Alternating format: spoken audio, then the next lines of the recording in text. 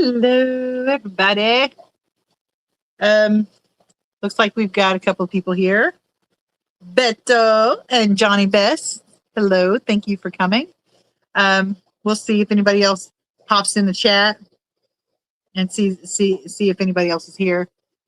Looks like we got 3 people. Ooh, I'm so excited.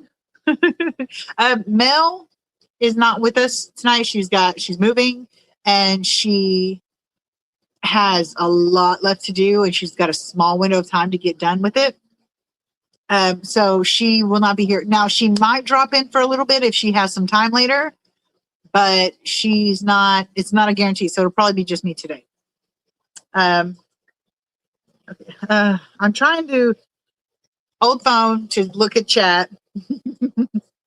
Try to make sure that I keep track of everything because I can't on the TV. I'm watching it on the TV too. I don't know why I do that part, but watching it on the TV too, but I can't keep up with the chat on the TV because it goes too fast and I can't scroll up and down to check the past things. So gonna give it a few more minutes and see if anybody else joins in. And if you're coming in, say hi. Tell us you're here. Ooh, hey, my mama's here. Mama Dino's here. Hey, mama. Today we're gonna talk about how you were lured into your life of crime. What got you started in the hobby? Once we get more people here and where everybody's settled and comfortable, we'll get started on me, yours truly. It's not really that interesting of a story, but I figure it's better to tell mine, give you guys a little bit of a start, I guess. To make it quick, Brandon's here. It's all my fault. My mom says it's all my fault. It's always all my fault. Last time it was all Mel's fault. So, and speaking of, hey, Brandon, old person's hobby, and I think he might be right. Oh my God, I am an old person. So I get it. I totally get it. Crap, I forgot what I was saying. Oh, I got some really cool, exciting news. My friend has a pair of Betta mahachiensis. I cannot pronounce that word. She had originally had a pair, and then they got velvet, and it was a big ordeal. She treated for weeks, and the female died. Won't get into how that happened because it was not from the velvet, but she got caught in a siphon. I wasn't going to get into it, but I don't want you guys to think that she wasn't taking care of her. Somebody else was doing a water change for her, and she swam right under the siphon and got sucked into it, and they couldn't get her out in time.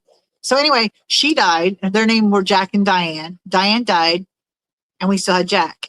She decided to get another female for Jack because during this velvet crisis, he lost all his color. He was like a tan color. He did not look at all even like a male Betta mahachiensis.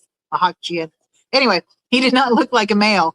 He didn't even look really like a female because the females at least have the stripes. He had nothing. He was just pale as crazy. It was so bad. And so she decided to get him another female in order to, perk him up a little bit. His color wasn't coming back. So she bought the female. He is a green Betta mahachiensis. And the funny thing is, after the velvet treatment, when he started getting his color back, he was blue. Really weird. He's got a green like sheen, but he's blue when he colors up, which was really weird.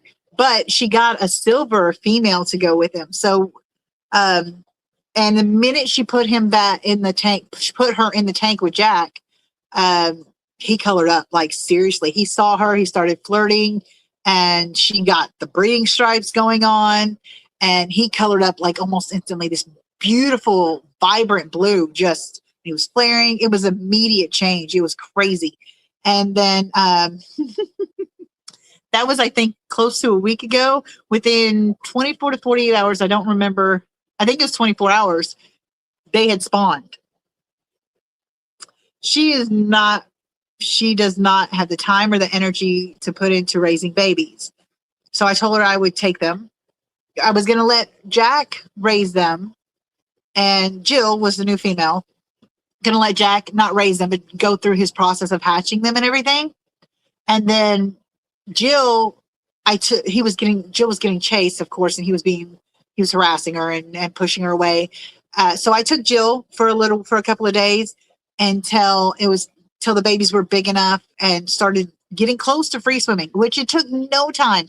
Within 48 hours, they had hatched, and they were already, like, they would fall out of the nest, and they wouldn't even give Jack time to get them and put them back in the nest. They were swimming up to the nest or sticking on the glass. And so I was like, okay, that's probably enough. We can take Jill home and get the babies. Well, I put them in a container, and I brought them home, and I put them in a tiny tank, and yada, yada, yada. So we took Jill back, and immediately upon putting her in the tank, he started coloring up, and he started, because when I took the babies, he was distraught. He was going everywhere. As I was getting the babies, suctioning the babies out, he was grabbing the other ones and putting them in his mouth, grabbing them up with his mouth, and he wouldn't let them go. Like, he was holding them as long as he could, and then he'd spit them out, and then he'd immediately start grabbing them again. I finally got all of them loose, and we put Jill in there in the catch cup to let her acclimate to the temperature of the tank again. And he saw her, and he immediately colored up again. And 24 hours later, yesterday, they spawned again. So this time, I was worried that the trip back would hurt the babies. So this time I decided to get the eggs, because I knew it would be less traumatic to get the eggs and bring them home and hatch and raise them than it would be for the fry. So I went and did that. And so now I've got a clutch of baby Betta mahachiensis and a clutch of eggs that I'm waiting to hatch, which should hatch. They're 24 hours old now, so they should hatch anytime in the next 24 to 48 hours. And fingers crossed that this goes well, guys, because I've never raised bettas, not even wild bettas yet, because my Betta alba marginata male does not seem interested in breeding with the female. She gets her dress on, she gets the breeding stripes on, she goes and flirts with him. He's having none of it. He doesn't even look a second glance her way. So I've got to do something to perk him up, I guess. But so wish me luck on this, because I am going to try to raise these guys, and I wasn't prepared. I wasn't expecting them to be bred, to be spawned so early. So I don't have any green water or infusoria or anything for them yet. So I'm feeding them egg yolk and powdered fry food, which I'm not sure if they're big enough for the powdered fry food yet. So I'm feeding them the egg yolk, definitely. Doing water changes, yada, yada. Okay, so I am going to make a video documenting the hatching, the raising of the babies and all that, to keep you guys updated on what's going on. So more people. All right, see. Shamu says the rainbow sharks chase the siphon the same way they chase each other. That's why he makes sure to keep that buried in the gravel, then swat the sharks away before lifting out. They will get in. Yes, exactly. Hey, June. Hey, June, you beautiful lady. Beto says, what can you use to treat velvet? I believe she used nitrofurazone. I believe. I can't remember. It's been a little while since she treated them, but I believe it was nitrofurazone. Maybe I'll have to ask her again and get back to you on that. Looks like you need some copper Beto to treat velvet. Oh, that may be. No, that wasn't what she used. Anyway, you think your Betta males are trans? I think my female Betta oubliette might be, because when I tried to breed her, the funny thing was, okay, whenever you breed bettas, the female Betta, when she's ready, will go into a position where the downward facing position in front of the male, and with her butt up and her face down, and then the male will, flirt with her and all that jazz. And he will try to bring her under the nest. He'll chase her a little bit and then try to lure her under the nest. Well, when I was trying to breed her, she did the male stuff. She chased him around. And she just like went after him like crazy. And then she would try to lure him under the nest. Like she'd had enough. She had enough of him messing around. And so she was trying to lure him under the nest. And then when she was doing that, she came over to him and he did the female position. I had never seen that happen before. Like it was seriously roles reversed. So I wouldn't doubt it if she identified as male. Yours hid from the your males hid from the females. That's funny. That's funny because it's usually the females hiding from the males. Okay, so I'm gonna let you guys know one more time because now there's more of you in here. Mel will not be joining us most likely tonight. She's moving and she's got a small window of time to get all her stuff moved, and she's got to move the tanks and stuff tonight. So if she gets a break, she might pop in, but don't count on it. Just be little old me tonight.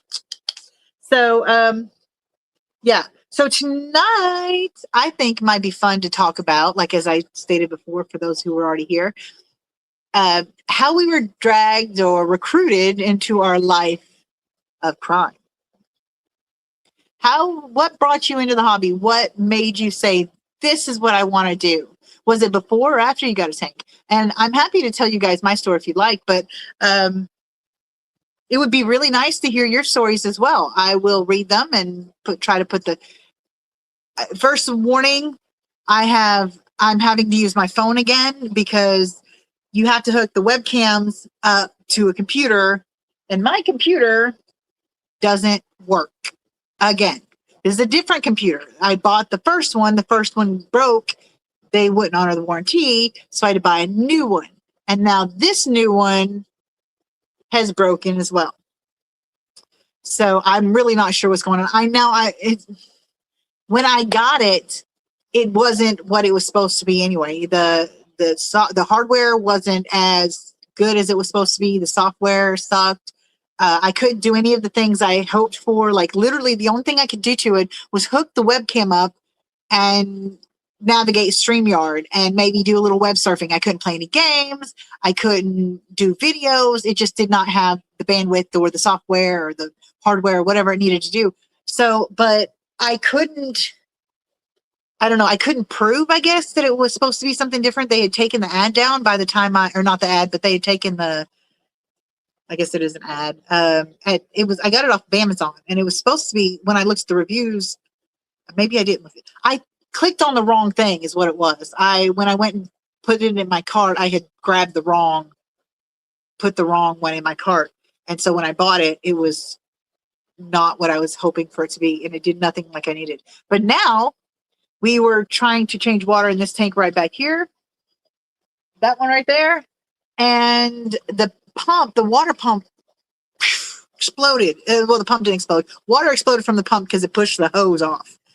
And it just went everywhere, soaked my computer. I tried to dry it and everything else, but it's not working. Luckily, I have a insurance on it, so I can exchange it, hopefully I can get, what am I saying? Hopefully I can get it replaced. That's what I was thinking. But I don't know how they'll replace it because it's not even the computer that I thought it was. It doesn't have a name brand. It's like a generic off brand or something like that. Again, not what I thought it was. And so I'm not sure how they'll replace that. Maybe they'll replace the equivalent or something, but I'm not really sure what I'm going to get in the process. So I will, did I freeze? Sorry guys. So I will be having a computer as soon as I can get that mess through. But until then, I'm going to be using the phone, which means that I will be occasionally tapping the screen to keep it on because this damn thing doesn't have a way for me to turn the fucking screen thing where it doesn't turn off. So it does have a thing where if you're looking at it, it's supposed to stay on. So far, that has not been working the way I want them to. So, oh shit, we got more people in here. Damn, I'm sorry. Let's read some comments and see what's going on. Shamu says, Braden says, female red-tailed sharks are more aggressive than males too. I'm not surprised by that, honestly. Us women have a lot of repressed anger. Um, he says those females are probably way more agile than the long fin males. True, but I don't like the long fin males. I mean, I love them. They're beautiful, but I feel horrible watching them try to swim and how they struggle with it. Monet, my male that I bought, well, adopted, whatever you want to call it, rescued, he was at the pet store and he looked half dead. And so I took him home thinking to hospice him because they told me he was old and that he wouldn't last long. That was like 4 or 5 months ago. And he's like, he has blossomed. But that's the only reason I have ever gotten a long finned male or a long finned betta, because I don't like them because it makes me feel horrible to watch them struggle to swim and struggle to survive, basically. So I have decided that if I do any breeding of bettas, it will not be long fin bettas because I will not perpetuate that. It's not good. I don't feel it's good or comfortable for the fish. I have a hard enough time getting around with me being big. I'm not going to put that on something else. So, hey, Cecil. June says she grew up watching her mom's 2 tanks. Brandon says the grandparents are responsible for this addiction. Grandma only had 1 tank left by the time I was born, but it was a 10 to 15 gallon odd shaped tank with a big ass rainbow shark and a couple tetras. Jeff, did I miss a Jeff? Who's Jeff? Where's Jeff? Did I miss it? Nope, I didn't see a Jeff. June says she had seahorses and neon tetras. Hey, Peter. Nice to see you. And I remembered your name this time. I've been doing better about that.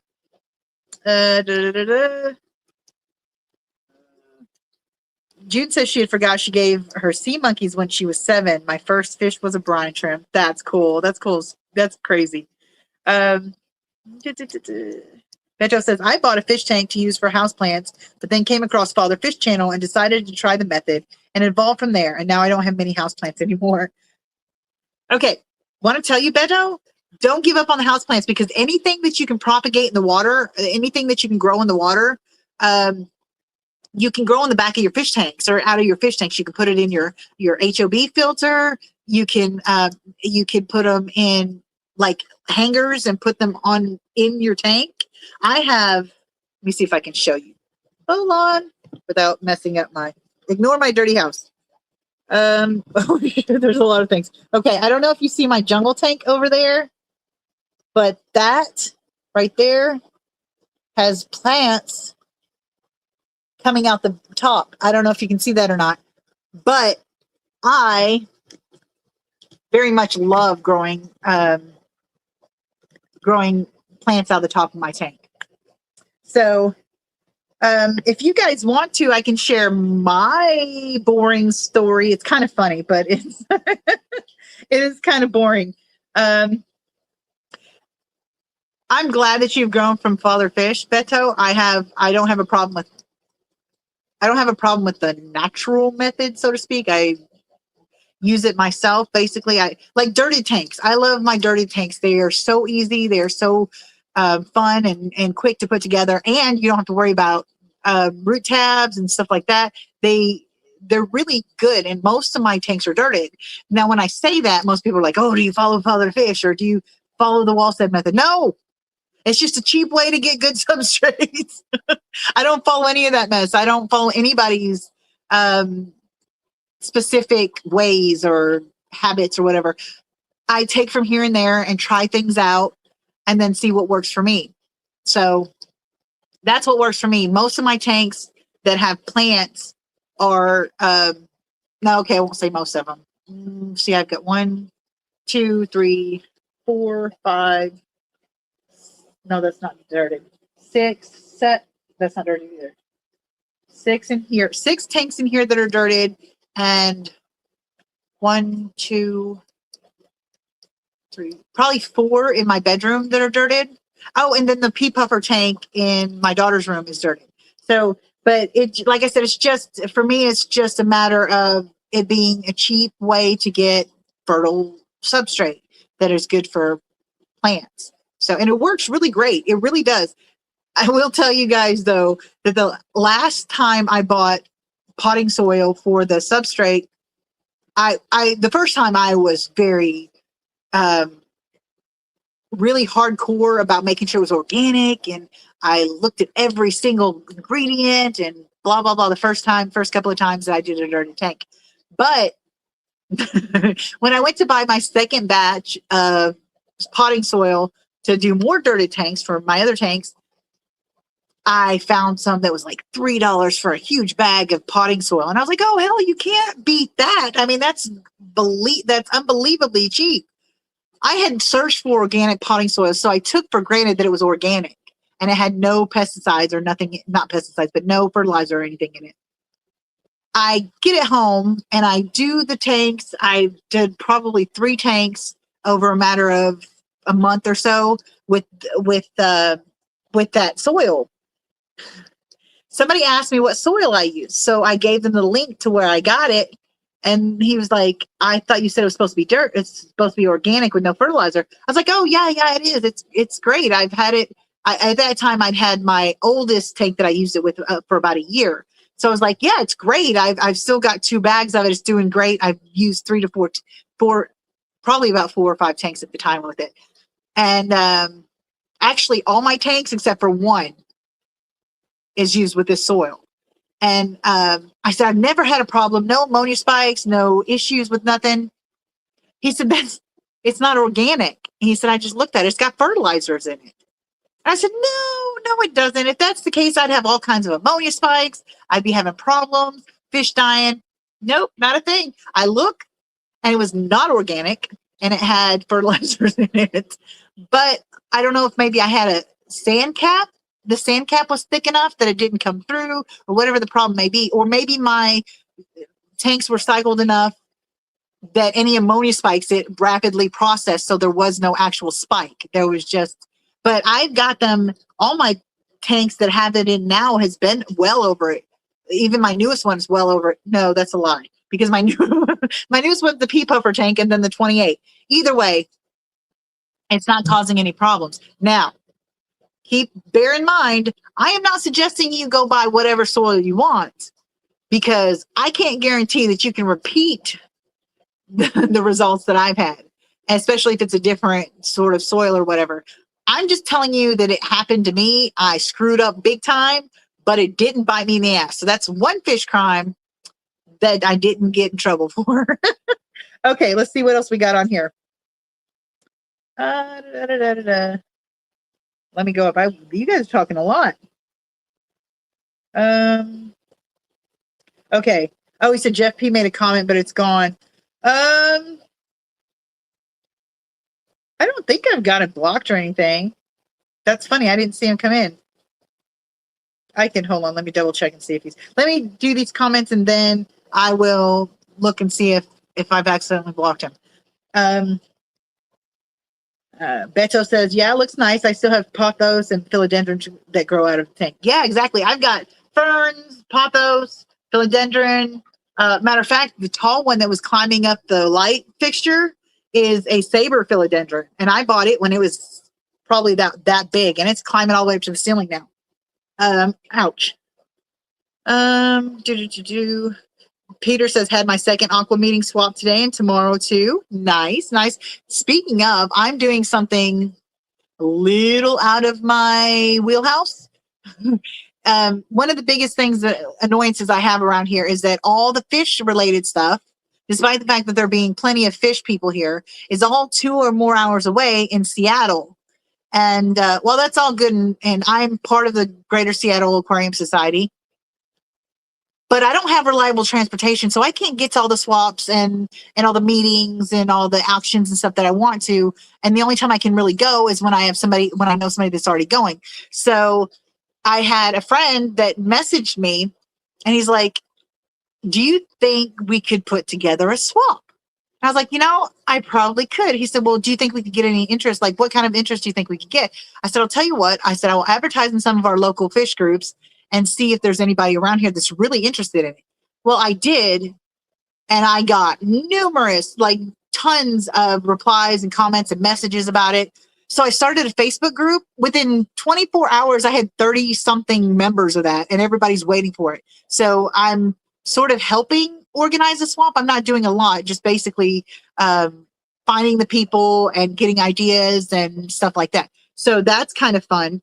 And we've got a swap. I believe it's March 28th or the last Saturday of March, I believe it is. So that's going to be a lot of fun. I don't really know where it's at because it's on the event page, and I'll have to look it up to Google Maps it or whatever. Brandon says tank prices are ridiculous. It's literally a few panels of glass glued together. What the fuck? Yeah, that's because glass prices have gone up like crazy. June says, I tried all kinds of substrate. Bare bottom is my favorite, but the puffers need sand. Yeah, I get that. I really don't like bare bottom as much. I mean, I do for breeding and stuff because it makes things easier and for hospital tanks. But with bare bottom, you have like all the detritus and stuff, which I don't vacuum a lot because I fully believe detritus to a certain extent, a certain amount is not unhealthy for your tank, and it can foster things like microorganisms for your fish and stuff. So I don't vacuum a lot unless it gets excessive. Brandon says he's bland, just gravel. Oh yeah, June, the black blasting sand, that is my favorite too. It is by far my favorite. I thought I got some white sand and I was thinking it would be my favorite because it was really pretty when I put it in the tank, but it is horrible. You get like every tank that I've got the white sand in, it's turned brown. And I'm like, if it's going to be brown, why am I bothering paying extra for white sand? Even though it's cheap compared to like buying aquarium sand or whatever, it didn't make any sense. So I love the sand. It's pretty in theory, but in practice, it does not stay white for very long. And I don't really think I'm going to pay extra for white sand. If it doesn't stay white, there's no point. Okay. So, Brandon said he did a big gravel swap on his 135 to switch from white to natural. I'm not going through that again to switch to sand. But getting the gravel up will be easier than getting the sand up, wimp. Oh, hey, you. Nice to see you. You should daisy. Did I say that right? I think I did. Because if not, I'm going to pretend I did anyway. Peter says I've got in the most of my tank potting soil for vegetables, a little bit of river sand over it with pea gravel over it, and a lot of leaves that are soaked for days to start up. Now, somebody told me my Artemis, they said that Oscars like to pick up gravel and like play with the gravel with their mouths. And so that I needed to have gravel on my bottom. Well, the tank, it's the 90 gallon and it's like 3 feet high. There's no way I'm scooping out that sand unless I get in the tank. My fat ass is not getting in that tank. So it would have to be Anita. And I don't think she really wants to get in that tank either. So I think what I might do is, first of all, check and see if that's actually a thing that Oscars is really good for. Oscars is having the gravel, and then maybe just toss them over the top and let her, or even just do a part of it. But that would be fine too, because it's actually a dirted tank. And I didn't think about that when I put her in it, or him, whatever. I didn't think about that when I put Artemis in it. But so far, Artemis has not messed with the soil, has not messed with the substrate. So we should be good on that. Brandon, what are you smoking? I wish I was smoking something. And I did set it to all messages. Thank you very much. But I think oh shit, I've got to check. See if I blocked him. I didn't mean to. If he is in here, tell him to be patient with me because I will get that figured out.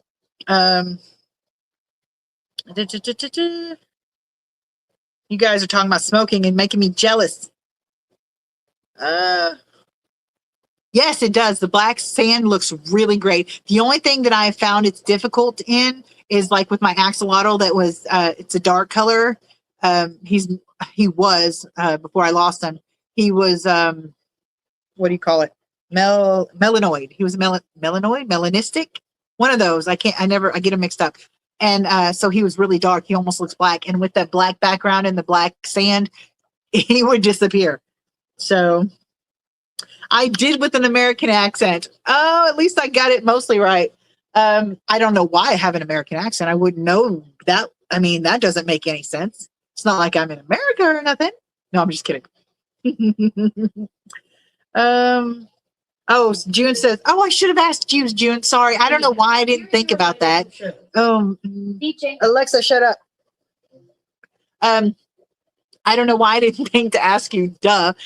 Um, so would it enrich her life? Because she acts really bored. I've got a betta mirror in there, and she plays with it like hell. She'll attack it like she's attacking it, smacking it around stuff, and then she'll grab the mirror in her teeth and just go running laps around the tank until she's got it moved somewhere else, and then she'll play with it there. But that's the only thing I've got for her. I don't know really what else to give her for enrichment. So if it'll help, if it'll help keep her from being bored, I think that's her biggest problem. She's really bored.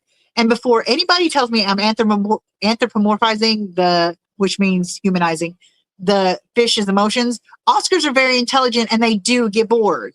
So, which is why one of the reasons why they can get aggressive with each other in a tank if they've got more than one, because boredom. If you've got something for them to do, they're less not that they're not going to be aggressive to each other, but they're less likely to be as aggressive, from what I understand. June can double check that on me. Hey Nick, how are you? Sorry, that was weird. Yeah, Oscars are water dogs. They need to chew. I got them botanicals. Okay, that's a good one too. I've got some tea bags. They're basically botanicals shredded up in the bag. But it's all, what is that word I'm looking for? Where it dissolves into the earth. My mind is not working today. Biodegradable. That's the word I'm looking for. So would it hurt to put one in there and let her play with it? If they like to play with the botanicals and stuff, because it's just botanical leaves like cut up in little pieces and put in a tea bag, a biodegradable tea bag. So, oh, hey, Mary, nice to see her. Oh my God, so many people are coming. Okay, give me about 5 seconds. I'm going to check and make sure that I don't have Jeff P. Blocked. I don't know why I would, but let me double check real quick. And they will keep them occupied. Okay, I'll throw one in there when I find them. I've got them somewhere. I don't know where they're at. Okay, 1 second. I'm not going anywhere, but I'm not going to be able to answer text right now. So let's see. Settings. I don't remember where it's supposed to be. I'm just going to look through these until I find it, where it shows that you.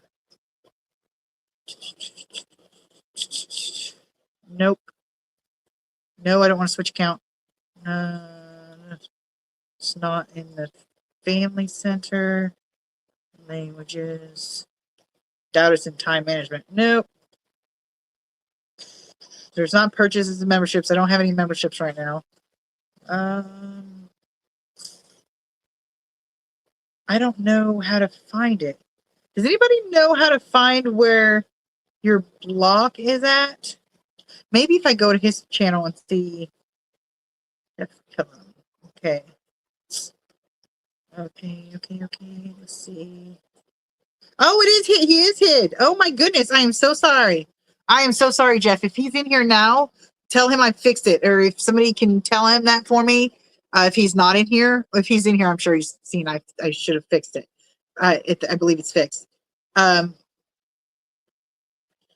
if he's not in here and somebody can message him or whatever, I fixed it. He should be unhidden so he can come in here and chat. I apologize.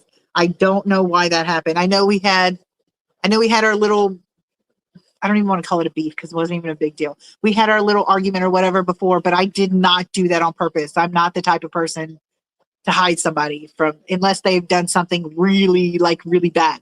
So if he's still in here, tell them, oh, thank you, June, YouTube Studio. I found it by going to his channel. So if he's not in here, somebody tell him for me. So that way he doesn't think he can't come to my live streams. Cause that makes me feel bad. Yeah. Okay. So who's ready to hear my boring story? And while I'm telling it, you guys feel free to put your stories, your origin stories, as it were, for your life of crime, how you started in the hobby. Go ahead and put that in chats and I'll read them out loud and we'll discuss them and we'll have a whole thing. It's going to be fun. Okay. So some of you have already heard this story. I live in an apartment complex and I'd had a tank here or there off and on as throughout my life, but I didn't know anything about fish really. I just did what everybody does: stick a goldfish in, I think it was like a 2-gallon tank or something like that, and didn't cycle, didn't know anything about that. The goldfish lived. And then I had a 20-gallon, and I had like 3 goldfish in it. Again, knew nothing about tanks. So I wasn't really interested in fish. I don't really know why not, because I've always been an animal lover, which is one reason why I got the fish. But I've always been really good and really big on researching the care for the animals that I get. Had pigs, chickens, rats, dogs, cats, bearded dragon, fish. I've had like a numerous amounts of different types of animals, and I've always been really good about looking up. Even when before Google, people, I was alive before Google. I'd go to the library and look up books and do web searches and stuff like that. And on Yahoo, what was it, Yahoo or AOL, one of those, and look through books and stuff and try to keep myself up on the proper care for these animals, even when I was really young, a teenager and stuff. But I don't know why I never really did that for fish. But when I moved in here into my apartment, about a couple of months, I believe, later, my neighbor moved into the one across from me. My door is here. His door is here. Like, you literally walk out my door and walk straight to his, and it's about like 8 feet. So maybe more. I'm really bad about measuring.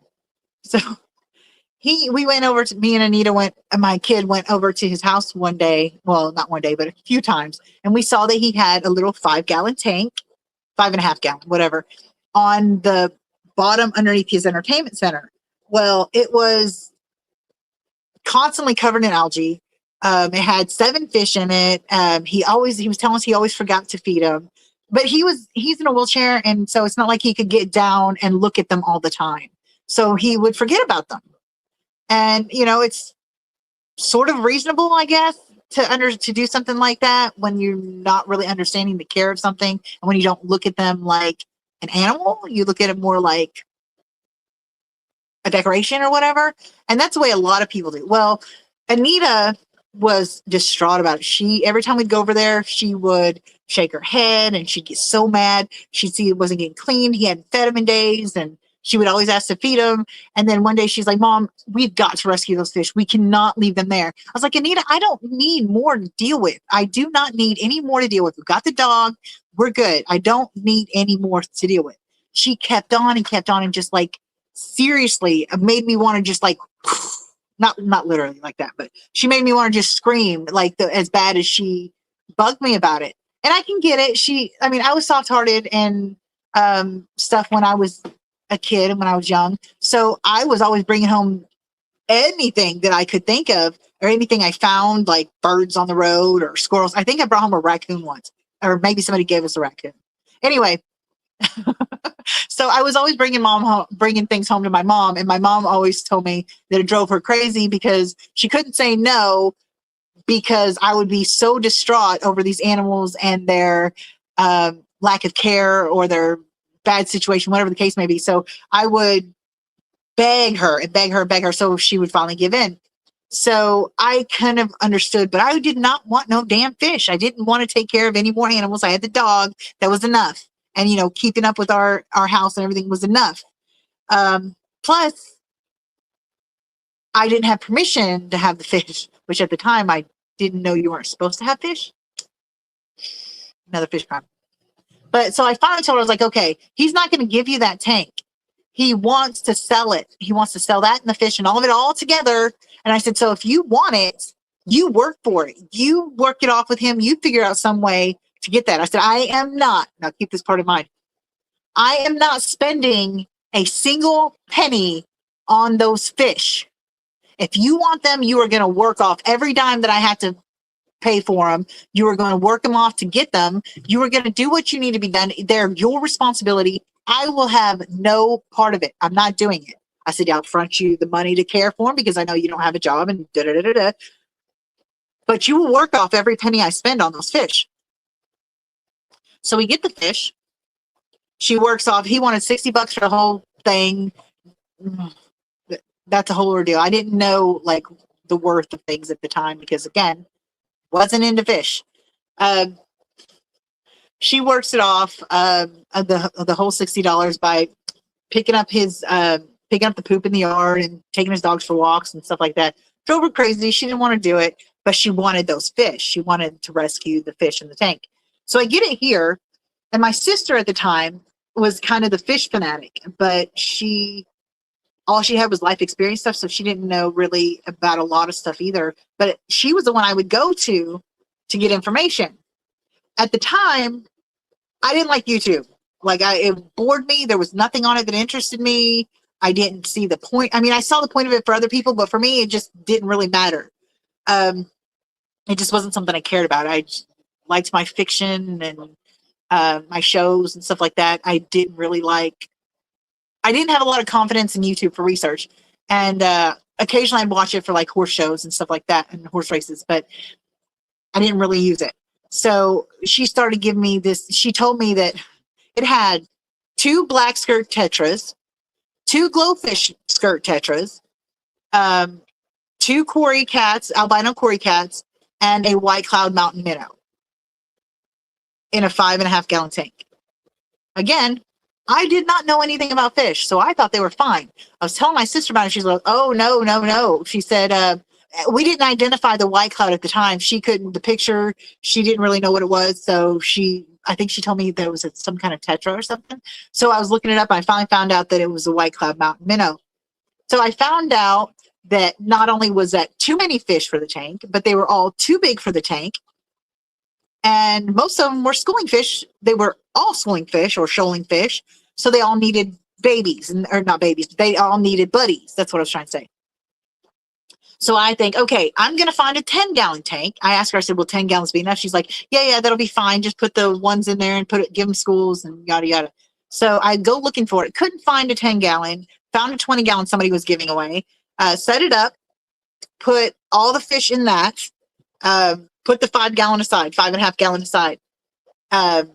And got that ready. Went through the whole brown diatoms, the cloudy water from cycling, because still didn't know about cycling at the time.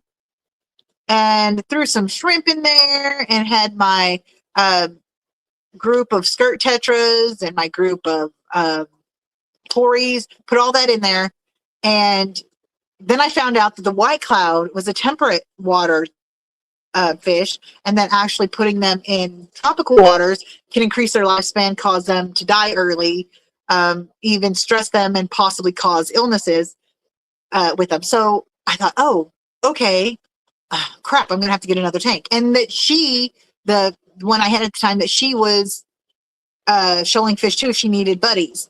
So I was like, crap, I don't know what to do. I don't really want another tank. Petco had its 50% off sale.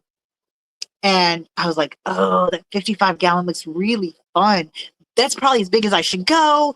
Let's do that. So I can put all the tetras in the 55 gallon, the Cories in the 55 gallon, and leave the 20 gallon for a school or shoal of the white clouds without a heater. And I was like, oh, great. I don't have to buy a heater for it. I can, So, and then on top of that, I found out about sponge filters, and considering how broke I am, that was the godsend, because I could have filters in it without spending a fortune on HOBs or canisters or whatever the case may be.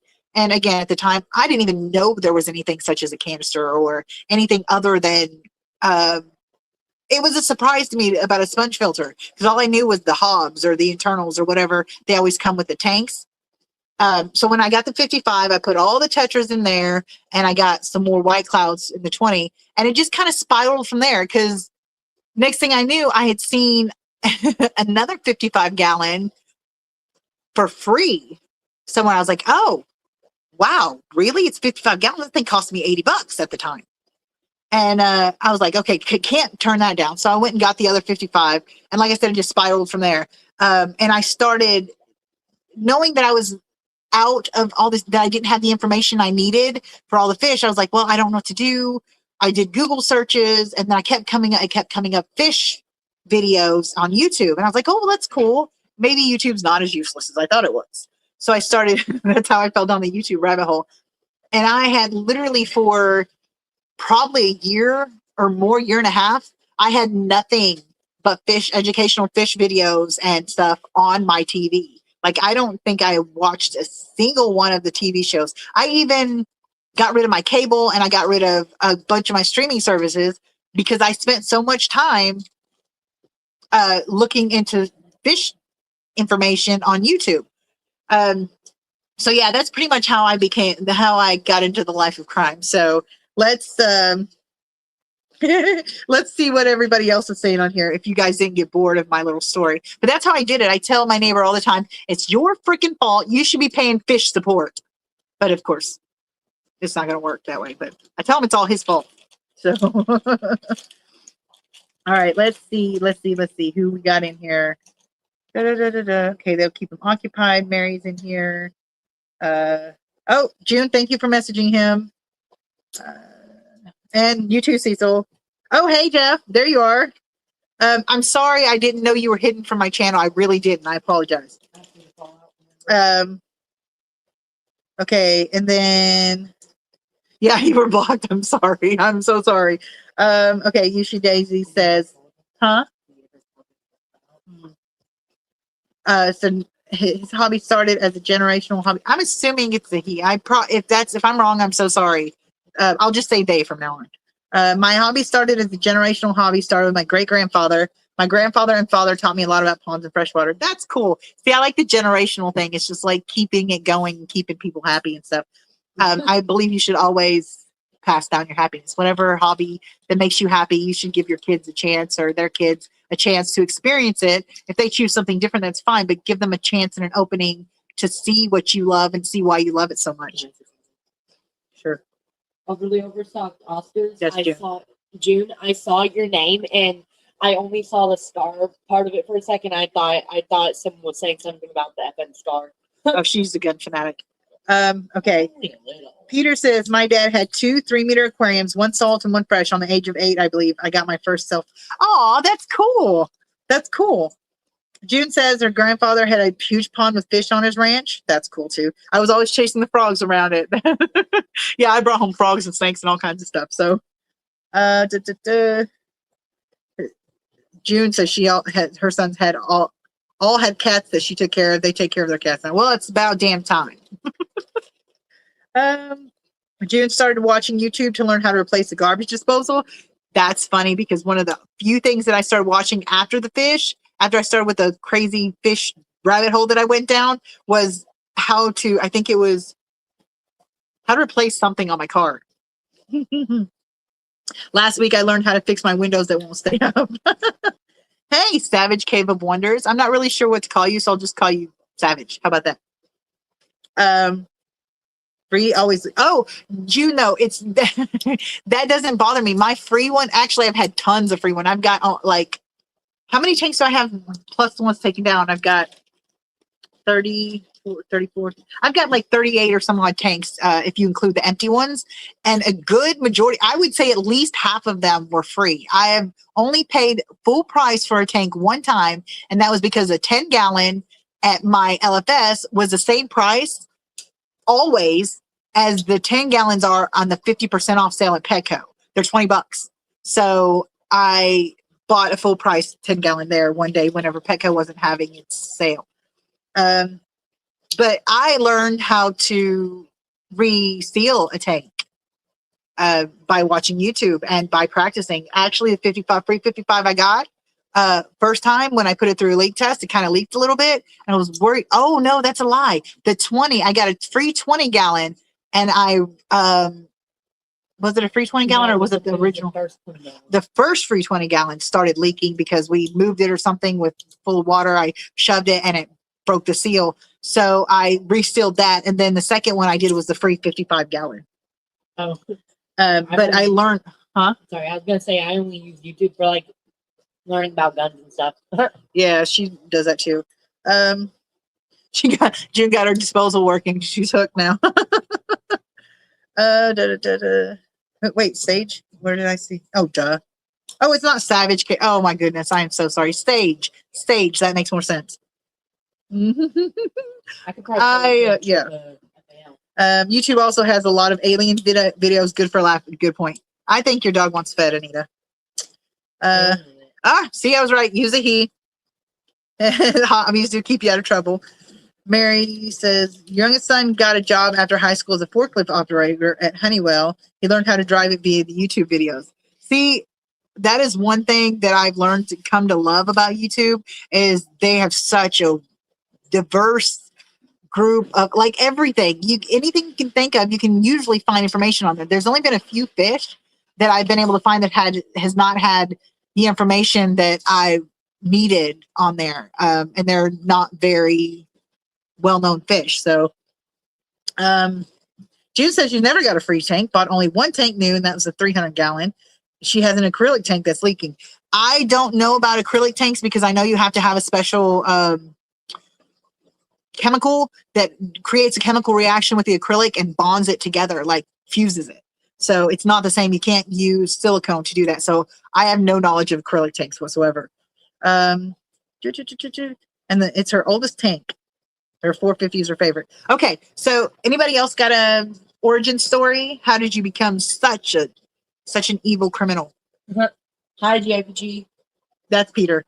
Hi, Peter. Oh, Peter she says hi, Peter, in case you didn't hear her. Is it okay if I tell them about the what? Yeah. We're going through a little bit of it. One part of the reason why I haven't been so active lately is because Anita was diagnosed with postural orthostatic tachycardia syndrome. I know the tachycardia part. Postural orthostatic tachycardial syndrome. And it's a blood vessel illness.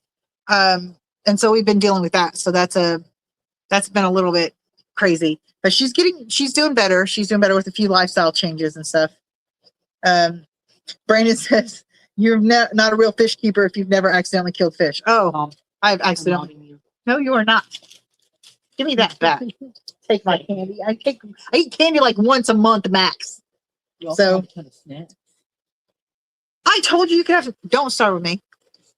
Anyway, Brandon, let me tell you something. I've killed more fish than I'm willing to admit to. Okay. Let me rephrase.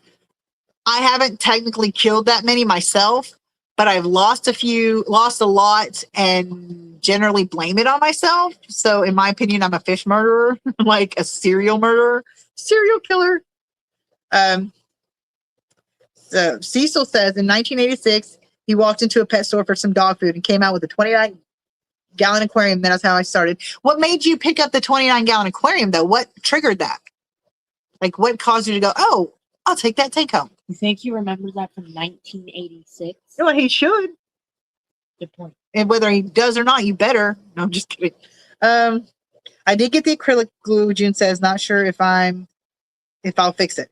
Oh, come on, June. You've got to. It's so much fun. Like, I know it sounds stupid, but like, do you know how satisfying it is to fill up a tank you've resealed and be like, I did that. I did that.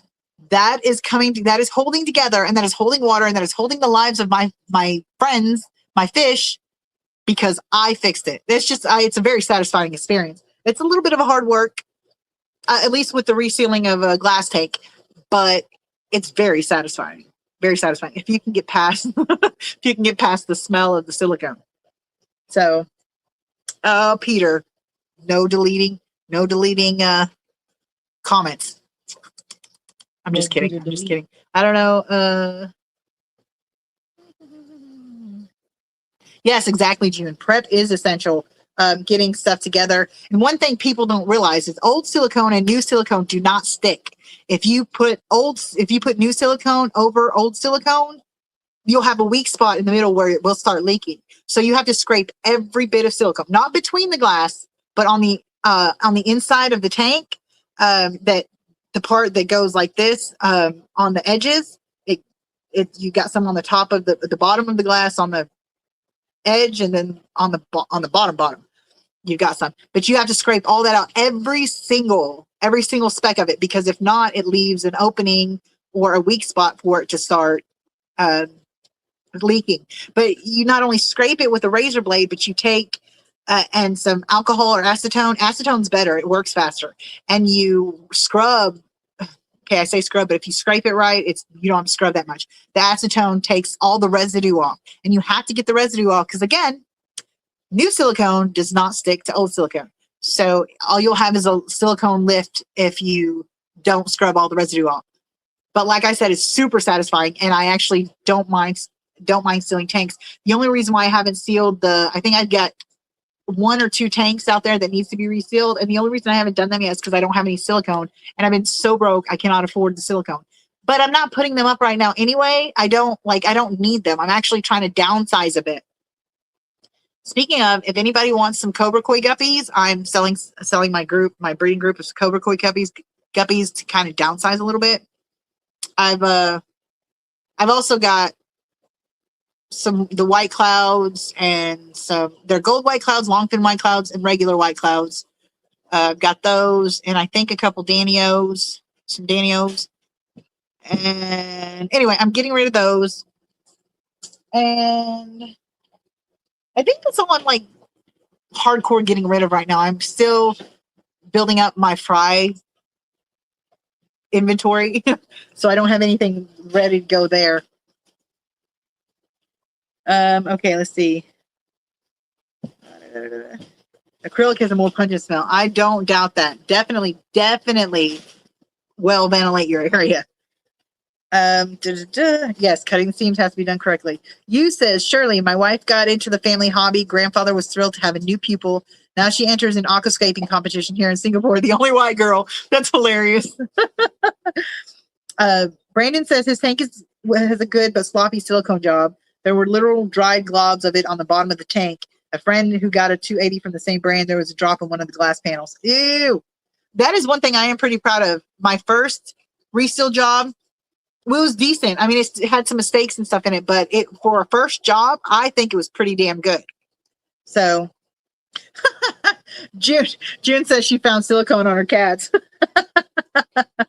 Beto says removing silicone is a pain and a messy affair. It is. If you're just getting off glass, though, it's just a matter of scraping and acetone. Getting it off your hands, wear gloves, or you can wet your finger when you're going to smooth it. You wet your finger, and it keeps the silicone from sticking to your finger.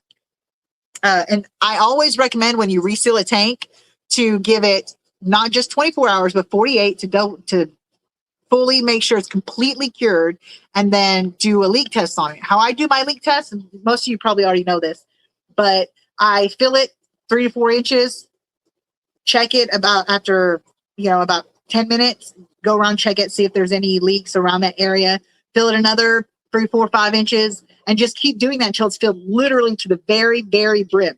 So that way you know if there's any leaks around the edges of the brim too. And just do it to the very, very, and then I leave that filled to the very brim for 24 to 48 hours. And then I call it good. So it takes about 4 to 5 days, depending on how quick you work. In my what is the word I'm looking for? In my procedure, or whatever you want, process. That's the word I was looking for. In my process, it takes about 4 to 5 days from start to finish to be called completely sealed. So Brandon says they use a lot of it too, so his tank has very visible lines in every corner. Jeez, that's why I like painter's tape for it. Makes things a lot smoother. Mary inherited this hobby from others during COVID. They thought they wanted fish, got tired of them, was going to flush them. Oh, why do people do that? So I took them in YouTube videos, learned tanks must be cycled, so fish like, oh, that's good. At least you looked. I didn't. Yeah. June says she did enjoy taping the tank. That is a very satisfying process, especially pulling the tape off and it having that smooth line of silicone. And it looks like perfect. It's like, that is cool. Peter says he heard you, Anita, but autocorrect made it in too heated every time he tried to type your name. Brandon said, dude didn't realize till he set it on the stand and we had to turn it around. Oh, geez. Okay, that's the back of the tank now. You says, Beto, not really, especially when you do it alone, you'll become a pro. Oh, what did I miss? Where did I miss? I missed something. Maybe not. I don't know. Let me get back. And boy, did they silicone the shit out of these Euro bracing. Yeah. June has had an aquarium since she was 18. Didn't always have fish in them. I've had aquariums with other things like bearded dragons in them. And actually, Anita wants to get a reptile of some kind once we get everything downsized and organized in here to where it won't be as hard on her, because she helps me a lot, because at this moment everything is scattered everywhere and not organized. So by myself, it's a little difficult. Oh, hi, Lifting Up. I don't think I've ever seen you here before. Welcome, and I'm glad you stopped in. And I hope we can entertain you well enough and give you a little fish knowledge if you don't already have it. Who knows? You might be the professional here. Why don't you tell us a little bit, if you would like to chat, why don't you tell us a little bit about how you got into the life? Or did you? You may not. You may not have. Are you looking into it? How's that go? Tell us a little bit about yourself. And in the process, I will read some more comments. How did you get the silicone off the cats? That's a good question. I would think you'd have to shave the shit out of them. That's hilarious. Brandon says, buy a big, huge reptile tank for way cheaper than a fish tank, then get silicone and redo the seals. Problem with that, reptile tanks are made out of thinner glass and it's not as strong. They're not made to hold water, so the seals and the glass could actually shatter from the weight of the scape, weight of the decor, and the weight of the water. So I actually try really hard when I get a secondhand tank to make sure that it was intended for fish, because if not, you're going to end up with a big mess from buying a reptile tank. June says the upside to having to reseal a 250-gallon tank is I can get inside. Yes, when I had my... Okay, for those of you who haven't seen it, you should really go look at my first live. I mean, it did great. We had so much fun scaping the tank. It was 125-gallon or something. Get in here, Jamie. We had so much fun scaping it together and setting it up. And I had resealed it too.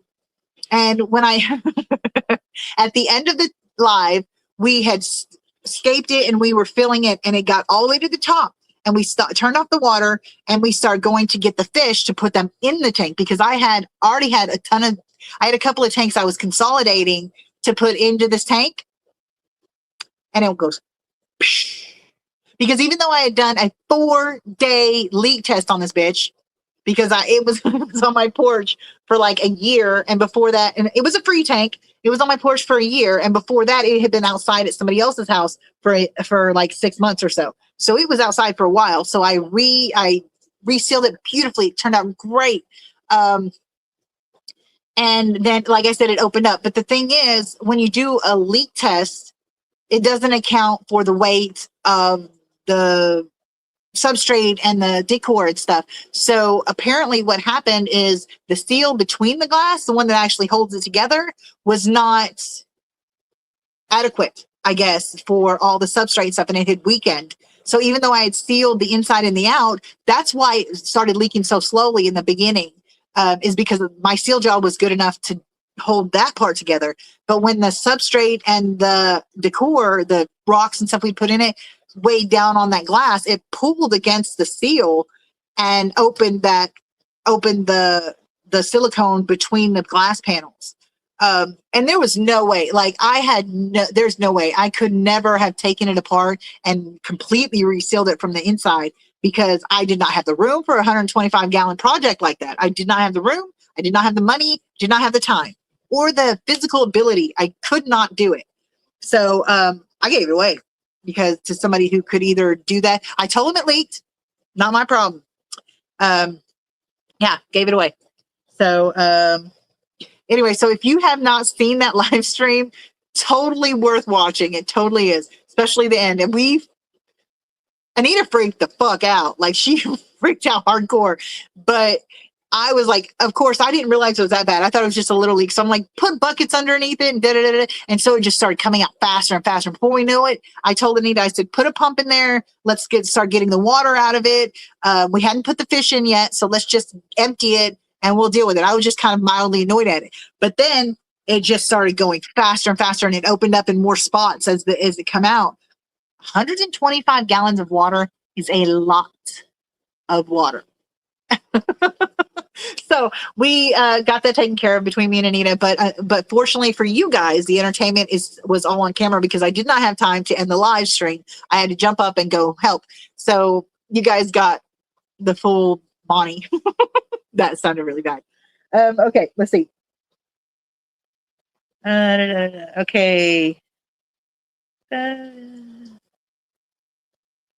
Let me get to the top. I'm sorry, guys. Beto says removing the brace without breaking is damn near impossible. I can get that. Peter says, I remember the first time I tried to resell a secondhand tank, I came across a YouTuber that made a tank from IKEA glass, so I tried it 3 times. I want to do that. That's one of the projects I would like to do if I can ever get the money to get the glass. I want to actually build a small tank and do a video about it. So I think that'll be really, really fun. But I've got to figure out a way to do it cheaply because that's basically the point of my channel, doing this when I'm broke. So, so I've got to figure that out, and I've got to figure out where to get the money and stuff because you can't really, I mean, I guess I could take tank apart that needed to be resealed or that was messed up and put it back together, but that just kind of seems boring. I mean, it's just like taking a 3-piece puzzle, taking the pieces apart and then putting them back together. It just doesn't, there's no entertainment there. Plus, there's no real challenge. It was already together. If you put the silicone back in the right places, it's going to be there. So I want to make one. It doesn't have to be a big one. It's just like a small, even 5-gallon or some other odd number, the small one that I could, if nothing else, put some plants and shrimp in or something. I don't want to do a big one, at least on my first time. Because like I said, a lot of water on the floor. I don't know what that accent was. Sorry. My apologies.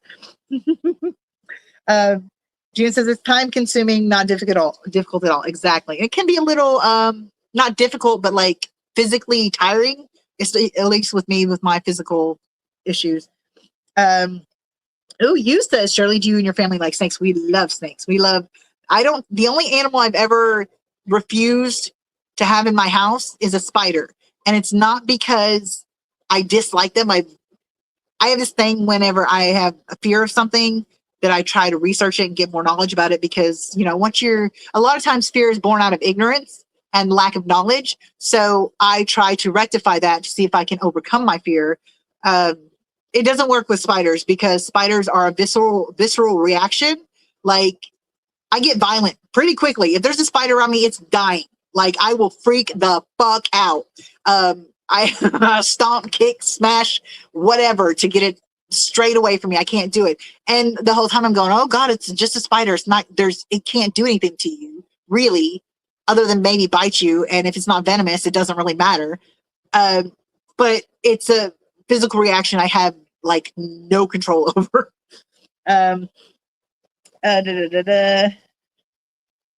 Oh, June, you're so worried you would fall through. Yeah, I can imagine. I was too. I had Anita do the inside. Whenever I sealed the 125, I don't know why I'm pointing over there. That's where it was. When I resealed the 125, it was on the ground. So when I got in it, it wasn't that big of a deal. But when we had it on the stand, I had Anita get in it, which she did many times while we were resealing it. So it shouldn't have been a problem. But again, the seal between the glass was weak and not stable. So that's what happened. Well, try it again. Buy me a 125 and I will. 125 gallon round 2. I'll win this one. Let me tell you. Peter says now most glass tanks are from IKEA or hardware store glass. Yeah. Hey, Cody. Nice to see you in here. June says she should resell her 100 gallon or set it up for mystery snails. I'm leaning towards mystery snails. Oh, speaking of random like squirrel moment. I have 2 mystery snails in my 75 over here, right there. And they have an egg clutch. Now they'd had one before and I took it out and tried to do it myself, but I think I killed all the snails because nothing ever came of it. But they've got an egg clutch and I'm leaving them in there this time. So that ought to be fun. Most reptile tanks, you says the bottom is pretty thin. Exactly. Because they don't, for one, they don't need it to be thick because of heat pads and stuff. So they don't want that to be thick. Plus they don't need to hold the weight like, that does, like a tank for fish does. Peter says the DIY plywood tanks I started to make when I found Aquarium Domain, how to make them myself. Yeah, that's another thing I would really love to do too, but it seems so complicated and expensive. Because you don't, a lot of those things you don't want to buy used stuff for. You don't want to buy used wood that could have been sitting out and rotting. Even if you are gonna treat it, you don't really want to do that. So that's a little more of an expense than I can afford right now. Hell, I can't even do the glass one right now. So, but yeah, it's a little more than I expected. Or a little more than I can accept is what I meant to say. June says they are junk tanks for reptiles, totally waste of money. Exactly. Especially when you can get, well, at least I can get a free tank. I usually do. That's what I usually do. But I've got plenty empty tanks. So even the ones I resealed, if I wanted a reptile to put it, if I had one big enough or used one that size, I could put a reptile in it. So I really don't have to buy an enclosure for one right now. Yeah, Cecil remembers that stream. Yeah. You have tanks. Yeah, see, that's what I was saying, June. I could take apart one of the tanks I'm not using, especially one of the ones I need to reseal, but it just kind of feels like unfolding a shirt from the store and then folding it back the way it was. Yeah, it may be a little difficult and take a little bit of time, but it's not that impressive. So plus, I'd have to figure out how to make it, unless I took the rim off perfectly, I would have to learn how to make it rimless, which is not super big deal if you've got thick enough glass, or if you make a Euro brace, as Brandon was talking about earlier. But again, that would require extra, funds and stuff. So, you don't have one that's cracked? No, I don't. I had a cracked tank because people were putting empty cracked tanks on my porch for a while, because apparently I'm the crazy fish lady and everybody knows it, even though I'm not supposed to have tanks. But I mean, I didn't have, at the time, I was just like, I didn't have the extra glass to replace the cracked spots, the cracked parts. So, and plus I didn't really at the time think of remaking a tank. So, and Brandon, if you mail me a tarantula, you better be prepared, because I know where you're at and I will find you and I will literally knock the living shit out of you. She will poop your pants. She will. Do not mess with her. June said spiders are allowed in the corner of the ceilings, vacuumed if not in the right spot. Exactly. I have Anita. Anita's my spider person. She catches them or kills them, whichever one has to be done. So I vacuumed them one time and then the spider crawled out of the vacuum. I do not do that anymore because I'm not having a spider take revenge on me. I'm not doing it. Not doing it.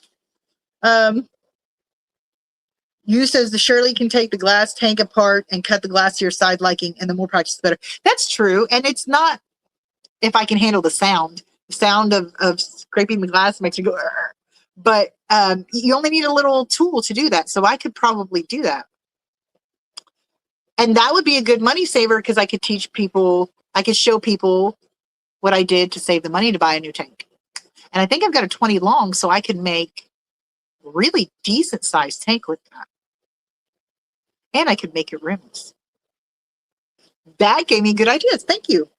Thank you very much, you. I think I might do that. Got to look into how much the tool costs for cutting glass. Watch some videos on how to do it, all that jazz. But that would be an interesting one, and I might do that pretty soon. I've got a couple other videos on my mind, like the one for the Betta Mahachiensis babies that I'm making right now. That one. And a couple other ones. I want to do another species support video, probably my white clouds, because I really love them. They're awesome. And yeah, they're really great fish. But anyway, so it might take a back seat to that right now, but I will definitely be on. That is definitely a good idea. Thank you. June says cutting glass is kind of scary. Yeah. The acrylic tank, I'll probably turn into a terrarium. That I was going to do that with a 90-gallon or a paludarium, I think it is, where it's water and land. I was going to do that with the 90. I thought it would be great, but then when I was looking into how much it would cost, and I was like, "Holy shit! I'd have to sell my car, and my car is not even worth that much." No, my car is from 2006. It's a Kia SUV, and it's got over 310,000 miles on it. So I don't think anybody's going to pay me much for that. Beto says, I wonder if plywood tanks hold the heat in better if it only has one viewing panel. I think treated wood probably would because glass, maybe. I don't know. Don't quote me on it. I'm no expert and I probably don't know what the hell I'm talking about. So just ignore me. But I think it would, in my opinion. June had a scare the other night. It was time to do a water change on her turtles tank. Was filled with the pens, soaked up all the water. When she moved, I almost cried. Oh, I'm sorry. What happened? Use it for a lizard or a 10-gallon. I could do that. Yeah, like that's got me intrigued now. Like I've got so many ideas of what I can do with some of those 10 gallons or 20 gallons I've got a 29 gallon too, but that's got to be cleaned majorly because remember the fish TV, the Mycobacterium marinum is what the bacteria is called that got in my arms. I'm still dealing with that, by the way, still taking antibiotics, and I still got the granulomas under the skin. They're not, you can't really see them anymore, but you can definitely feel them. And anyway, sorry, got off topic. I've got to clean that one, bleach it and all that stuff. So, I could make a weird funky type. Django. Sorry, my dog just, scared me. I could make a funky type tank. You guys should go into the little community tab where everybody can post things and give me your ideas for what size and what like shape tank that I should make for when we do this. Yeah, that'll be fun. Now, the only thing is sorry, almost knocked over my stand. The only thing is I do not want to make a tank that is taller because they're more difficult to care for. So I would want it to be, I prefer low and wide and deep versus tall. I think there's more you can do with those. Plus, they make really fun to skate tanks. So if you guys have any ideas on weird shapes or any good ideas or whatever, please post them on my community, or my email is on, I prefer you post them in the community so people can discuss them. But if you just would rather email me, my email is on my description for my channel. So just go ahead and email me.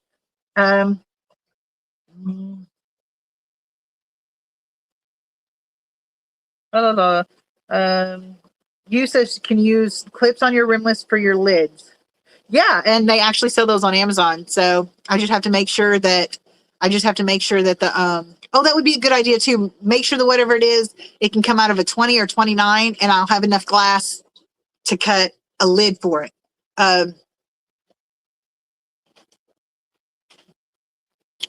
Now, like you guys have got me really thinking on that. Anyway, post on the community board your ideas for the tank, whatever they may be. Any tips on how to make it, on tips on glass cutting, shape, size, all that jazz. It just needs to make sure that it can come out of a 20 or a 29 gallon. Because I've got a couple of those. And the 20 is the one that needs to be resealed. So 1 second.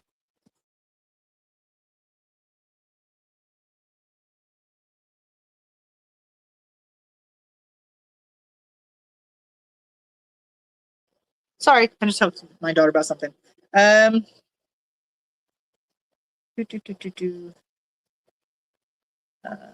it go? June says she's my oldest pet. Chick is over 30 years old. Damn, that's a commitment. And the pet that has cost me the most money, and she was free. Yeah, that's what people don't understand. Oh yeah, I got a free animal. No. Animals are never free. They may be free initially, but you are going to pay for them throughout its life or as long as you have them.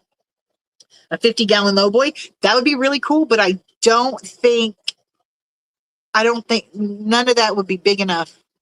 That would be really awesome though, because I have my friend that I got the Betta Mahachiensis, that Betta babies from, has a 50-gallon lowboy, and it's awesome. And I really, really would kill to have it.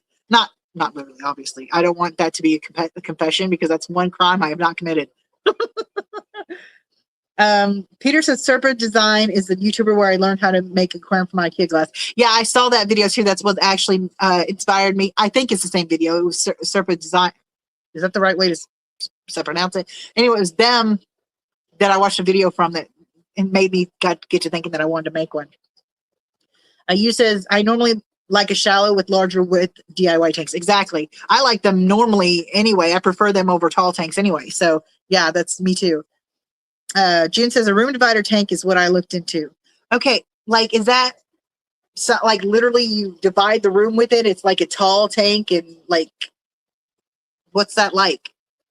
I don't know. Hit the 29-gallon on the side so that it's shorter. Yeah, that would work. I could cut the panels,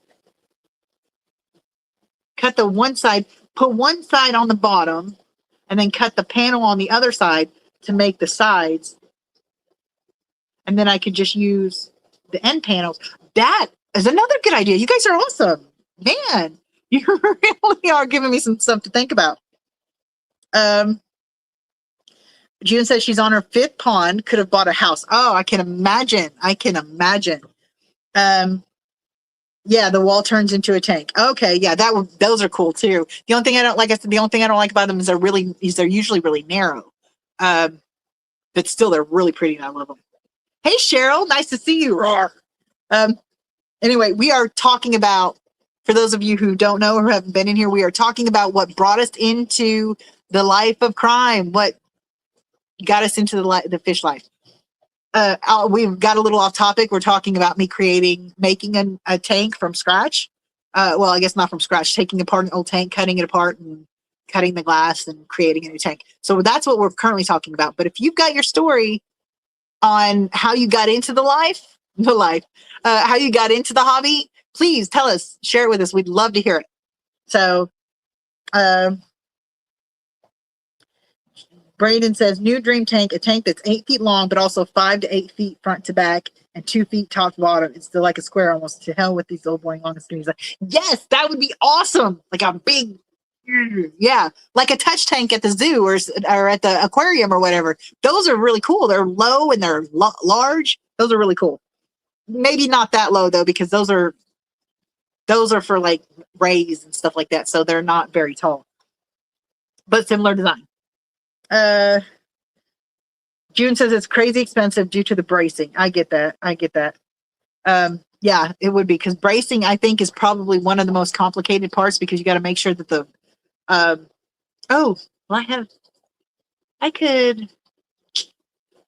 would have to find some way to do the bracing for it, because, well, no, being low, I shouldn't need brace. Oh, this is going to be so fun when I get around to it. This is going to be so fun. I'm going to have to do some research. You guys are awesome. Brandon says local fish store has a big 700-gallon display that's like 5 foot by 5 foot square. Aquascape planted, full of rainbow fish, Siamese algae eater angels, flying fox, etc. That is cool. Bettel says there's a company that makes removable bracing. You know, I found a company that does, I don't remember what it's called now, because when I was researching for the 125, the bracing on one of it, they had metal braces. It was really weird. But the bracing on one of them, I think, was broken, or I wanted the extra security. The frame was broken. That's what it was. The top of the frame was broken. And the bracing was starting to come off because the frame was broken. So I looked into it, and they make frames for pretty much any size tank you want. Different pieces. You don't have to buy the whole thing. You can buy the top, the bottom, the bracing. You can buy it separately. But it wasn't expensive either. For 125, I think it was going to be like $50. So, yeah, but I never did it, because whenever I looked into it, the glass was super, super thick, and it didn't have, and with the metal brace that had on it, it didn't have a high chance of bowing. So I never got it. So, Brandon, Cheryl says, Brandon, that sounds like the dimensions of a pond I want for the basement to move the arowana to. I commend you for having an arowana, because I'm sorry, but anything that's big enough to knock bricks off of a lid and get out anyway, that is not something I want to fuck with. Okay, so crap. I forgot what I was going to say. Drink. Okay, so Why do I keep forgetting what I'm saying? I'm not even high, which is really sad, honestly. Oh, for those of you who have just come in, ha ha ha. Cheryl, I think you like wild type bettas too, right? I have 2 clutches, well, a clutch of beta mahachiensis, and a clutch of the eggs. So I'm raising some beta babies. So Cheryl might want to make one side at least 7 or 8 feet. Yeah. It's a miracle that nothing has jumped out of my 240 yet. On one side, I've still been too lazy to cover the back gaps fully. Dude, you better be lucky you don't have killifish, because them suckers, I'm telling you, they spot an opening this big, they will squeeze them damn ass through it, and they are suicidal and they can teleport. Telling you, they can. I had dropped one of my tank. I couldn't find a lid for one of the tanks that had some of my juveniles in it. So I dropped the water line about 6 inches, maybe a little more. No less. It could have been no less than 6 inches. And the next day, I found them all dead around the tank because they'd all jumped out with 6 inches of the water lowered. I'm shit you not. I'm serious. So, yeah. Brandon, Cheryl's planning on 4-foot plexi walls with a wire fencing across the entire top. That's cool. Yeah, see, I do too, Cheryl. I love the wild types. You says, I did a DIY shallow 6-foot by 24-inch by 18-inch room divider, more like a peninsula, no lid, a lot of terrestrial plants full of hillstreams, garas, and gobies. Oh, that's cool. That sounds really cool. You got to share some. See, you guys don't understand. I've got this whole community side of YouTube. You guys know it. You guys comment on it for everybody else. Come on. You guys should go post pictures and stuff so that way we can share it. I've also got a Discord, but to be honest, I'm horrible about checking it. Like, it's bad. I'm really bad. But now if you go post it on the community board on my YouTube channel, everybody will see it. We'll see it. We'll talk about it, and we'll enjoy your tanks and stuff. That would be great. Or, whatever floats your boat, pictures of your fish, pictures of your tank, your aquascapes, whatever. That we'd love to see them. We really would. Brandon had a golden wonder killifish in the floating plants of his 135 years ago. My dad called it the skimmer. That is one thing I've known. Out of all the killifish that I've ever seen, okay, don't take my word as gospel, but every golden wonder killifish that I've ever known, other people, I've never had one myself, but that's a lie. I did have one. He died. Anyway, the golden wonder. Every person that I've known that's had golden wonders has been able to get away with just floating plants on top, and the golden wonder never jumps out. So it's like the only non-suicidal killifish I've ever seen. I want open top, but I have rose lines and bollards. So yeah, ball sharks in the middle of the night. Something touched my butt. Starts banging into the glass and lids. Oh, my electric blue cards and my 55 jungle tank that I showed you guys earlier that has the plants out of the top. I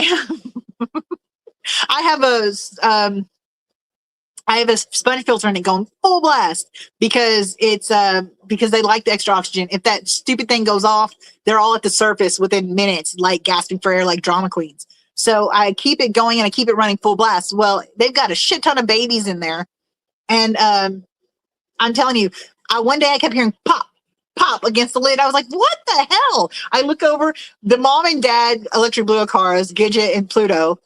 Pluto's the girl, Gidget's the boy. Don't ask. It's a whole long story. Anyway, they were jumping into the bottom of the bubbles from the sponge filter and letting it carry them to the top and throwing them up into the lid. And then they would come back around and go again. They were taking turns going through. It was the most hilarious thing I'd ever seen. I went to get my phone to record it, but of course, the minute they saw me coming over there, they started getting super protective of their babies, so they quit playing. It was really sad. I really wanted to get it on camera because it was adorable as shit. Although a couple of times I was really worried about them smacking the lid. Like, can fish get concussions? Because I was worried that might be one of the things that was going to happen. So Beto says, should have some shrink wrap for when you need an emergency lid. Stretch it over the top. Makes perfect for installation too. Oh, good thinking. That's a good idea. Okay, so who else has got stories for us? Who else has got ideas and topics and yada yada yada? Let's see, you guys come on, are talkative tonight. I want to hear what you got to say. And besides, I don't have anything else to do with my night besides chores, and I'm not really interested really in doing some of those at this moment. Did you do did you do the water change on the gups? No, I was going to ask you what it was better when they're left to. What do you mean what it was? Like what I had to do. Just a big water change and save them for what's left of the ammonia. I don't know why it's doing that, but yeah, they need a big water change possibly too. So, huh? Okay, well, be careful.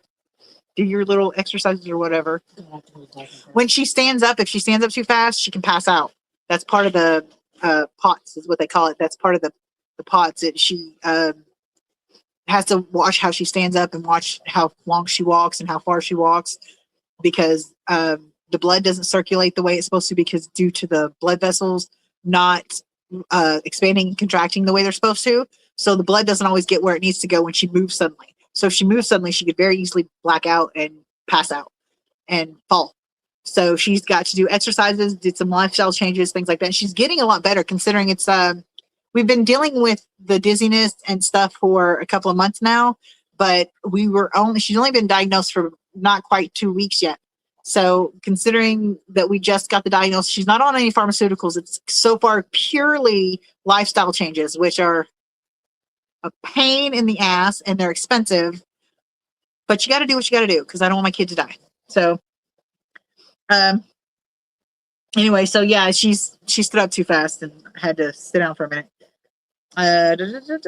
You says yes, fish can get concussions. Oh, good God, how do we keep them awake? Cheryl, Mary says, Beto shrink wrap. Do you poke tiny holes in it so it can breathe and not air? That's what was my next question, but I got off topic. Cheryl says fish can get concussions and break their backs by hitting lids. My first arowana did that because the nightlight didn't come on. Aw, I'm sorry. See, that scares me. I don't want my fish to die from concussions and broken backs. I thought rabbits were bad because they'll kick so hard they'll break their backs sometimes. Brandon says, let's talk about the Amish white people with dreadlocks and the Lacey Act. Go ahead. I don't know really much about any of those subjects. Go ahead and talk about what you want. If people can keep the discourse civil and not get pissy because they don't agree with what other people are saying, I don't care about what we talk about. Religion, politics, whatever. You do you. If people get into fights, that's fine. Just fucking storm off if you want to. I don't care. If you're going to act like a baby, then just go be a baby. Now, let me clarify. When I say politics, I mean politics, not morals. Because there are certain things people label politics that to me is just a question of morality. Won't get into them because I'm not going to stand on the soapbox. We're talking about fish. But if it's a matter of morality, there's no room for argument and it will piss me off. So, but if it's a matter of politics, it's just whatever. So, fish can also get cancer and diabetes too. So watch how you feed them. No!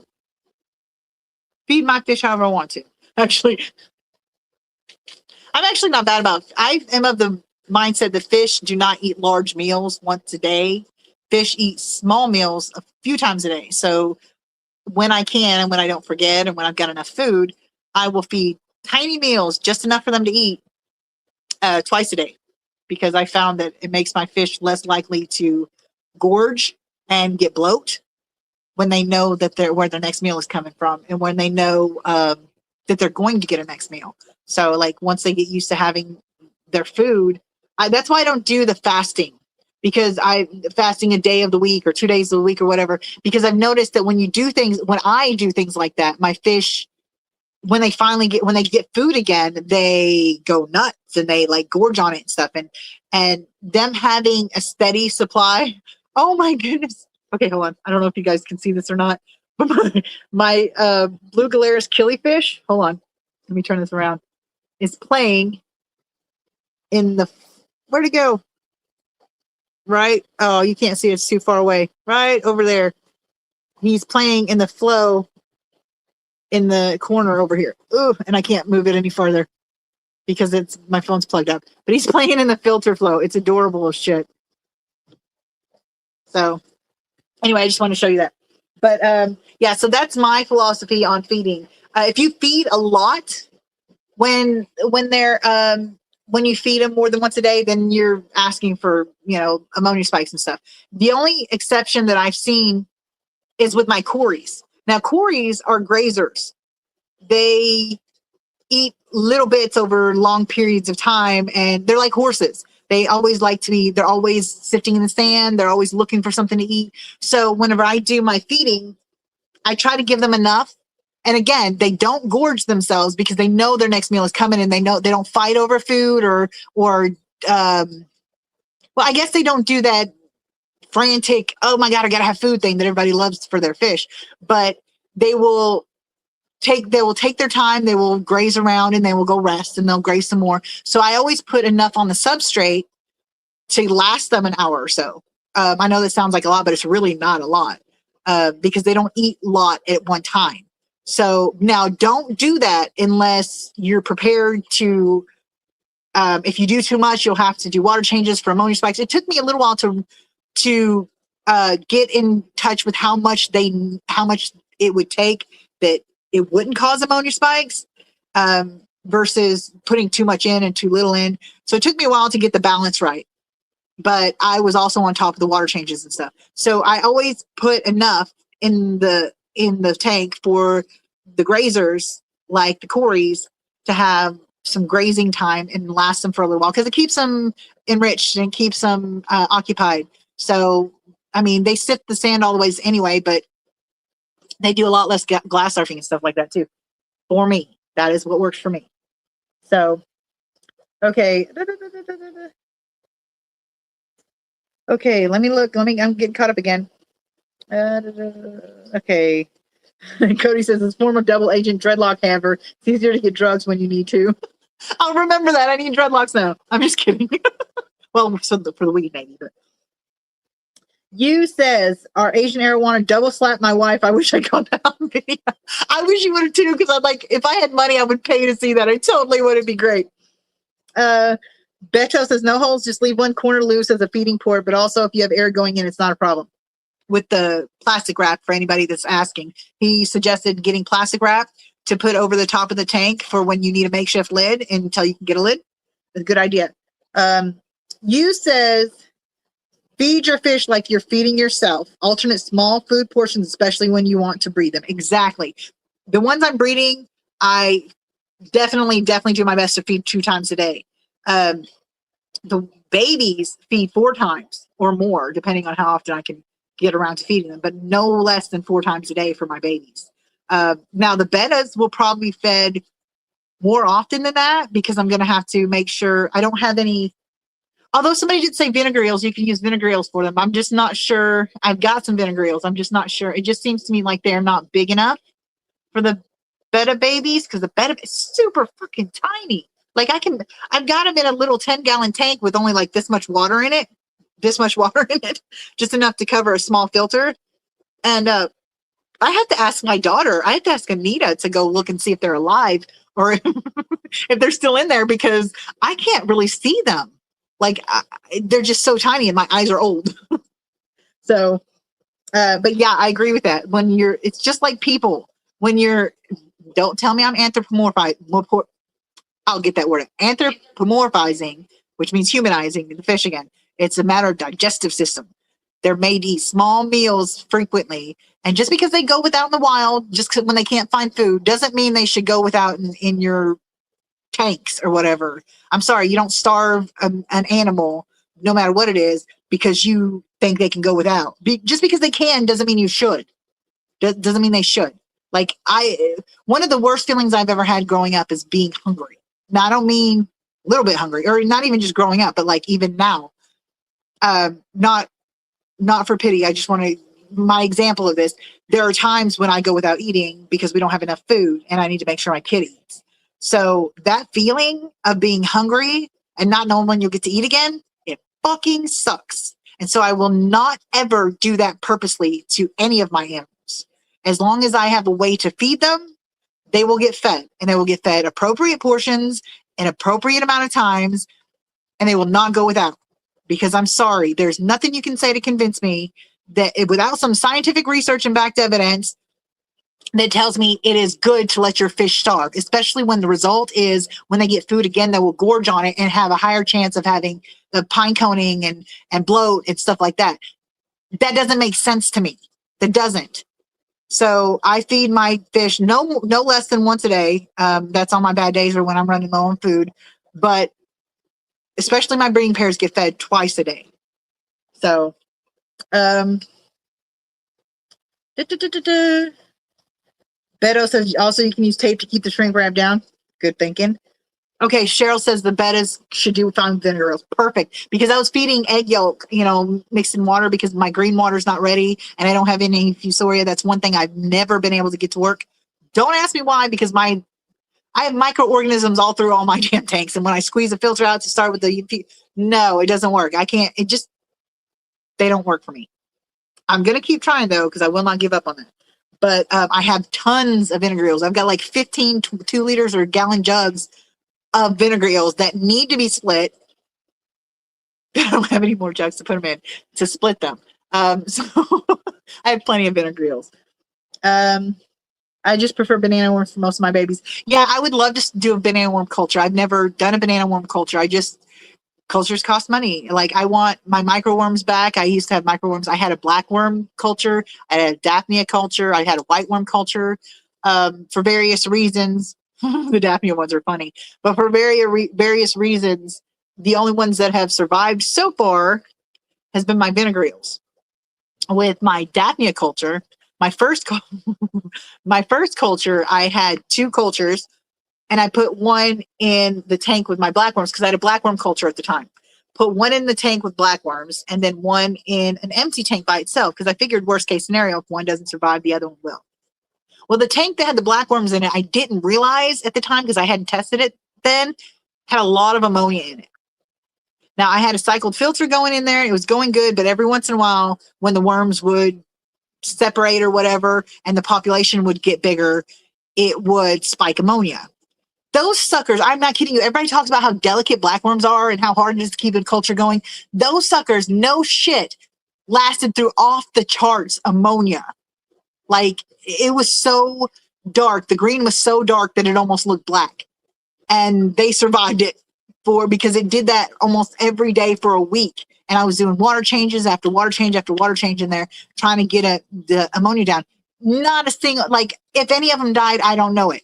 But I started with 1/2 ounce of blackworms. And by the time my cultures got that big, it was covering the bottom of a 10-gallon tank.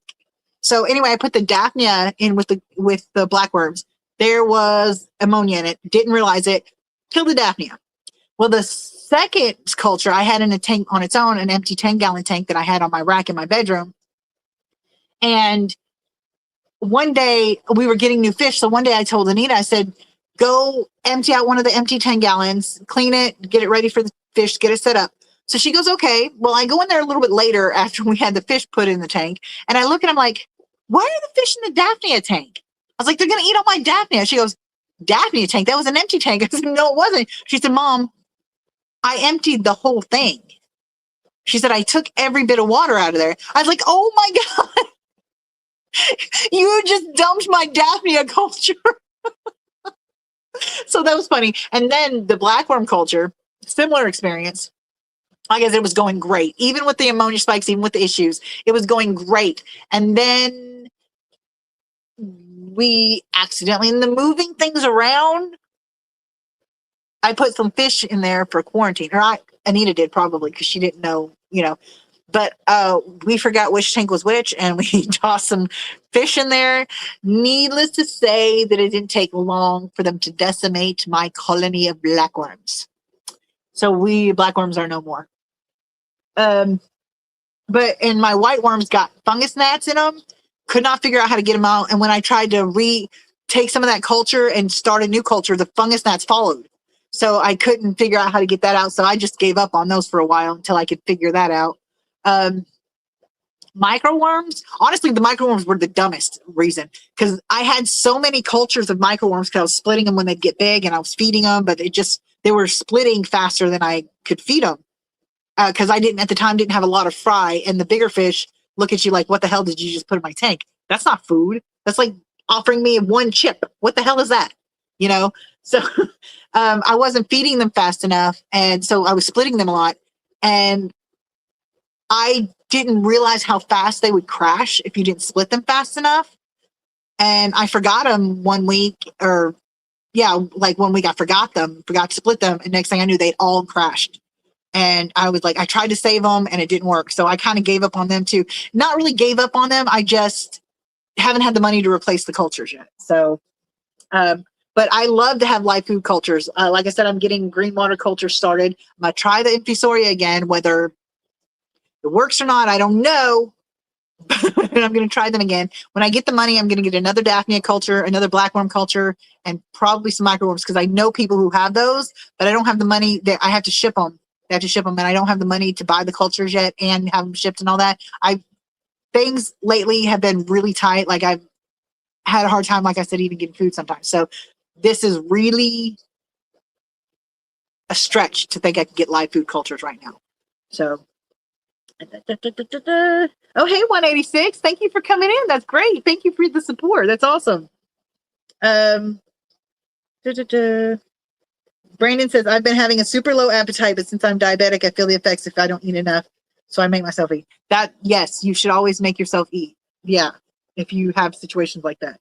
You says there's a Buddhist saying it's okay to feel hungry. It's not okay to feel like you're starving. Exactly. When you feel like you're starving, there's almost nothing. It's not just a physical thing. It's a mental thing, and it really fucks with you. Beto says worms are kind of hassle, but worth it. Got to keep them kind of cool, though. Oh, also, I forgot to tell you, I have an earthworm. What do you call it? Culture? No, bin. Whatever. I've got an earthworm bin for my Oscar and for my axolotls. So I've got that culture too. So vinegar eels, earthworms, possibly some green water soon. I had a green water culture, but then didn't have any fry to feed him to, and I set it off to the side and again forgot about it and didn't have any light on it and didn't feed it, so it crashed. But yeah. Okay, Brandon, go eat.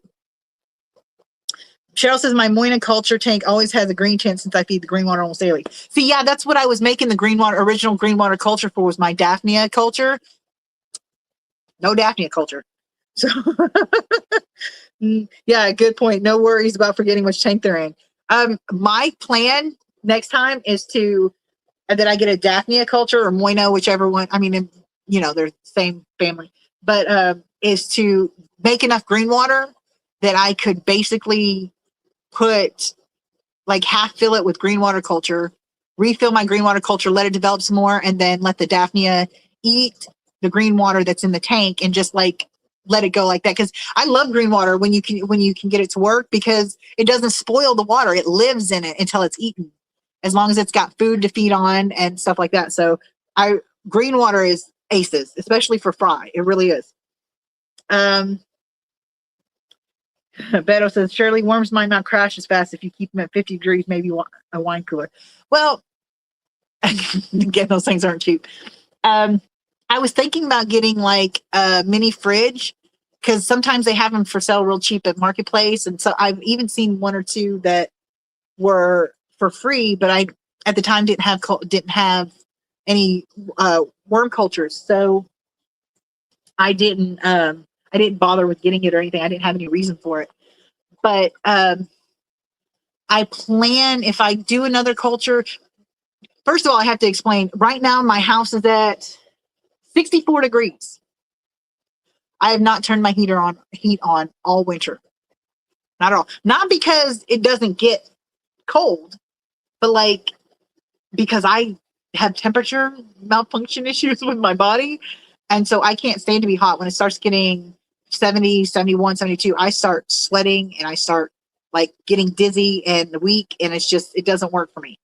So I have to stay as cool as I can. I had a heat, I don't want to have to say heat stroke, because it wasn't like I didn't get hospitalized or anything, but maybe heat exhaustion, maybe that's the word for it. But I was in California at the time, and when I had lived in Arkansas, I did it when I was 16. I had lived in Arkansas, and I was used to it being super hot, but it was humid heat. So when you're too hot with humidity, because it just drags you down, soaks you. And I went to my dad's, who lived in California in the desert, and I was outside working, and it was like 110 degrees, 112 degrees. I didn't realize it, because again, with dry heat, it doesn't feel as hot to me. When you're used to the humid heat, it doesn't feel as hot. So I was out there working in the yard, and never thought a thing about it. Wasn't drinking water like I should. Wasn't, just I wasn't taking precautions because again, didn't feel hot to me. Didn't feel that hot to me. Passed smooth the fuck out. Smooth out. I woke up to my dad like had me on the couch or something. I woke up and there was fan in my face and yeah, he almost took me to the hospital. So since then, and because the doctor says I likely have POTS too, because it can be hereditary, and because of all the difficulties I've had and things like that. But one of the side effects of POTS is a lack of temperature regulation in your body. So that's but that's a long-winded way of saying my house stays cool. And I thought that would be sufficient for the worm cultures I had. But if they need to be around 50 degrees, I'm not putting an air conditioner on in the winter. So I'm not cooling my whole entire house that cold. Just because it would cost me way more money than just opening my damn door. It does get to 59 at times though. But if I do have another warm culture, I'm going to try to get like a mini fridge or something that you can adjust the temperature on and see if that helps. So, let's see. Mary says, I keep night crawlers, red wigglers, and crickets. See, I've got night crawlers and red. No, these are just night crawlers right now. Every once in a while, because I feed so much out of them, I have to replenish it. But yeah, and I sometimes forget to feed it. That's really bad. But it's under another tank, so I forget about it sometimes. I'm really bad about forgetting things. I really need to put more reminders on. Cheryl says she has a 10-gallon green water tank with C112s and Corey's and 5-gallon Moina tank. Always have food, but I also have yeast and spirulina powder just in case. Yeah, see, I have plenty of spirulina powder. I have a little bit of yeast that I was using for freaking gnats driving me nuts. It won't stop getting out of my face. I don't keep a lot of yeast around, but I have plenty of spirulina. I had bought it when I had my first. Oh, when I was trying to do brine shrimp. I was trying to raise brine shrimp. I was hatching baby brine shrimp and trying to raise them up. And they just kept crashing. I finally forgot about them. And they flourished. When I finally remembered I had them in, because I had them in a little like 5-gallon tank, like you were saying with your Moina, the brine shrimp. When I was like, oh crap, I haven't looked at my brine shrimp in like weeks. And I went and looked and they were just thriving huge. There was algae. That's horrible that I'm getting so old. They had algae in it because I had it near a window. And so the algae was growing naturally. So they'd been eating on that. And then I left it where it was at, left it how it was doing, didn't really harvest out of it because I was trying to get it grown enough that I could harvest out of it without messing up the culture. And I had opened the window. During the day, it was not a problem because it was still a little warm for me. So it would have been fine. But opened the window and it got cold that night. And I guess it froze the brine shrimp. So it crashed and I gave up. I was like, this is enough. I've tried like 5 or 6 times already. This is going to freaking just like make me lose my mind. I'm not doing this anymore. But I'm stubborn, so I'll probably end up doing another brine shrimp at some point. You says, yes, it's very wise to have a separate fridge for your culture. I'm speaking from experience. Mary says, surely my night crawlers have babies. Do yours? No, not right now. They don't. I just had to replenish them recently.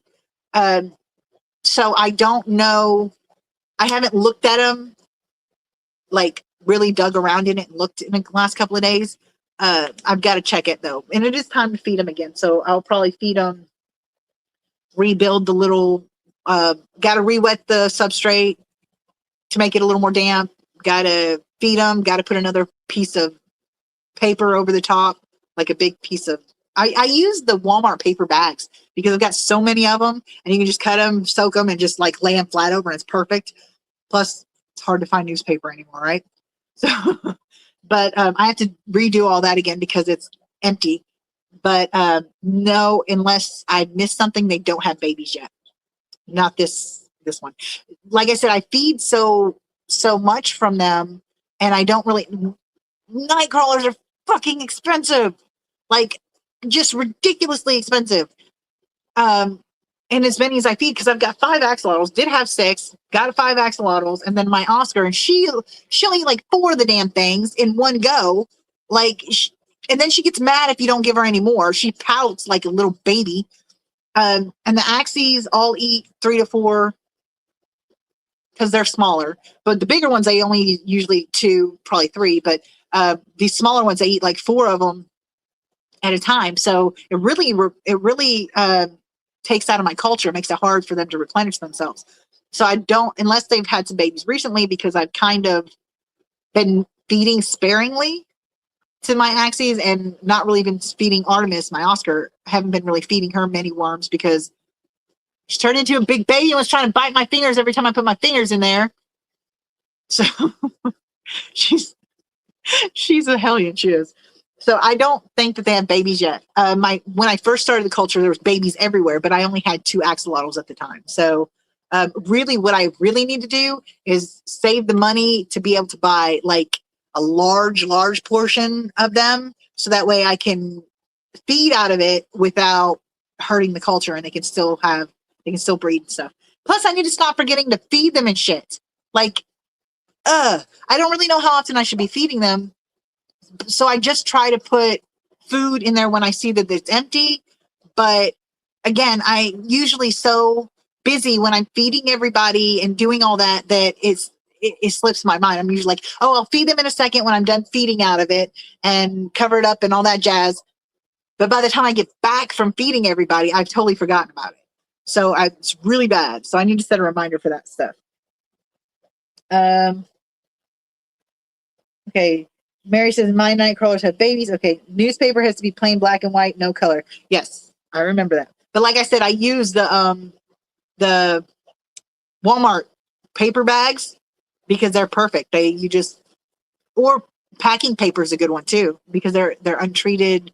They're not bleached or anything. So they're really cool. They work really well. Beto says, brindle worms reproduce real fast and they are larger than microworms, but smaller than white worms. Yeah, that's another thing I want to do, because I saw some videos where you can do them on the little scrubby pads.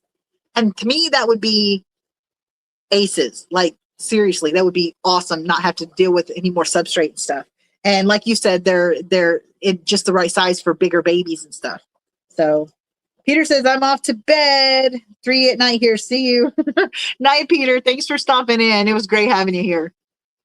And it says, see you next time. And Shirley and folks, I really am trying to be more consistent, guys. I promise. I will try to be more consistent with my Saturdays live streams. It'll probably be around the same time this one started, because Mel has her grooming and stuff that she does during the day. And so it's pretty much the only time that she can guarantee that she's got availability. Tonight was just an odd thing because she has to move and everything. So it'll probably be around this time every Saturday. Oh, my nose itches. Mary says, I wet them every day and mix soil, always have ripped up leaves and paper. Okay. So every day. All right. I'll put that in my routine. They need to be fed. They haven't been fed today either. Beto says, yes, scrubby pads, much easier and cleaner. Yes. Peter says, yeah, blame it on Mel. It is Mel's fault. It's all Mel's fault. Remember, we discussed this last time. Oh, my goodness. Oh, my God, guys. We've been going for 2 hours. You guys are just the best. You know what? Just keep me going. Okay, so anybody else have any ideas on cultures and good places to get them? Because, yeah, it's really annoying because I'm always saying, I don't have the money. But the thing that really annoys me about it is because once you get past the startup of starting a culture and getting it going, it's really not expensive to keep up. It's getting the money to start with, and then letting my brain remember to take care of the damn cultures. Now, the funny thing with vinegar eels, it doesn't matter. It does not matter what you do to them suckers. I swear to you, at least mine, I don't know about anybody else's, but I haven't touched my vinegar eel cultures. They're underneath my 75-gallon over here. I haven't touched them in months, but every time I go look, full of vinegar eels, like so full, cram packed that it worries me they might crash. But then I forget about them again because I don't have the jugs to the bottles, because I don't keep them in like wine bottles and with long necks and stuff. I don't do the whole putting the filter floss in and filling it up with water and then sucking them out. I don't do all that.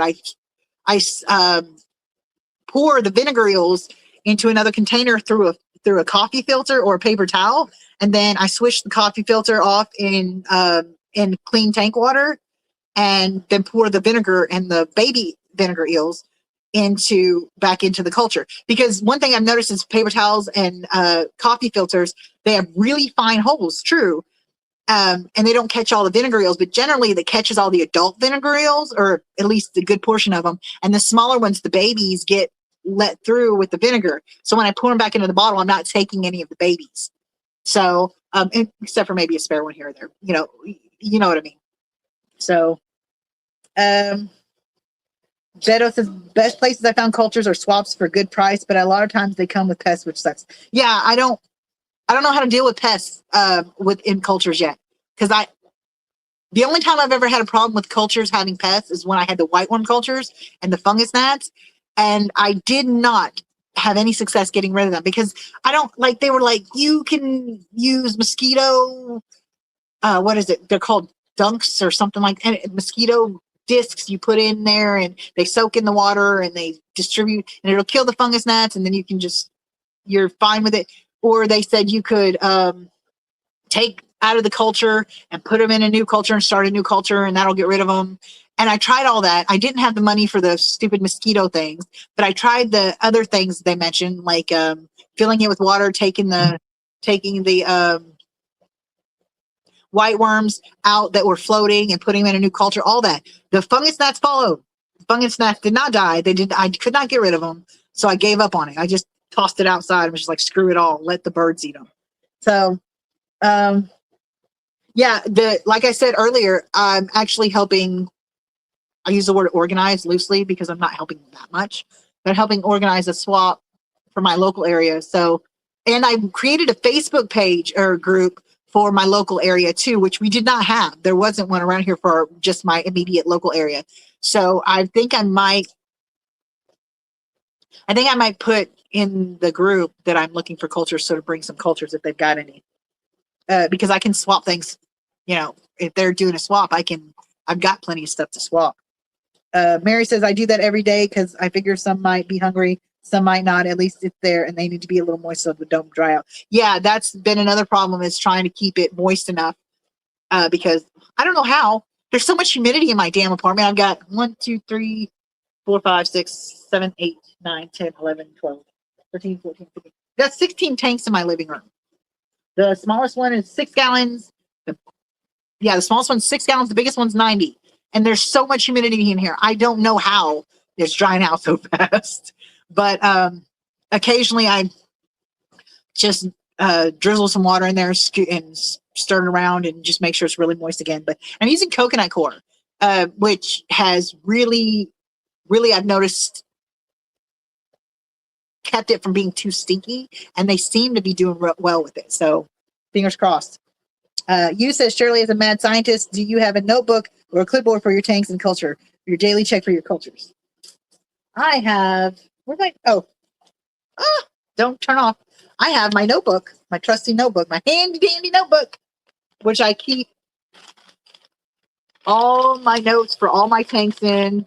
And now I have an app on my phone and it's amazing. I love it. You can keep track of anything on the stinking app and it's free. Like you literally, the only thing you have to do is watch one 1-minute commercial a day. You can do anything else with it. Like the only thing the paid version does that you can't do on the free version is take away that 1-minute commercial. That's the only thing, and you can save it, upload it, and download it if you change phones and whatever. And you can make, for each tank, you can add if they don't have your fish or whatever in the database, you can add it and put all the details of the fish. And you put how many fish, what this and that, each one in your tanks, and you label them. And like there's so much you can do with it. It's amazing. I love it. It's free too.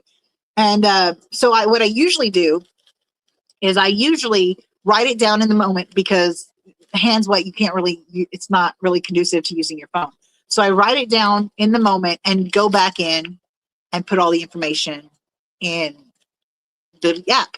The problem is I forget to do that too. So all this that I've got to put that I've got to go back and put in my app. But I love my notebook because I love keeping track of everything. Because even with all these tanks, it like I can know it. I would never water change because I'd always forget I hadn't done it yesterday. My sense of time management is bad.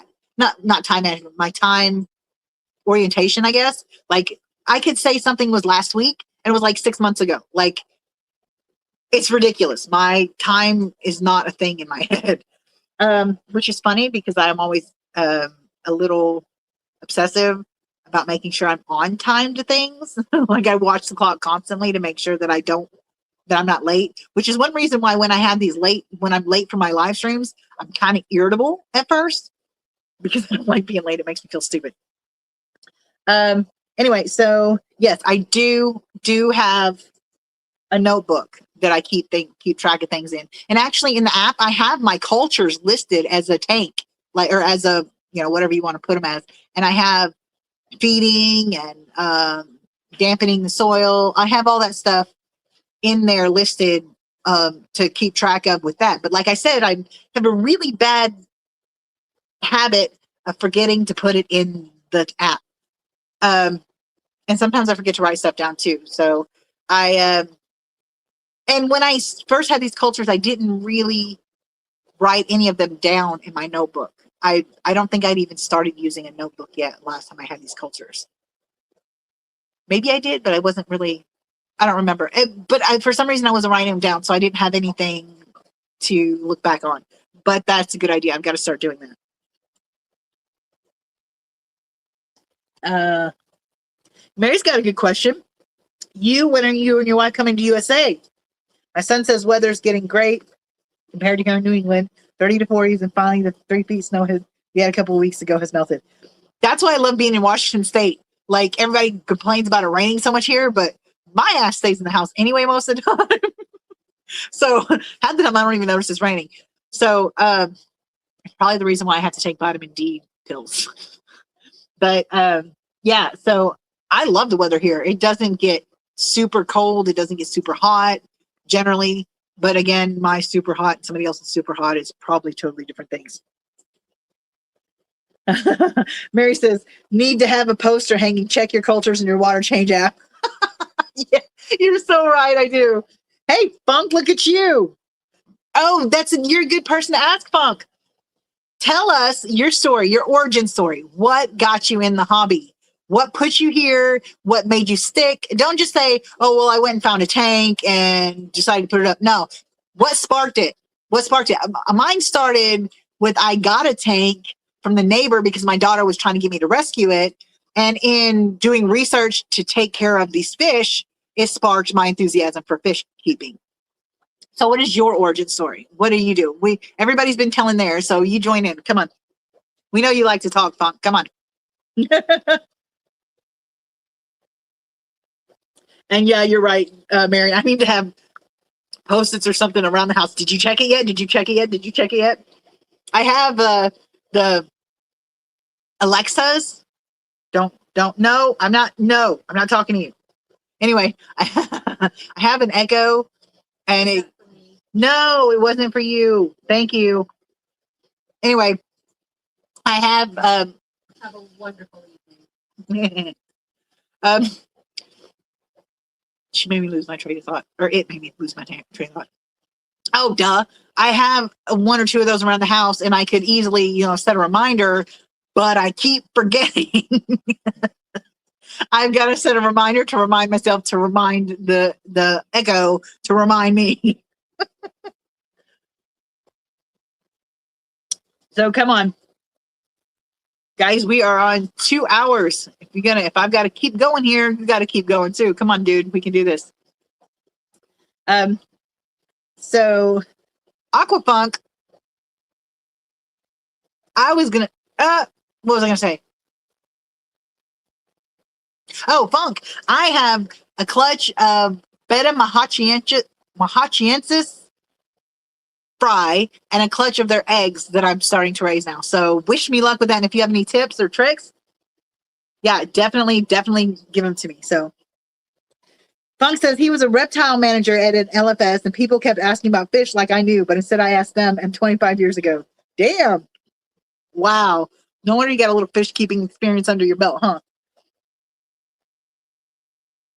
Shirley, a word, stop. Got to say otherwise. She keeps going. I tell her, cancel, shut up all the time. I'm like, I tell her, shut up all the time. And she takes it too. It's funny because she's like, okay, somebody's in a mood or something like that. It's funny. And I use them for timers when I'm doing my testing too. So it was funny today. I was like, I said something about set a timer for 5 minutes, set a 5-minute ammonia timer or something like that. And she goes, you're really on the ball with your tank maintenance today. And I was like, thank you. And then it made me curious. I was like, why is this thing congratulating? Why is she being upbeat and like affirmative? Like, why is she giving me affirmations and shit? So I was like, why are you being so nice and encouraging? She goes, I've noticed you've really been pushing yourself and I felt you needed encouragement. I was like, that's a little scary. You says, what keeps me in the hobby is me wearing a lab coat, mad scientist look. Makes it fun. I want a lab coat. I want one. That would be cool. I want one. I love, like, one of my favorite parts of doing the fish keeping is doing the testing. Like, I go through so many API test kits. So many. I tried. Mel's going to kill me. She loves aquarium co-op. And I don't have a problem with it. Just they're usually out of my budget. I sprang for their ammonia strips because I heard they were really good. Everybody loves them. Da, da, da, da. I had been using them, and then I thought it was showing no ammonia in any of my tanks. I've got nearly 30 tanks. There's usually ammonia somewhere. I mean, especially because half the time I'm setting up new tanks for breeding or taking down tanks or moving tanks around. So a lot of my tanks I have to watch pretty closely to make sure there's no ammonia spikes or whatever. And I get some. I do. Like my guppy tank right now, my coal guppy tank, some of the females in my coal guppy tank have exploded and have like tons of babies in there already. Well, because of that, my cycle hasn't kept up with it very well. It wasn't able to catch up with the sudden boom in guppies. And so I'm having tons of ammonia in there right now that I'm trying to get through. But I used the strips and it wasn't showing any ammonia. And I was like, there's no way that I don't have a little bit of ammonia somewhere. There's always some tank that's got something in it. I mean, it keeps me busy all the time. And I mean, it's fun. I love it. Not the ammonia strikes, but like being busy with the fish tanks. I love working on my fish tanks, but it didn't make sense to me. So I took a few of the problem tanks that I had been having problems with before I started using the ammonia strips and tested them. I had one of them off the charts with ammonia. One of my fry tanks was off the charts with ammonia. 8 ppm. It was so dark. No kidding. It was so dark. It was almost black. I think I told the story earlier. So I did emergency water change. But when I dipped the strip, it showed like a very super slight change in color that if I hadn't known there was ammonia in it after doing the liquid test, I would have never known. I would have never noticed. I wouldn't have. I mean, I put it next to one that said 0 ammonia and it was so slight that I had to really like move it around in the light to even see the difference. And so it's like, that's the only thing I care about. Like, yes, I care about the pH. Yes, I care about nitrites and all that jazz. But generally, nitrites, okay, I'm probably getting a shot for saying this, but nitrates aren't that big of a deal. I mean, for axolotls, they are because axolotls can't handle it. But with fish, unless you got super sensitive fish, nitrates are not that huge of a deal. It takes, I read studies, and it takes like some of the fish they did testing on, even the fry had to have upwards of 300 plus ppm of nitrates. I mean, you don't have to take my word for it. Don't take my word for it because I'm not an expert. Look them up yourself. Go to Google Scholar and look up fish tank nitrates or something like that, and look at the studies. They done some aquarium fish. It wasn't just with wild fish or whatever, but they done aquarium fish too. And it, even the fry and stuff had to have upward of 300 nitrates plus to start seeing any sort of discomfort or physical issues or illness or whatever for the nitrates. Now, that being said, I have noticed with my tanks, it may be a coincidence, but I've noticed that whenever I have high nitrates in a tank, my cycle seems to kind of not stall, but like I'll have more ammonia and nitrite spikes, and they won't seem to process as well until I do water changes and reduce those nitrates. So I don't know what the correlation or causation is. I'm not saying nitrates cause it, but what I believe, my working theory on it is that the process of cycling the ammonia and nitrites that makes the nitrates so high, that process, okay, what causes lower pH, which causes the bacteria to not work as properly. Because when they always say fish are affected by the pH of a huge dip. Well, if you have high nitrates from all the cycling, your pH, it depletes your pH. And if you have a large swing in your pH from high nitrate, well, not from high nitrates, but from all the cycling, from cycling high, which is why I have a harder time keeping my pH steady in tanks that are highly stocked. Or at least that's my theory, like I said. Okay, so the process is, in my theory, okay, keep in mind, I am not an expert. I have not done studies. This is my running theory for what's been happening in my tanks. If I have an overstocked tank, that it causes the cycle to be used a lot, it will cause deplete. I don't know how it works as far as depleting the pH, but it lowers the pH, and the pH lowers, and when it drops to a certain time, the bacteria sleep, hibernate, something. They stop processing the ammonia and nitrites like they should. And so until you raise that pH, reduce the nitrates, which I think it's not the nitrates themselves, but the pH that causes the stall in the bacteria. But the nitrates are a result of the cycling, which means that the cycle is going, a lot.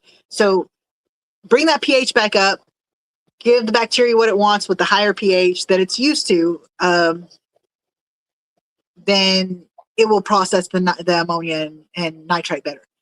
I don't know if I'm explaining that right, but it's basically cycle really fast and really hard because of high stock. pH drops, bacteria suffers, bacteria quits processing like it's supposed to. So you water change, bring that pH back up. The bacteria, if you've done it fast enough without it killing the bacteria, bacteria restarts again and starts cycling. It takes a little bit. It's like rebuilding it again, but they wake back up and they start cycling.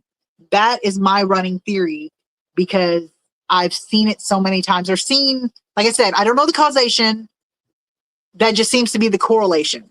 High nitrates equals heavy use of the cycle equals lower pH equals ammonia spikes because the bacteria is not processing like it should anymore.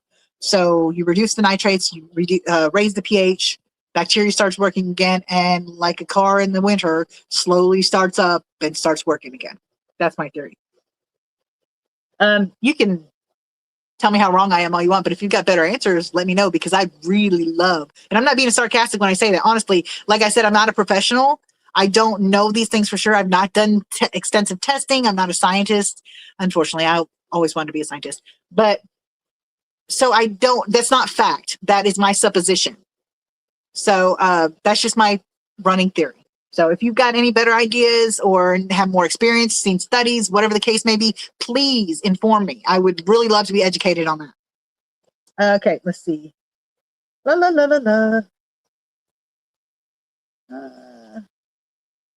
Okay, Funk says, I have a very serious question for you. Why do you have so much purple stuff everywhere? Inquiring minds want to know. Because purple is the shit. Purple is awesome. I love purple, purple, purple, purple, purple. Purple. That's why, Funk. Oh, hey, Nick. Did I say hi to you already? I've said hi to you so many times in other chats. I don't know if I said hi to you in this one. Mary says, I took care of a woman and her husband had the Alexa/Google, and another kind was crazy when he would say something. They all go off with different info. At least one of you gave a right answer. Yeah, that would be hilarious. Yeah. Funk says, when you say super sensitive fish, do you mean like they cry a lot? Yeah, Funk. Like I've noticed that some of my fish cry a lot. They do. And it's just so sad because I don't know how to comfort them.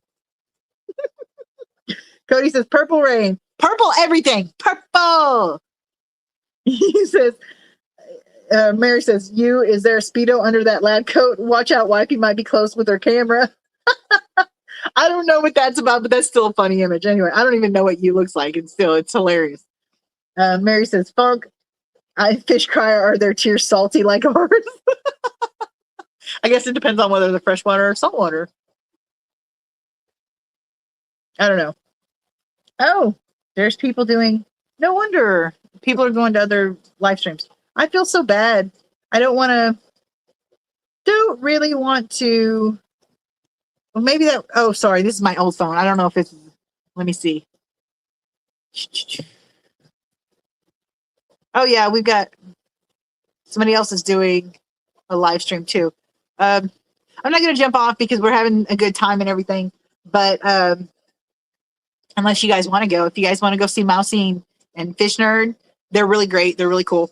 But I'm going to be a little selfish and say, like, I'm going to keep going if you guys want to keep going. But if you want me to shut it down so you can go see Mousy and Fish Nerd, actually, whether or not we shut it down or not, when we get done, you guys really should go check out Mousy and Fish Nerd because they always show their tanks, and their tanks are so beautiful, and they have some interesting fish. So you really should go check them out. They're really fun. So Mary says, purple is my favorite color, was my mom's too. Yes, exactly. Funk says, who dat? Who? You, oh my god. How'd you know I wear Speedos under my coat? Well, I mean, it's the only logical progression of the thought, right? Lab coat, Speedo. Lab coat, Speedo. It's just kind of like, that's what we got to do, right? Dude, I don't even want to know. Oh, it's 2:22. We've been on here 2 hours, 22 minutes. Aha, make a wish, 222. I know nobody else knows what that means, but growing up, if you saw on the clock the same number in a row, 222, for example, you make a wish, or 333, whatever it is. The funny thing is, my friend gets so annoyed with me because it seems like every time I see it, it's 222. And so I'll take a screenshot of the clock sometimes on my phone, and it'll say 222, and I'll send it to her, and she'll just roll her eyes. Mary says she's gonna stay. Who else wants to stay? Let's do this. Yeah. So let's see. You bet you wish you had a lab coat back in high school swim team days. Funk says his daughter Olivia was born on 12/12/12. That's cool. That's really cool. That is awesome. I feel like I had another question. My old brain won't let me think like I want to. I remember when I was a kid, how my brain would go 100,000 miles an hour. There was always just so much I was thinking, and I would read, and I'd retain so much. And I always knew, like, everybody got annoyed at me because they thought I was a know-it-all. But all it really was is I had all these facts in my head and I wanted to share them. But they thought I was being a know-it-all. Like I was trying, like I thought they didn't know anything or whatever it was. But no, I just had all these facts and I knew all these things and remembered all these things because I did so much reading. Yeah, I don't know how many of you know this, but I was in a cult basically growing up. Not basically, I was in a cult growing up. And so we didn't have a TV. We didn't have a lot of entertainment. So I spent a lot of time reading appropriate books, which usually meant educational.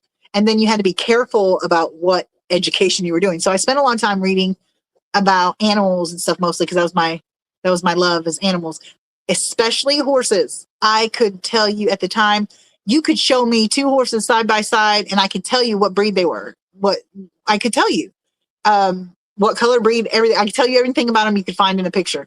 I could tell you facts about them, where they originated, and I loved sharing my information. I did. So I was looked at as a know-it-all. But now I think, now my mind still races 1,000 miles an hour. Like I have 100 TVs in the room and they're all in different channels and flipping through channels. So, but the thing is, I can't retain any of it. It's just gone. It comes in. I don't even get to fully think it or think it through, and then it's gone again. So I have so much going on in my brain, I can't keep track of what I really want to say. So, oh yeah, there's my mom. She said, yeah, she drove me crazy. Yeah, but that's funny because now ask her where she gets her fish information from. Ask her. My obsession with research has helped her out. And I've also spread my disease of MTS, multi-tank syndrome, to my mother. Okay. Just, oh, hi, Gene. Hi, Gene. Don't be an asshole, Gene. Gene is my mom's husband. Anyway, he likes to watch me on TV sometimes. She said, don't ask me. Mom says, don't ask me. You says, I also used to wear a cap since I had long hair. I had a cone head. I think that on my swim time. Yeah, see, my mom has 4 tanks now. 4. And the funny thing is, she had for like 10 years, had one 55-gallon tank with like a shit ton of goldfish in it, like always. And the fish lived. She never cycled. She didn't know what anything of that was. And she had it, she barely paid attention to things, like watching it sometimes, but she didn't know really like a large amount about fish. It wasn't anything she was invested in. But then when I started getting my multi-tank syndrome and telling her all these, because like I said, when I learn information, I like to share it. It's interesting to me and I like to share it with people, which is one of the reasons why I started this channel, so I could share the information I learned with people, maybe in a format. I know it's nothing different than what most people do, but maybe in a format that people can relate to a little more than maybe some other channels. Not that they're bad or lesser or that I'm better or anything, but just that, or more knowledgeable. It's just that sometimes a different format helps the information click with some people. I know it does for me, depending on the format. So I started sharing the information with her, and next thing I know, she's like, well, I'll get another tank. So she gets another tank, and then we found a glitch in the Petco half off sale in the app. It had the price listed as 50% off already on the 75 gallons. But when you went to check out, it took another 50% off. So we were getting there was 75 gallons, like $75, like back to the $1 a gallon sale. They quickly fixed that. But before they did, my mom bought herself another 75 gallon and then bought me a 75 gallon, which was amazing because that was right at the time that 125 exploded all over my floor on the live stream. If you haven't seen it, my first live stream, it was like seriously epic. You guys have to go watch it. It saved my butt because I was able to put most of the fish in there and scatter the rest of the fish around to my other bigger tanks, like my 55s and my 75s, or my 55s at the time. I didn't have a 75, but I was able to scatter the rest of the fish amongst those tanks, and it saved my butt because I would have had nowhere to put the fish. So, but we found but that's how she ended up with 3 tanks. And then somebody saw her tanks and was like, I've got an extra tank. You want it? And I was like, yeah. So now she's got a 4th tank, a 30 gallon. Brandon said, oh God, just in case we have a draft, I just thought it should be known I'm autistic as fuck. I lied about being high functioning. I'm fully blown. Don't make me say that word. I don't like that word. Full blown, not smart, low IQ, mentally ill. Oh, shut up, Brandon. They don't care if you're mentally ill. If they're going to draft you, they just need bodies anyway. Oh, $72.99. Mom said the tanks were $72.99. That's crazy. It was less than $1 a gallon. Okay. Anyway, so what is the oh crap, I forgot what I was going to say again. Oh, your dreamfish people. Let's talk about since everybody that's here seems to have told me their origin story. I just told you my mom's basically. I don't consider her having the tank for 10 years her origin story. I think it was once, because when I say origin story, I'm talking about what sparked your interest, what put you in it. I don't care if you've had a billion tanks all your life. If you just had them and you didn't pay attention to them or you didn't do anything, that to me, that's not being part of the hobby or fish keeping experience. It's when that you spark that interest and when you start actually wanting to do it and paying attention, and your tank started being more a part of your life and a part of your habits, I guess, and things you did for pleasure instead of just because it was there as a decoration or whatever the case may be. What sparked your interest that made you the criminal that you are, the fish criminal that you are? But okay, Mom, love you too. Thank you for coming. Brandon says Phoenix barbs. I don't think I've ever seen those. I mean, I probably have, but I can't place them. Denison barbs on steroids. Look up Phoenix barbs. Okay, hold on. I shall do that. But what was I going to say? Oh, there was a point in what I was saying. Oh, your dream fish. What fish? I call them the wish list fish, or the unicorn fish is what I call them. The wish list fish is just one that you've got on top of your list that you want. Whether you've looked for it or had a hard time finding it or not or whatever. Unicorn fish is the wish list fish that you have had a hard time finding, or that is almost been impossible to find or whatever. Stupid phone. Oh shit. My glasses. That's another thing. Got to get my glasses fixed. They're broken. My first one, I got lucky with my first wish list fish. It was an electric wish list fish. It was the electric blue Acara. Within, I think it was 2 months of me having discovered the electric blue Acara, because again, this was early on in the fish keeping days, I had found baby electric blue Acaras. They were like this big. No shit, I'm not kidding you. I have pictures of them on my phone. I'll have to share it on the community board soon, so that way you guys can see it. They were so tiny that I could barely see them, but I found 4 of them, and she was selling them for $5 each. I was like, had originally only wanted one, but I was like, oh, come on, $20 for 4 fish, 4 of these wish list fish that I had. I can't pass that by. So I bought 4 of them. Gidget is the last one I've had of those 4. My favorite, my boy, was Sid Vicious. And I named him Sid Vicious because he reminded me of, there's 2 Sid Viciouses. There was the wrestler Sid Vicious that liked to throw chairs, and the singer Sid Vicious who occasionally would break his guitars, smash his guitars and shit. So it actually happened because I said he was acting like he was badass, chasing everyone around or whatever. But he was so funny because if a bigger fish or a tough fish, he was like a bully.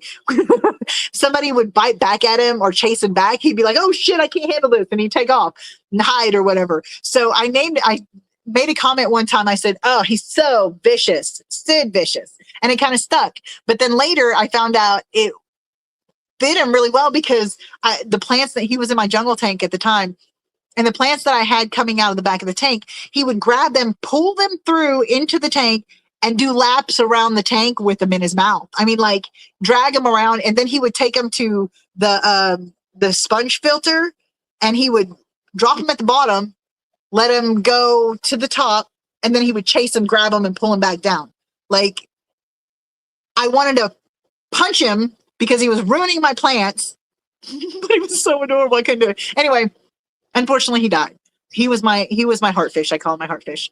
But Gidget was the smallest one of them, and he's the only one that's left of that group. And then because I had lost them and I loved my electric blue cars so much, I bought another 4. This time, they were much more expensive. They were selling them for I think it was $25 each. But because I ordered them and picked them up before they had to be unbagged, I think I got them for all 4 of them for $60, which not that great still, but and not as good as $5 a fish, but it was better than $100 for 4 fish, better than $25 for 4 fish or per fish. Anyway, so I was saying that to tell you that I had 4 of those. I got another 4. And as they got older, the first 4, I was so mad because I wanted a breeding pair out of. But they all turned out to be freaking boys. All of them, all 4 of them. So I was like, okay, so I'm going to get the other 4. Surely I will get a breeding pair out of them because I can't be so unlucky as to get 4 boys again. I just cannot. Well, I was under the impression that I had because nobody spawned. Well, I took one. What happened? One of the bigger ones died, or I sold him. I don't remember. I wasn't super attached to him. So I don't really remember what happened. But anyway, he got out. I took the smallest one out, named him Pluto because, Pluto's the smallest not planet anymore. And because we had named, that's what it was. Neptune, the bigger one, I had given to a friend. And the 2 that were left in my 75 just randomly paired up and spawned. So I guess I was like, I guess I have 3 boys and a girl because they paired up and spawned. Well, then I sold that pair because they were spawning all the time, and the desire for electric blue cars around here had went straight out the door. Like nobody really, there was just too many of them around here. So, and I wasn't really shipping at the time. So I sold them, and I had Pluto, the smallest one, and I knew Gidget, my smallest one that I had been hoping was a girl which is why I named him Gidget. Pluto, which I thought was a boy, was the smallest one of the second group, and Gidget was the smallest one of the first group. Well, I knew Gidget was fairly docile. Like, he was a grumpy old man. Like, he would chase people away from his little cave when he got grumpy, but most of the time he was just fine, swimming with the tetras and hanging out and stuff. And I'd put other fish with him. Like, I put an angel with him at one time, and he was totally fine with it. So I knew I could put, I wanted Pluto not to be by himself because Pluto seemed to be very socially oriented. Like, I know electric blue cars can be by themselves and stuff, but they each have their own personality. And so I put him with Gidget thinking, well, I thought it was him. Put her with Gidget thinking, okay, they'll get along, they'll be fine. If not, I'll just move him again. 24 hours later, oh, no, I gotta tell you this part first. I put Pluto in, and Pluto's like this big. She's tiny. I put her in, and she was so terrified. She went like straight dove behind a rock and like laid on the floor on the back of the tank. Gidget beelines to her. Well, I was like, oh God, he's going to terrorize her. I don't know why, or terrorize him. I don't know why, but he's going to terrorize him. Maybe it's because he's another electric blue Acara. I don't know, but I was worried he was going to terrorize him. He goes, she's sitting right here on the floor.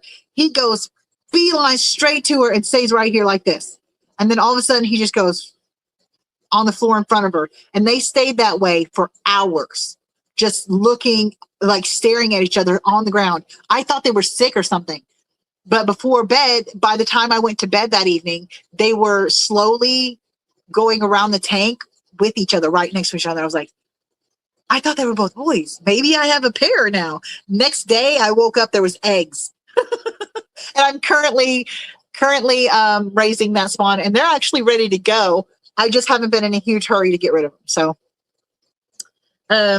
anyway, so yeah, that's how I got my electric blue cars. That was my first wish list fish. Wish list fish. And I was really lucky to get them like within just a couple of months of having discovered that they existed. And I thought it was cool. I got really lucky with that. And then I wanted some blue Galeras killifish because I'd gotten into killifish. That was my second wish list fish.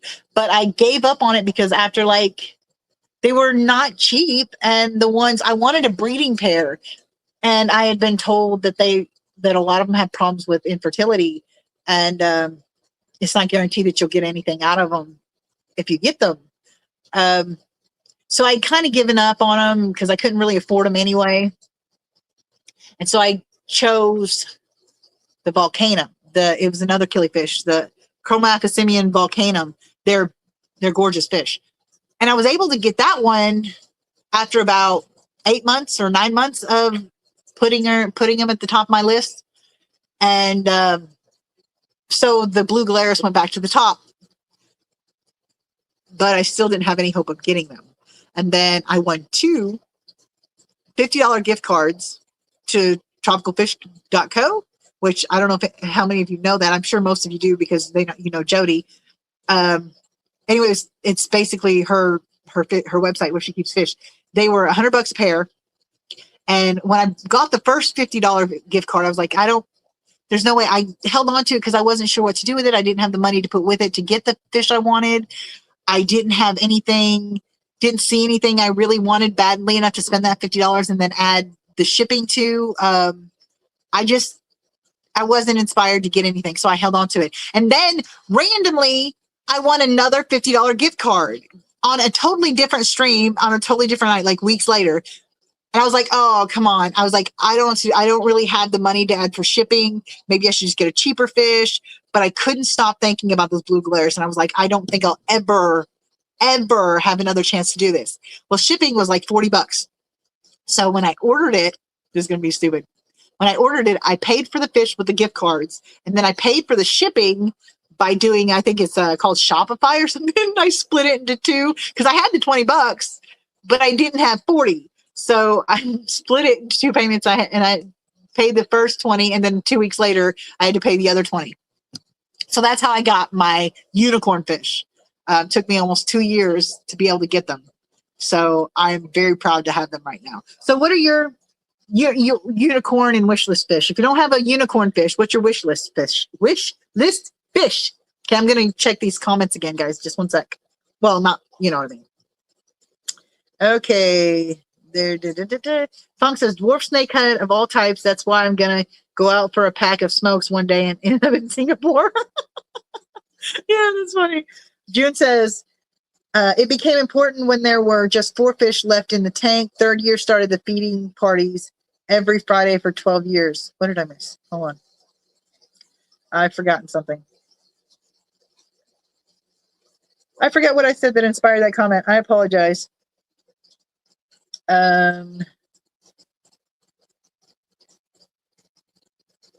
Okay. Brandon says, started having fish when I was like 5 years old in 2003, 2004. Oh my God, you're so young. I forget. Involuntary hiatus from 2007 to 2012, custody battle. Started back up in 2012, got real about it in 2014, 2015. You got a little bit of experience under your belt too. Mary says, Funk just asked you, bring you some when it comes here to USA from Singapore. You says, Mary, our young, oh, that's a conversation between them. June names all of her fish Oscar.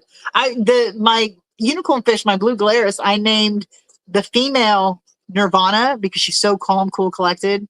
And I named the male Riot because he is nuts. Like, he was, when I put him in the tank and I was messing around in the tank, he would go to the edges, like to the corners, and like jump up and hit the lid trying to find a way the fuck out. So, and he just was like spastic as shit. So I named her Nirvana and him Riot.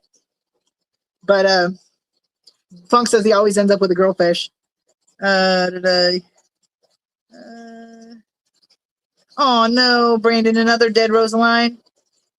Oh yeah, don't buy. That's part of the reason why. But that is part of the reason why I usually buy young fish. That and because I like to watch them grow. Mary says, so when are you coming to USA? Might need to bring Snakehead for Aquafunk so he doesn't take up smoking and go to Singapore as he tells his family going out to grab a pack of cigs. I gotta tell you this, my kid's about as vicious as I am sometimes. Somebody was making a comment. I don't remember what it was about, but they were sounding really bitter. And she's like, what, you got daddy issues? I said, what? She said, what, did he go out for a pack of cigarettes one day and not come back? I was like, oh, damn. Oh, shit. Let's not bring anybody's daddies into it. But she sounds, I mean, she's got that sharp tongue like her mama does. Funk, don't be afraid. Just do it, Mary says. Just don't broadcast it. Funk says, y'all trying to get me locked up. Right? They are really, really, like, they really get down with that, with the conservation and banned animals and banned plants thing. They don't joke around about that. Especially something like a snakehead.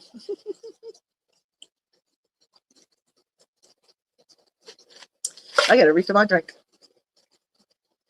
not showing you what I'm drinking. Don't know if it's a good idea. It's not a 21 or up. Fuck it. Vodka. And don't say anything about how big my bottle is. This is last me for a while. I gotta buy the big ones. You gotta buy in bulk so you can save some money, right? It's gotta last me for a while.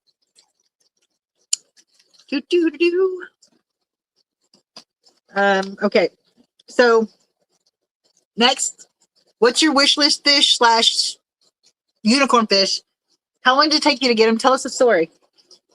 Told you mine. I showed you mine. You showed me yours.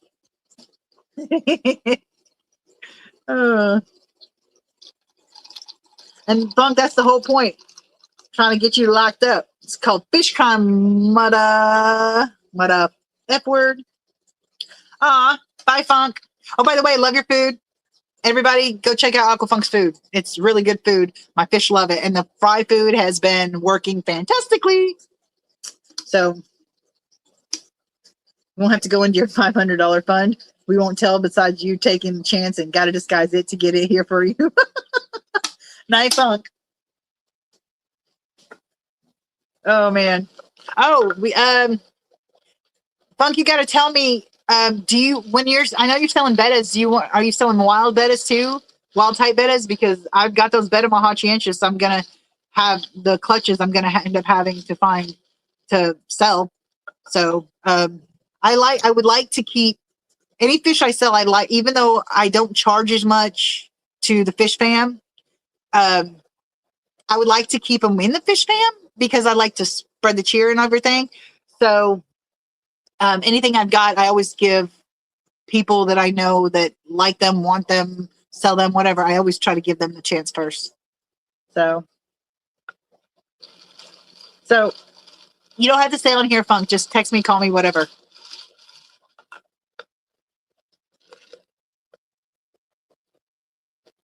Oh, that tastes good. Need more ice, though. That is, yeah.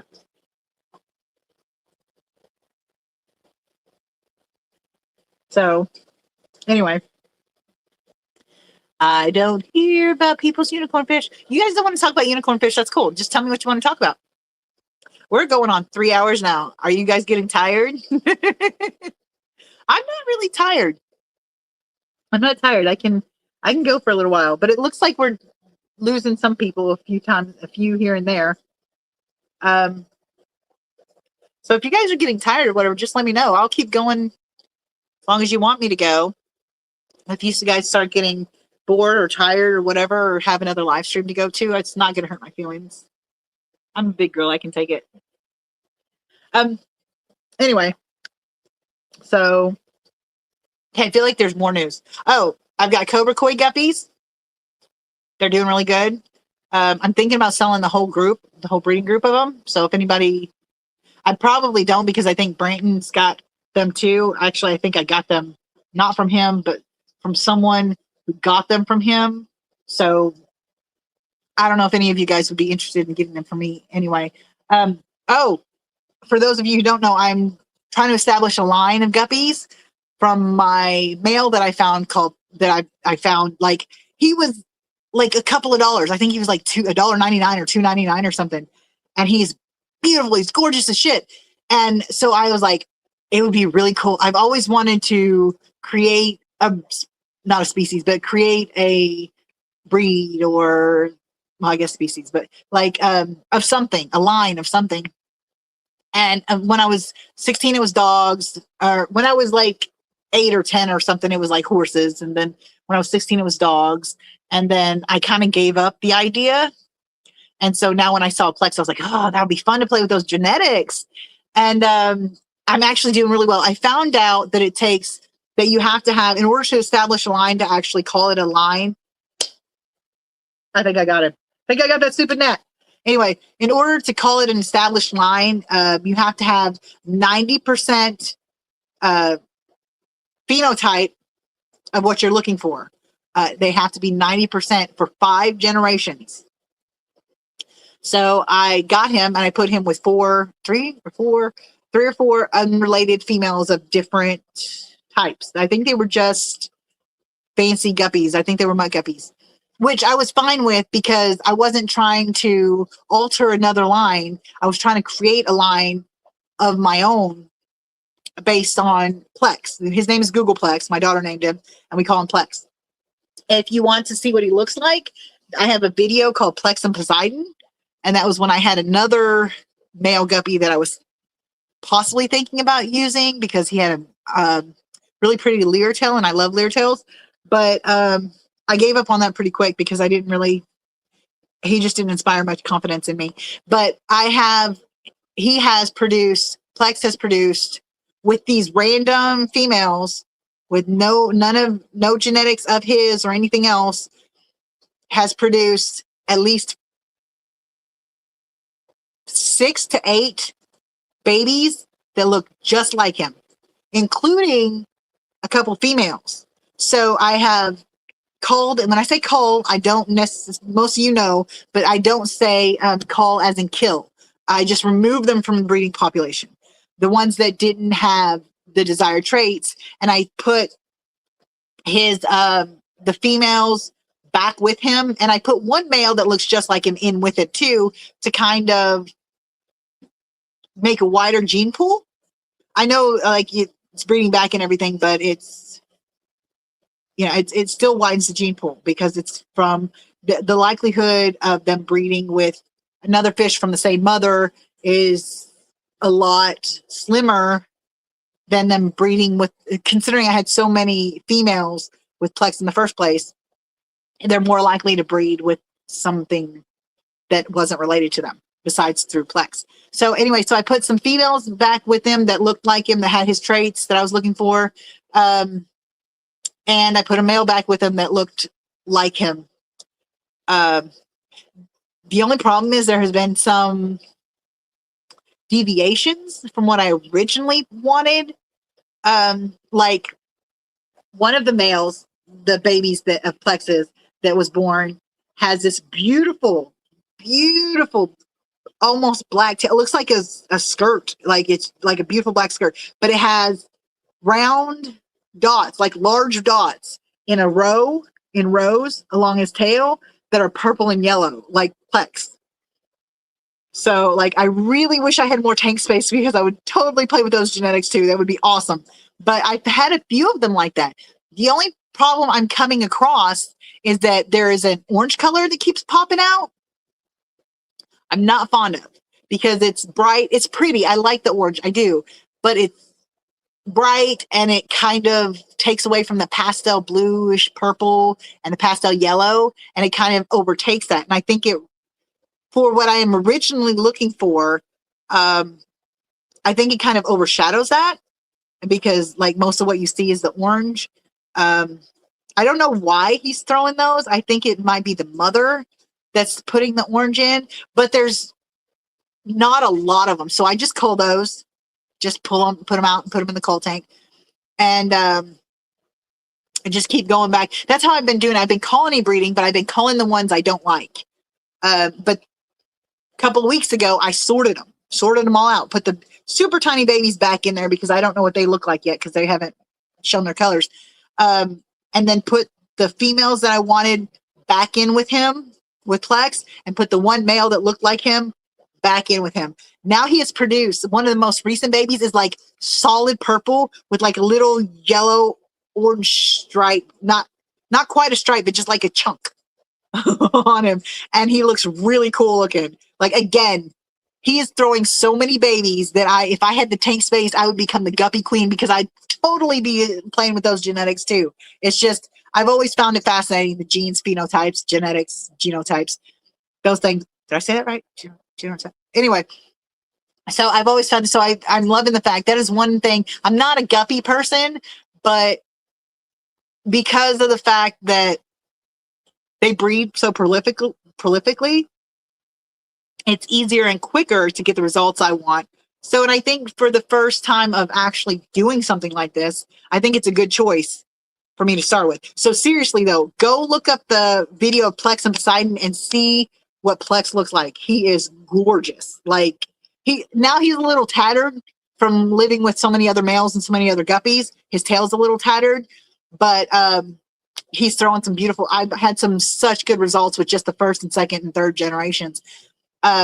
So that's what I'm doing. I'm separating the culls from the community, and then I'm taking out the ones I just want to breed him with and taking everything else out. And those are going in my cull tank, even if I like them, because I don't have the tank space.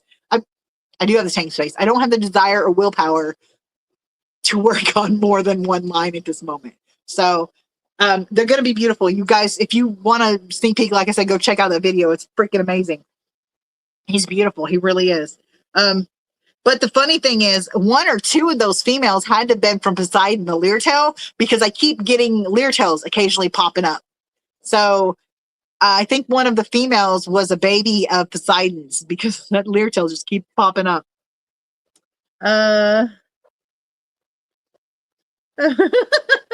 Okay, hold on. I've got to get caught up. Oh, I guess it's not much. Shirley, that's so girly if you're drinking alcohol with a straw. Hey, if you drink alcohol with a straw, you drink more faster. I'm just saying. Come on. And okay, I'm going to tell myself, you guys are probably going to think I'm an alcoholic. But just so you know, I'm not. I've tested the theory a few times because I was worried myself. I feel this is like a 20 ounce, I think, or 30 ounce or something cup. I fill it about to here with alcohol, and then to here with whatever I'm mixing it with.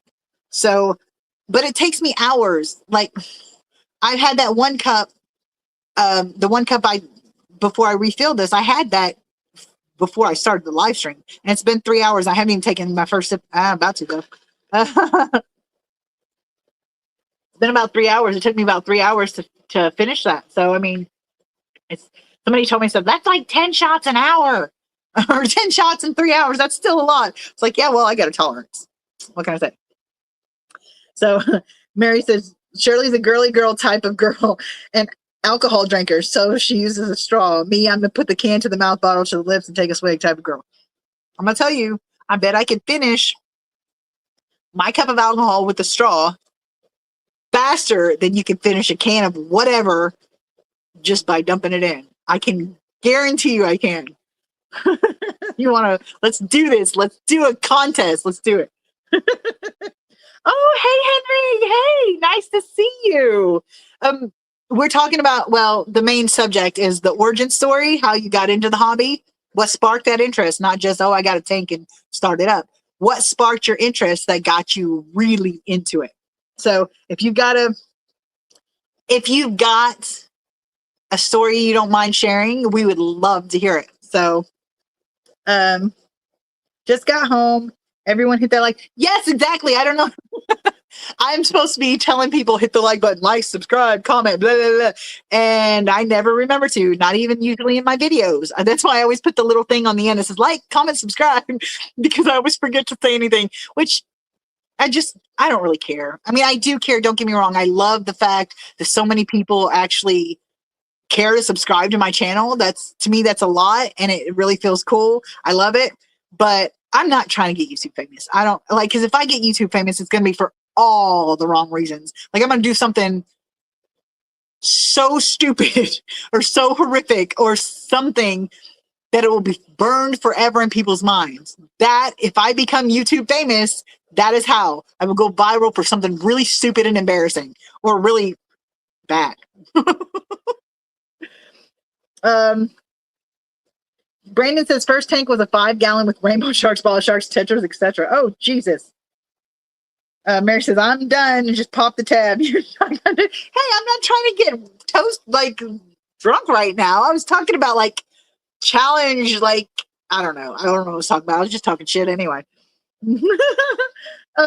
Brandon says second tank was a 10-gallon with the same thing, then a 40-gallon, and then in 125 the same thing. Now a 240 with the same thing. Okay, you guys want to see me get really tipsy? Let's see how this goes. Okay, just to show you, it's full. Okay, I just filled it full except for a couple of drinks. Let's see.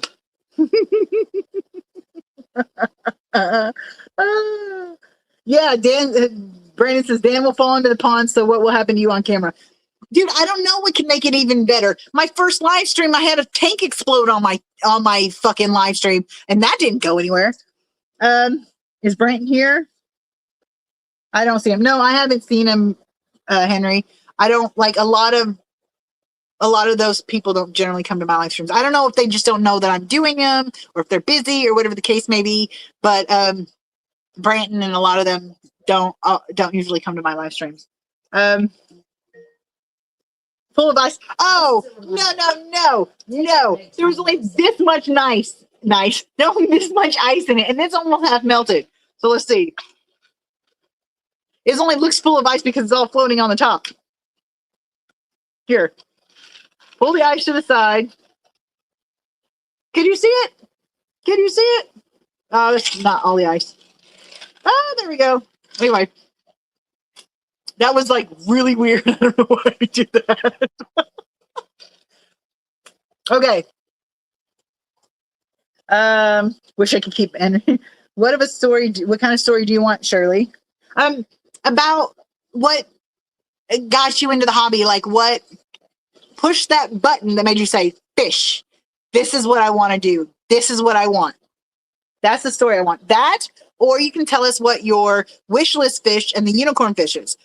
My difference between wish list fish is a fish that you want really, really bad.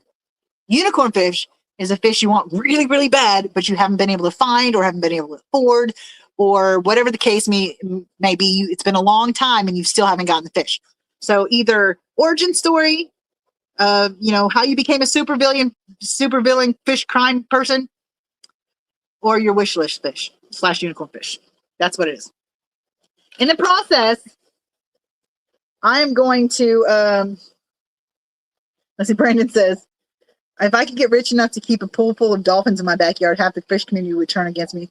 Yes, you jerk. Don't be leave dolphins alone. Besides, they'll just hump you. Brandon said, or Mary says, that'd be cool, but they wouldn't like it, I'm sure, but definitely different. Henry says what got him into the hobby was a goldfish and a mini crab. Care to elaborate? And in the process, I'm going to see how fast I can do this. This is going to be fun. If I do anything embarrassing, I'm deleting the live stream. I'm just telling you that. Wait, it just depends on whether it goes viral or not, because that would be cool, because I can monetize my channel and maybe make some money from it. No, because nobody would ever watch after that, because they'd watch for a little while, see I'm not doing anything exciting, and then they'd be like, nah, I'm done. So, but still, I'm going to do it. Okay, let's see how far I can go. Now, you guys got to keep in mind, I had surgery on my stomach, so my stomach's like this big around, like the size of an egg. So this may take me, it'll be slower than what I used to be able to do. Okay.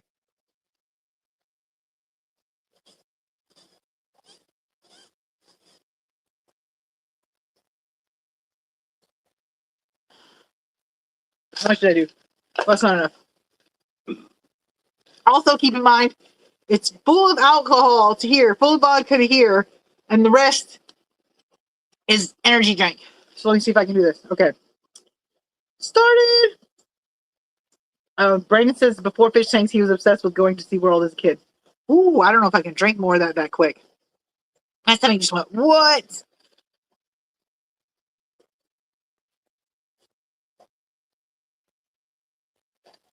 Okay, I lied, Mary. Maybe I can't drink it as fast as you, but it's also higher content of alcohol than your beer. Oh, Jesus. No, I have never watched Blackfish. I'm afraid to, because I'm afraid it would be sad. But that's how much I drank. See down there? I drank all the way down to here. So I drank about half the cup. Just saying, I think I beat you in quality. I'm just kidding. Totally kidding, Mary. You're awesome. Okay, Henry says, I got the goldfish from a birthday party game and I won, and I needed to get a fish tank for it, so I bought a 15-gallon cube aquarium for it. And when I was buying the tank, I saw cute mini crabs. Oh, that's cute. I love the origin stories. They're so adorable.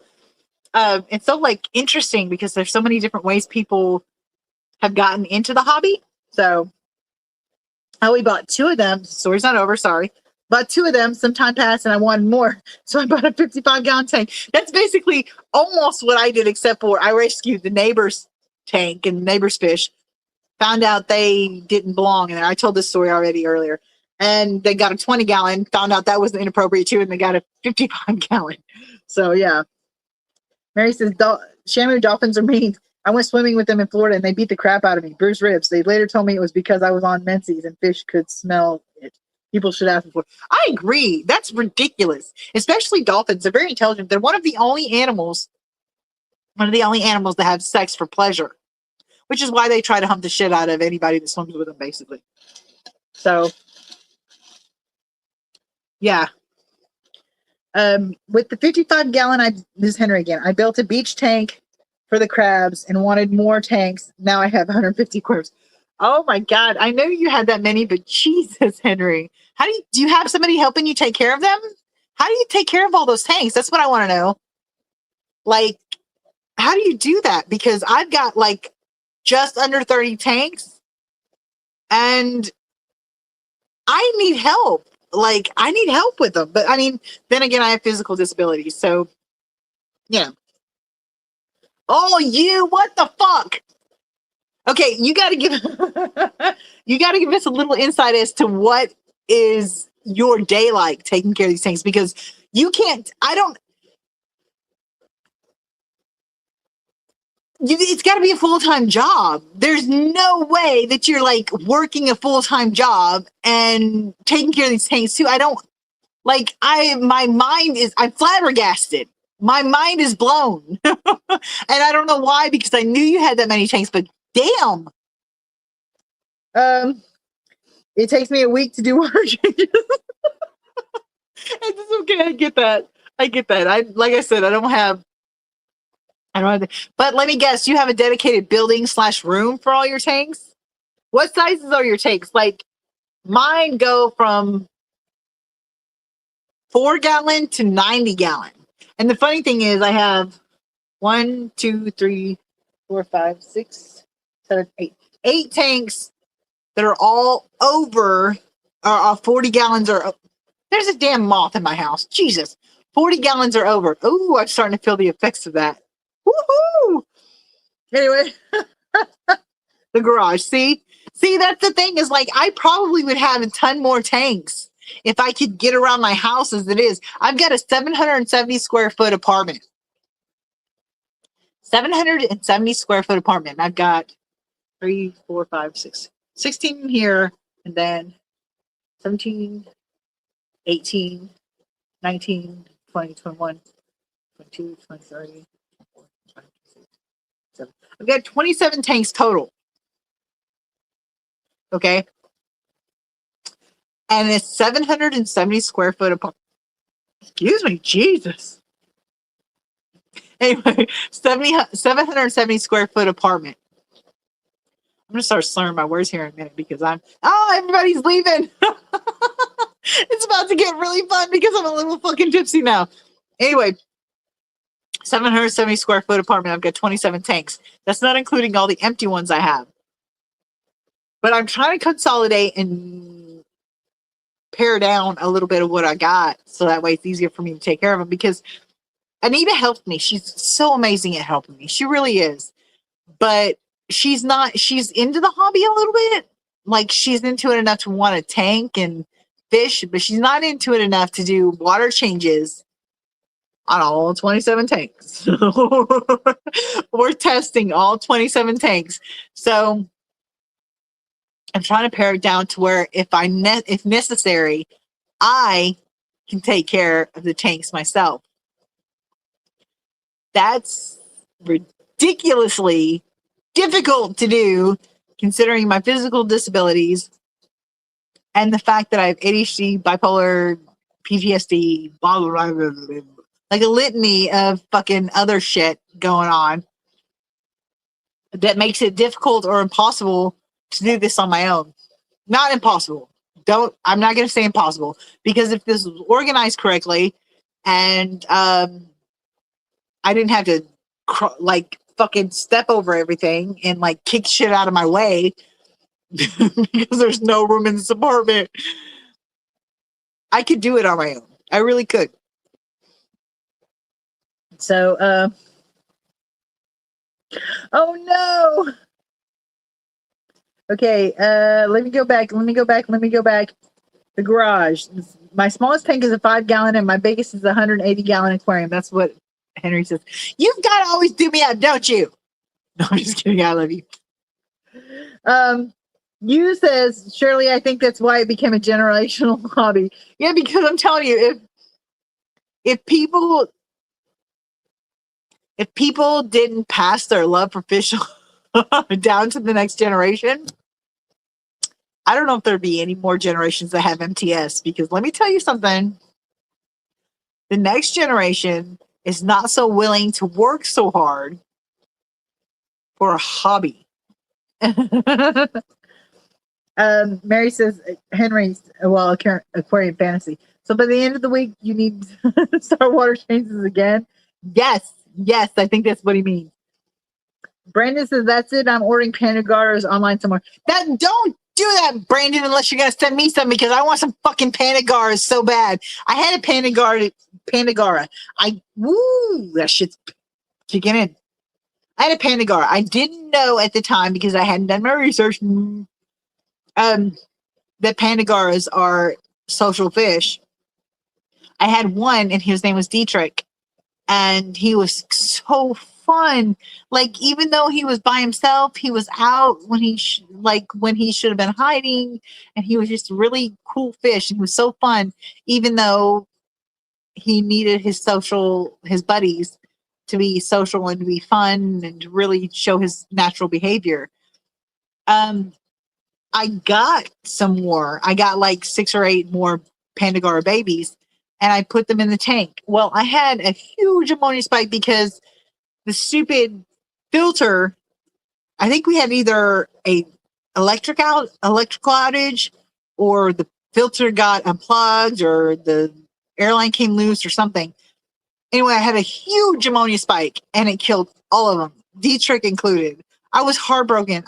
Because I love the Pandagaras. They're so beautiful, and I would really love to have some more, but they're not cheap.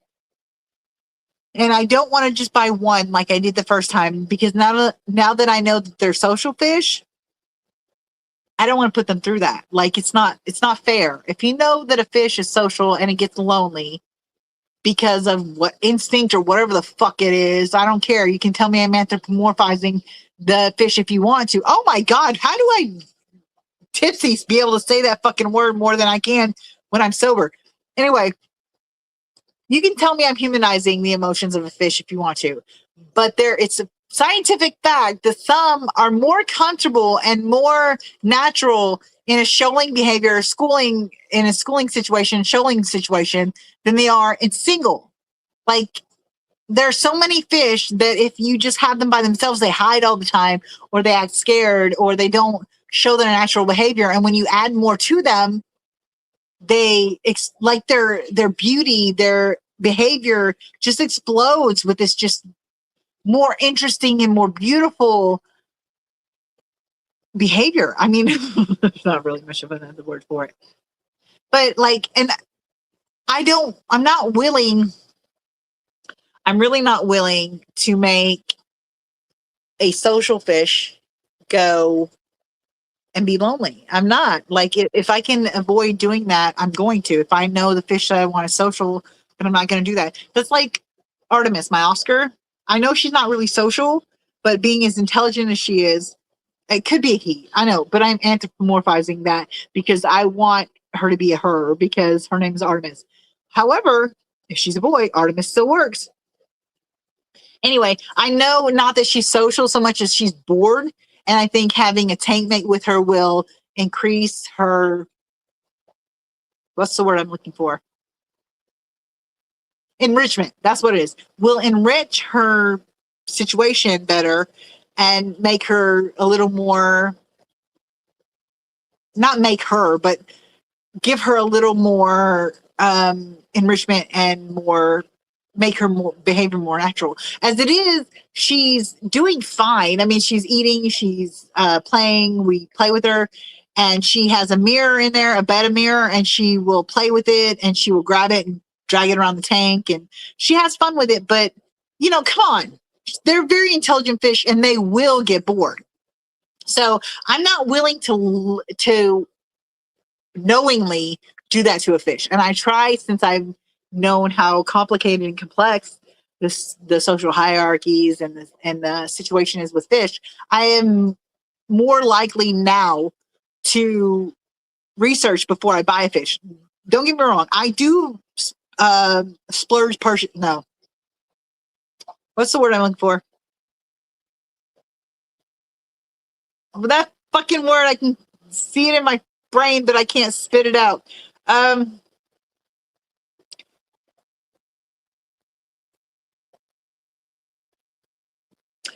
Do it without thinking. Purchase without thinking. What is that word? Hold on, let me look at comments. Maybe somebody has the word. I can't think of the word. It's really pissing me off. I can see it in my brain. I can see it. I can see it. I can see it. Where you do it without thinking, without doing any research beforehand. When you go into a fish store and say, "Oh, that I've got to have that fish." I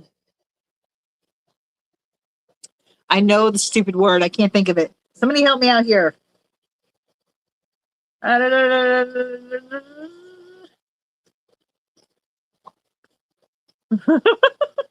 Sorry, I'll start with the comments in a little bit. Oh shit, I had it. No, not spastic. Crap. I hate that when I go to say it, it doesn't come out. When you purchase a fish without thinking about it, without prior knowledge and without thinking, what is that stupid word? Impulse buy. Thank you. Jesus Christ. Anyway, I don't know why I couldn't think of it. I could see it in my brain, but I couldn't say it. Impulse buy. You're more likely. I do impulse buy sometimes, but when I do, I try to talk to the store owner. Now, I don't go to Petco very often. I don't, or any of the big box pet stores. So I'm not really super worried about the lack of information. Plus, I can Google. I can open my phone and Google and try to get basic information. So I know that the tank size, the tank mates, yada yada, are mostly okay for it before I do purchase. I always try to look it up. I always try to ask the LFS. Now, the problem with asking LFS people, they may be knowledgeable and they may help you with with some of that knowledge. But if they think that they are going to lose a sale, because you have to remember, LFS have to make money too. They do. And so first and foremost, they're salesmen at the store. They are salesmen. They may be fish experts. They may be knowledgeable. They may have experience. Yes. And some of them will be like, ethics, fish treatment, yada, yada, over a sale. Some of them will be like that. But when it comes down to it, when they're looking at their jobs and whether they have to sell this, or sell that, they're going to try to make the sale. And I know this because I've been a salesman, not of animals, because I'm one of the few that would be like, oh, hell no, I'd rather lose my job than make sure that an animal goes to an abusive or neglectful home. I'm not going to do that. Like, I wouldn't sell an Oscar to somebody who's got a 20-gallon tank. I wouldn't do that. I would be all up on them. I'd be like, you are not taking that Oscar home. And I'd lose a sale. And I'd probably get my ass kicked, straight the fuck out of there. Oh, sorry. I get a mouth of a sailor whenever I drink, apparently. But you have to remember they're salesmen first. So I take their basic information, but I don't completely trust it. Like, I look it up, back it up. When I get home, even if I buy the fish first, I do basic things like, okay, is this size tank going to be big enough for it? Yada, yada. And I've got enough tanks that I can switch stuff around if I need to. Like, I can set up a new tank or whatever the case may be. If I get a fish that's not good with compatible with other fish, then I've got options, but a lot of people don't.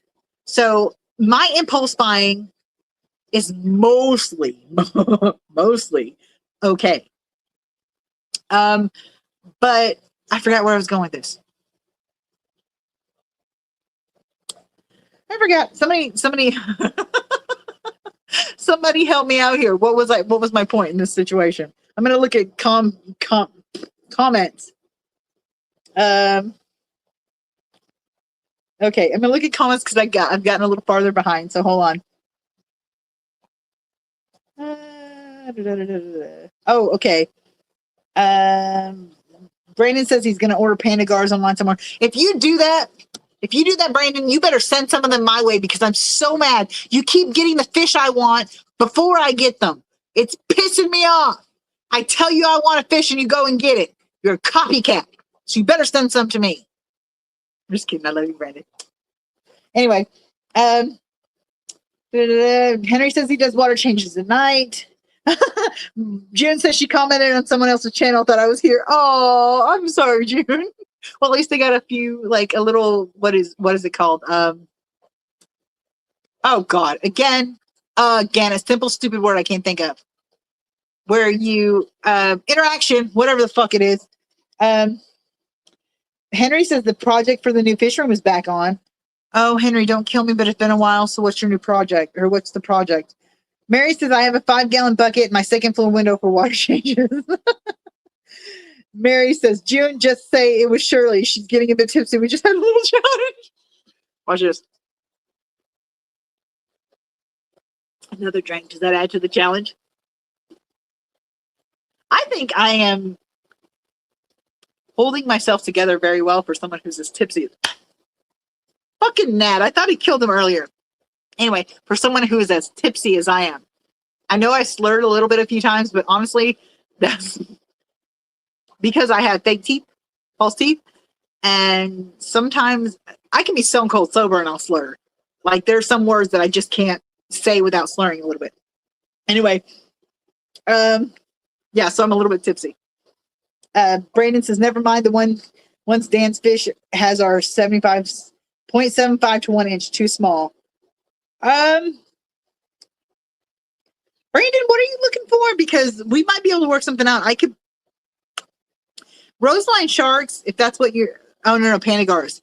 They have Pandagars, certain person, I won't tell you who until like we'll talk to you later because I don't know how many people they want they want to know this, but they can get Pandagars for like $8 each, and they're not super expensive.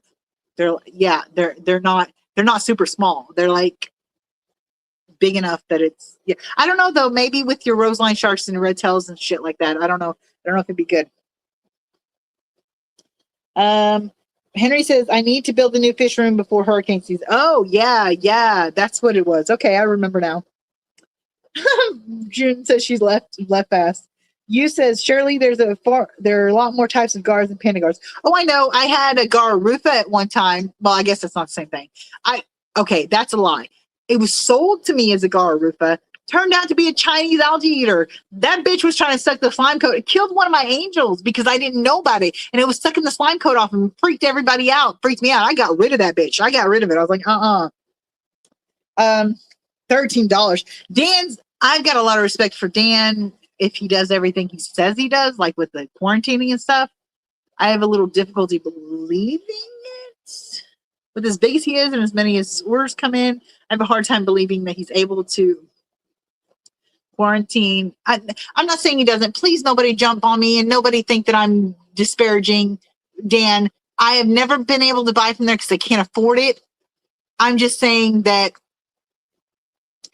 anything as big as he is, I have my doubts about his ability to care for that and still make a profit.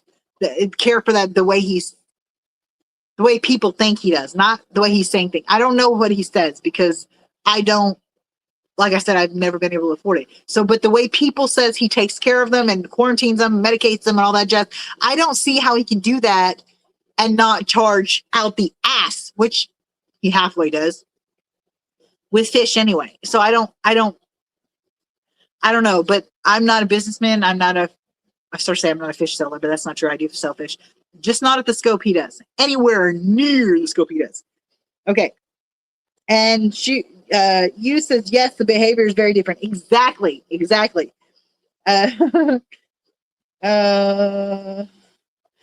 Oscar the Oscar did it. Mary says, You think so, June? Having another Oscar will make her happy? Okay, my question to you, I think I asked you before, but I don't think you saw it because it was in a live stream chat that I was in. I have a 90-gallon bow front. Here, let me show you what I've got. Oh, didn't mean to do that. Hold on. No. Where's my 90-gallon bow front? What the hell? Okay, I hate this thing. Fuck. Where'd it go? Where's the... Oh, it's right. I'm so dumb. It's right there over the TV. See? Anyway, it looks small, but that's my door frame against it. My outside door over there. And it's bigger than it looks, but that's what I've got, a 90-gallon bow front. And I've got her in it. I don't know if you can see her. She's swimming in the front right now. But she seems bored all the time. And I really genuinely don't want her to be bored. And I can't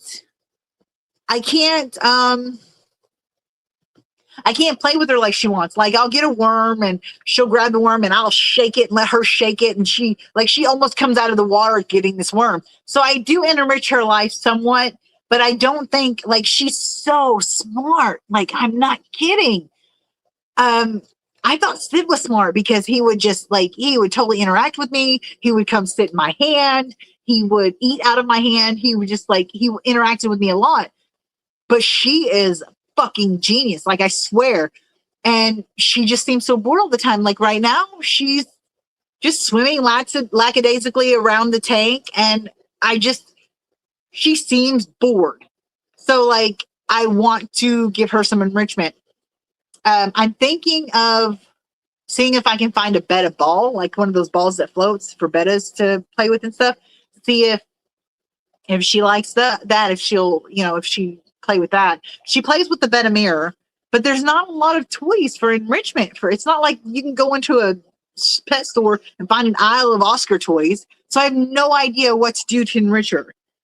She needs it though. Like, she really seems bored. And I know that's anthropomorphizing okay, a lot of people would think it is, but with her intelligence level and with her activity level, the things that she's got, I don't think I'm anthropomorphizing too much to say I think she's bored, because she so far hasn't dug into the substrate, but I'm hoping she doesn't get so bored that she does that. So having another Oscar, would having another Oscar in that size tank be too much?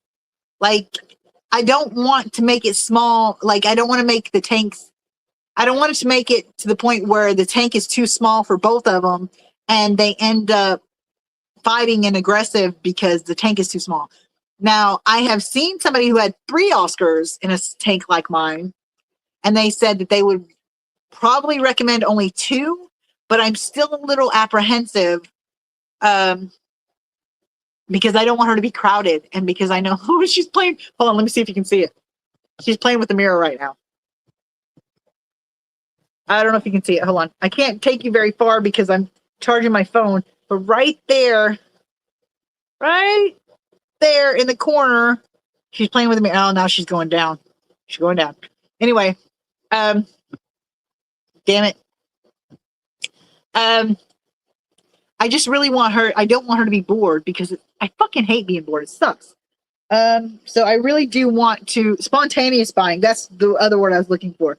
I want her to not be bored. I want her to have her enrichment and stuff she needs. Indiscriminate, random. Mary says the words in that big cup, alcohol, quick, another big sip. It'll come to you impulse. impulse. Everybody's helping me there. That's hard to do online. Very true. I was first. It's all in the alcohol. That's not fair, Mary. You drank a beer and you drank it out of a can and you drank it before I knew that there was a go. So, you cheated. You says the alcohol is kicking in. Yes, it is. And boy, does it feel pleasant, because I haven't hit that point where I'm like blackout and stupid right now. I'm just regular stupid.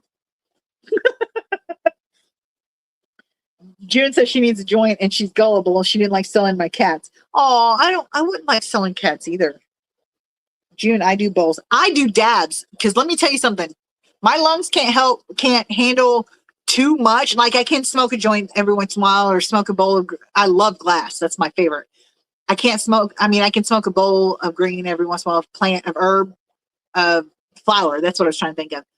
But dabs are aces for me because I can hit it once, maybe twice, and I'm good for a couple hours. So, yeah. Oh, hey, Robert. I didn't see you come in. I'm so sorry. I missed you. Hello. Hey, doll. They're all talking about weed, yada, yada, yada. I can't really get in that conversation because I'm broke and I can't buy weed at this moment. Anyway. June says once I got the fish fridge, she loaded up on weed products. Mary says, you're doing just fine. I was joking. You good. Another sip. Please come on. Keep up. Third Canson shotgun. Okay. All right. I'm going to finish this.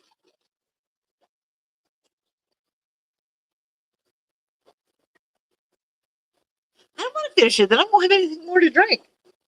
Oh, I've got more monsters. Oh, I'm almost done. Oh, that's probably a bad idea. I should probably wait till after the stream to do that. Because I'm already pretty inebriated. And if I drink the rest of this, it's going to go down like good. Oh, shut up, Anita. You're as much of an instigator as I am. I know it'll be funny, but I really don't want funny recorded. I don't want there to... what? I don't want to go... I told you I don't want to go viral for something stupid. I'll start slurring shit. Okay. No pee break yet. Yeah. Okay. It's been 3.5 hours and no pee break. Look at that shit. I am fucking iron. June says Dan and predatory fins have high expensive fish and crazy high shipping. Yeah. But I mean, I kind of get it because shipping isn't cheap and they usually want you to go overnight. I'm not at the point where I'm requiring overnight because I'm too broke. I'm too broke to be that picky, especially when I know 2 day it's fine. I refuse to ship more than 2 day though, because especially if the weather's bad or the temperature's bad, I put a lot of work and a lot of heart into these fish. I do. And even if I didn't, they're animals and it's cruel. And I don't think that they should be in the box more than two days, because that's a lot. That's like, how would you feel if you were trapped in an airplane for 2 days or 4 days or whatever the case may be? You might survive with no food, no oxygen, no nothing. You're stuck in your seat. You can't get up to go to the bathroom. If you have to go to the bathroom, you have to piss on yourself. How long would you be okay like that? Like, even if you were like physically okay, which you wouldn't be because you would be fucking unhealthy as shit at that point, you would not be mentally okay. I don't care what anybody says. Animals have, I mean, it's been proven scientific studies that animals are a lot more. Stop licking yourself on my couch, please. It's gross. You leave big lick puddles on my couch. I love you though, Django. Don't lick on my couch. Anyway, it's been proven that animals have more of a complex thought process and brain system than we originally thought. So anthropomorphizing fish is really not that off track. Like, it, to some extent, it is a little much. Like, it's not like they care if they have names. They don't, it's not like they care if you give them luxurious whatever. They don't care as long as they're fed, they have plenty of space, they have hiding spaces, their basic needs are met, they're happy. But to me, that feels like that's because they don't know any better. You give them something good and then you send them to somewhere that doesn't have that. Like, okay, even something small is like, I take my fish from, if I put a fish in a well-planted, well-stocked, like, well-planted, like has lots of hiding spaces and stuff and given plenty of room and plenty of enrichment and stuff, and you take them and put them in a bare tank, I think they know the difference. I do. I really do. I don't care what you say. You cannot tell me. I've seen too many fish get really depressed and not really want to eat anymore after taking them from a well-planted tank to a bear tank for breeding. That's why I don't leave my fish in breeding tanks. I either leave them in there constantly and they haven't had the opportunity to see. I'm sorry, slur.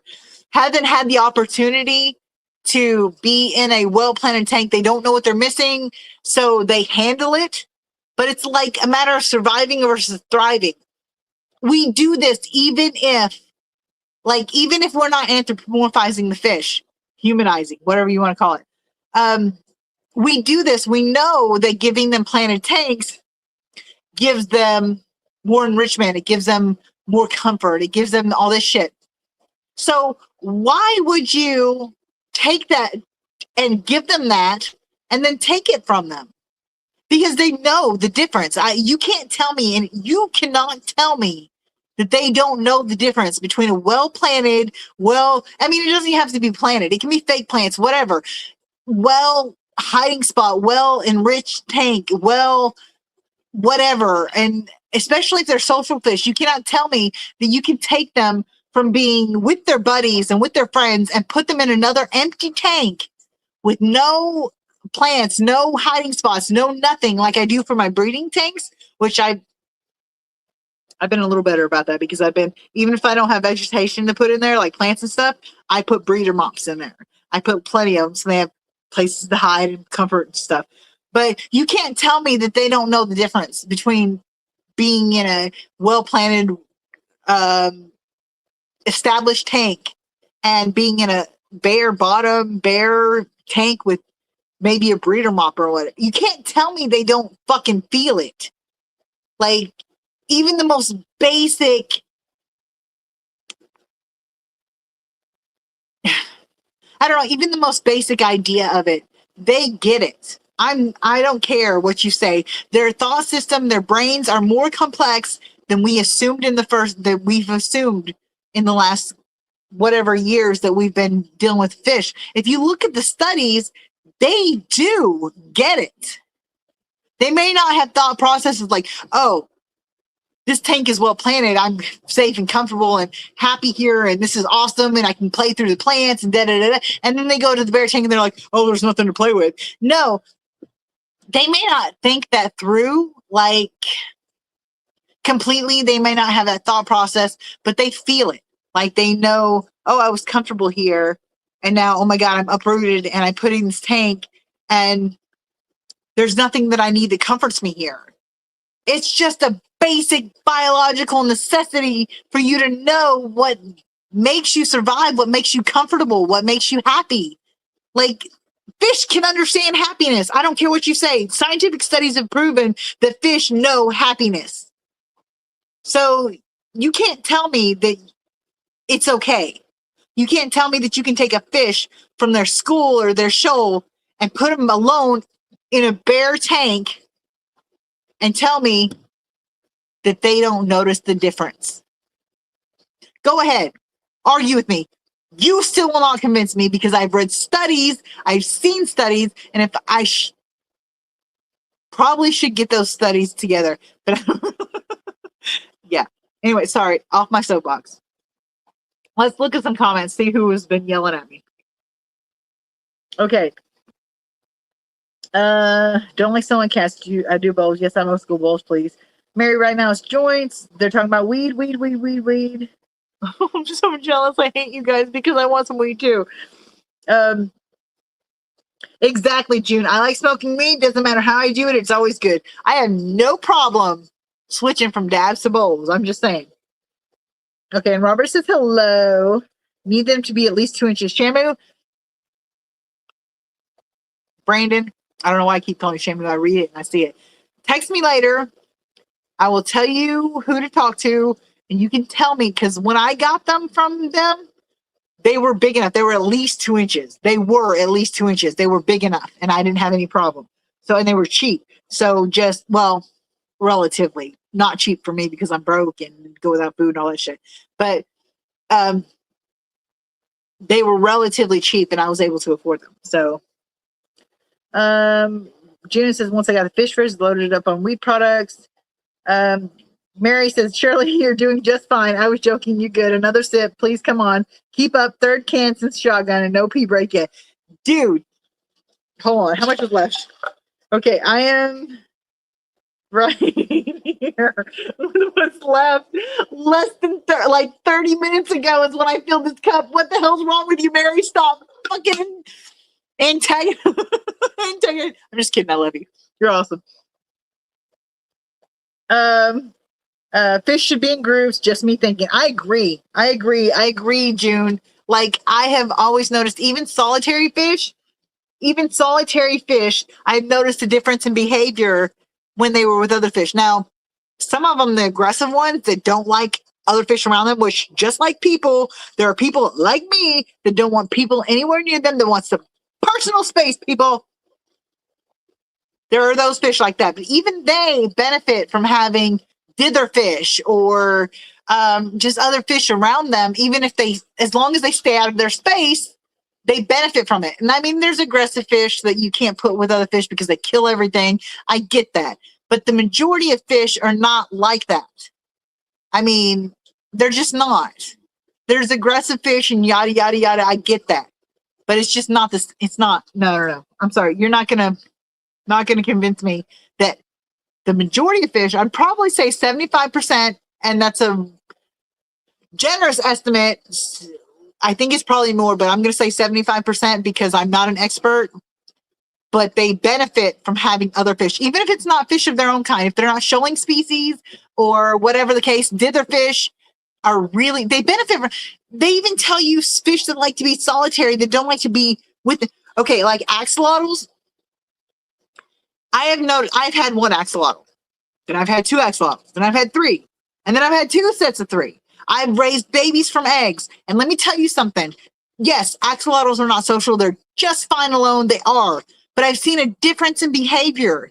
My males and my females, I've got them in separate tanks. They play. They play with their tank mates. And I don't care what you say. I'm sorry. They might be fine on their own, but when you put that lone axolotl with a group of other, well, maybe not a group, but with another axolotl, once they get to know each other, it's a different story. Like, when I put Cypress with Rufio, my two axolotls, my first axolotl and my second axolotl, when I put them together, they were approximately the same size, which is what they recommend when you put two axolotls together. Rufio went through a huge growth spurt. Like, he literally doubled in size in no time. And he was double to triple the size of Cypress. They played. Not a lot, but they would stay together. I would feed, and Rufio, the big one, would, if he had a worm and Cypress grabbed it out of his mouth, he would let Cypress take it. I'm sorry, but Rufio could have easily taken a worm that he's got. If they were side by side and I went to feed them, and Rufio grabbed the worm and then Cypress tried to grab it, Rufio would let Cypress have it. Cypress would lay on Rufio. Rufio would curl his tail around Cypress. I mean, it was like, I know I'm anthropomorphizing. I know that, but I don't think I'm doing it to the extent that it's unbelievable, because it's not like I'm saying, oh, they know their names and they come to me when I call them. No, they don't give a shit about their names. They don't. But when it comes to social, yes, they might be fine alone, but that doesn't mean they're not more enriched by having some with them. I put Dash, my leucistic, I couldn't think of the word, my leucistic albino leucistic axolotl that I helped raise. A friend of mine hatched them, and she gave them to me when they were really small, like this big. I took that when he got big enough and put him in with when I discovered he was a boy, put him in with Rufio and Cypress. They immediately started playing. Like, after a couple of days, well, not immediately, after a day or two, like, they started playing. Cypress would float, and then and just let himself, no, not Cypress. Dash would swim up to the top like he was going to get an air bubble, and then he would flatten out, and then he would just let himself go to the bottom, and he would, like, land on Rufio. Rufio at first would freak out and take off. But then they all started doing it after a couple of days. They would go swim to the top together, and then they would all just like drift down, and they would do that. And then they started doing that. I've got a video on my channel called Boy Party or something like that, where they were all just playing together. You can see it. You can't tell me that doesn't enrich their lives. You can't tell me that doesn't make them happy, because animals experience happiness. Animals experience, sadness. They do experience that. It's been proven. So I don't know how anybody can tell me that even a solitary animal can't enjoy the presence of others. Okay? People are going to tell me I'm crazy. I'm telling you this. I know they are. You can't tell me that they don't benefit, that if they're not aggressive towards other things, like the old hermit in the cave that doesn't want anybody near his door or near his yard or whatever. You can't tell me that if they're not that type of fish, or that aggressive type of fish that will kill anything in their tank, that they don't benefit from tank mates of some kind. Shy fish benefit from dither fish. They even say aggressive fish benefit from dither fish because they'll try to take the aggressiveness out on a pack of fish, a school of fish, versus taking it out on one tank mate. I don't agree with using dither fish that way. I do not believe you should put another fish in with a fish that's aggressive in order to get them to be aggressive to that fish. I think that's bullshit, and I don't think you should do it. However, dither fish do have a place and a purpose in helping shy fish be more comfortable, okay?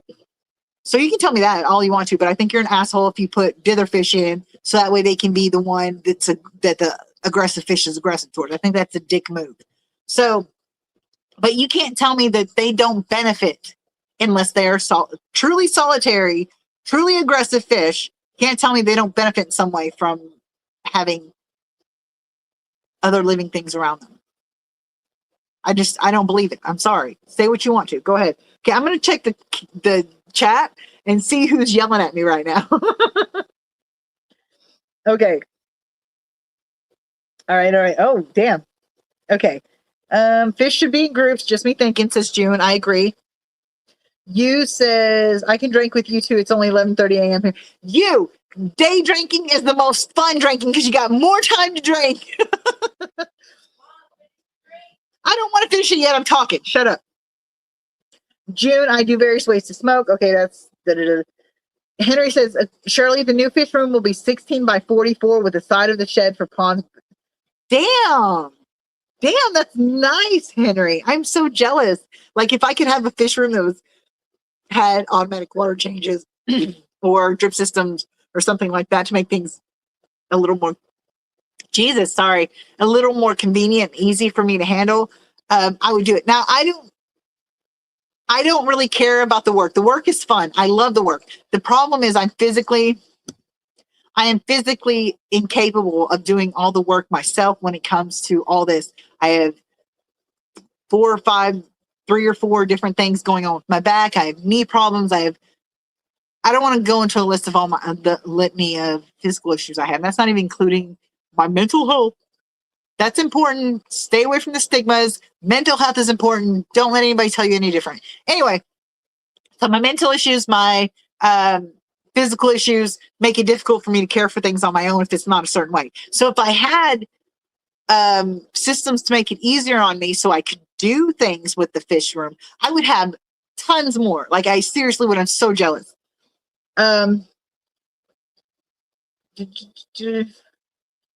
Mary says she needs another, maybe lonely. I think she's talking about Artemis. I agree. I think it would be good. The only problem is I'm kind of broke right now. And we had another Oscar, but I think he had like the fish equivalent of failure to thrive, because when I got him, his name, what was his fucking name again? Anita, what was your Oscar's name? No, we changed it, remember?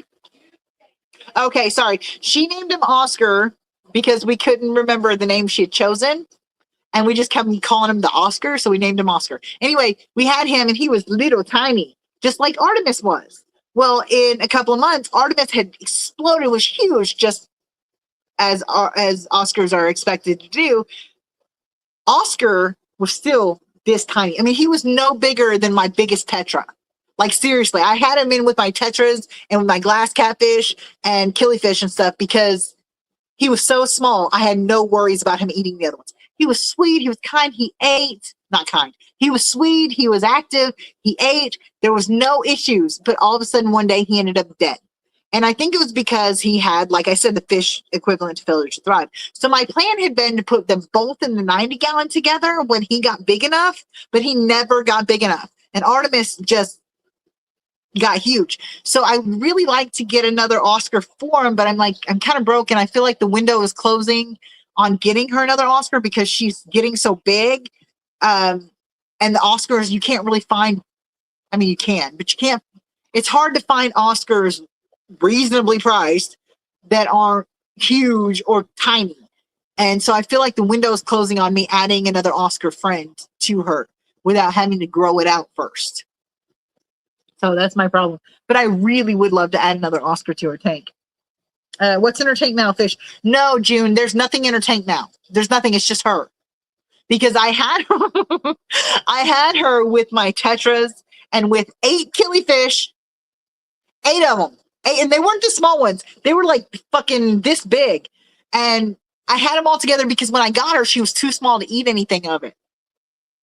She ate 7 of my fucking killifish and 2 glass catfish in overnight when our electricity went out. I didn't feed them because I didn't want the ammonia to spike because there's no filter and yada yada. The next morning when the electric came on that night, all the tanks were off. I turned the lights on the next morning, 7 of my killifish and 2 of my glass catfish were gone. So I put her in the 90-gallon by herself. And again, Oscar didn't grow, so I couldn't put him in with her. So I tried at one point, but she went, like she chased him and chased him. She never hurt him. She never tried to bite him. She just chased him. It was like, I can't tell if she was being aggressive or just curious. Like she seemed, in my opinion, curious, but that could be me anthropomorphizing her. So that's what it is. I really would like to get her another one, a really pretty one that I decided that I wanted, like an albino or something. But she's a good 4 or 5 inches now, and I really don't know how small is too small to put with her, other than it's, big enough, small enough to fit in her mouth. Or how big is too big. Like I want to make sure set them up for as much success as possible, honestly. June says she got her Oscars a desk and a laptop. Damn, I wish you could give me a desk and a laptop. How deep is the tank? You said 90-gallon, right? Yeah, it's a 90-gallon. It's about almost, if it's not 3 feet high, it's almost 3 feet high. And then it's from back to the front of the largest size, it's either 18 inches or 24 inches. It's one of those. It's pretty big for a 90-gallon. I honestly, I may not know Oscars very well, but I feel like it wouldn't be too small for 2 Oscars. I don't think it would be. But I was thinking maybe when I first put her in there, she was super shy. She would hide all the time. But now she's come out, she's like freaking, she's the queen. She owns it. So I wouldn't have a problem putting her with another Oscar as long as it was a size that they could both get along, or that they both could stand up to each other. Like I don't want either one of them to be so small that the other one picks on them to the point where it's a problem. Because I can clear out a 75 if I need to, but I really don't want to. Oh my God, my albino cories are spawning again. They've been spawning almost every day for the past 2 weeks. Anyway, I can put her or him or whatever the new Oscar is in a 75. I've got 3 75s. 2 of them are filled with axolotl, so they're a no-go. But one of them has got full of cories and tetras. I can find something with that. I can do something with that if I have to. But I don't want to. I don't want to have to. I want to set them for as much success as possible, so that way they get enriched and they're happy and yada yada. Okay. You said, Shirley, do you have a wave maker? Oscars do play with current. Oh, that's good to know. I've got a canister on it. I don't have a wave maker. I would love to have a wave maker. I had originally bought 2 wave makers for the 90-gallon before when I had hill streams in it because I was going to make like a river. I made a river tank, and it turned out really great. But the wave makers quit working, so I don't have a wave maker for them currently. High current is fun for Oscars. I need wave makers. I do too, June. I do too. Hard to diamond pump. Mary says, Shirley, you're not stupid. We're all just having fun. At least I am. You're so great, Mary. Thank you. I'm having fun too. 25. June, send me some of that damn wax. Don't be hoarding. I'm just kidding. Like, I seriously, don't get me wrong. If you send me some wax, I'd be totally okay with it. But it's your wax, so don't feel obligated or anything. You know, I know you don't feel obligated because you're not. Don't feel like I think you're obligated. I exhale into the Oscars tank. I peed my pants. June says I purchased my Boo from Predatory Finch shipping for one fish, $75. Did arrive the next day in perfect shape. That's good. That's good. June says you can put all the human traits you want, just don't get upset when they do a cat thing or a dog thing. No, I love when they do this. I love when they do something so unexpected because it's like it keeps you on your toes. It keeps you entertained. So it's like I love when she interacts with me and when she does stuff like grabs the mirror and goes around, or when she picks up one of the fake plants, because I got fake plants in there. I'm sure you probably saw them when I showed you that. She'll pick up one of the fake plants and shake it like a dog. It's so fucking adorable. June says I was blown away by my Oscars. I removed the pair so they could breed and no one ate their eggs. After a few months, I returned them to their tank. I would love to breed Oscars, but the problem is I would be so like obsessive about who bought my Oscars when they make such a big spawn that I'd probably never get rid of them because I'd have to make sure they had the appropriate tank, the appropriate equipment, the appropriate knowledge, because I'm not sending my Oscar home to somebody who's got a 20-gallon tank. You know, especially if I bred and raised them, fuck that. So yeah, I would never get rid of any Oscars. Beto says you've been a 24-hour stream. Honey, I'm going on vodka. I don't know how long it's gonna last, but I will go as long as you guys want to. It's 4 hours already. This is my longest stream. But let me tell you something, honey. I will stay as long as you will stay. You guys stay. You guys tell me you want to be here. I will make it as fun as I can for you. I love you guys. Mwah! I do.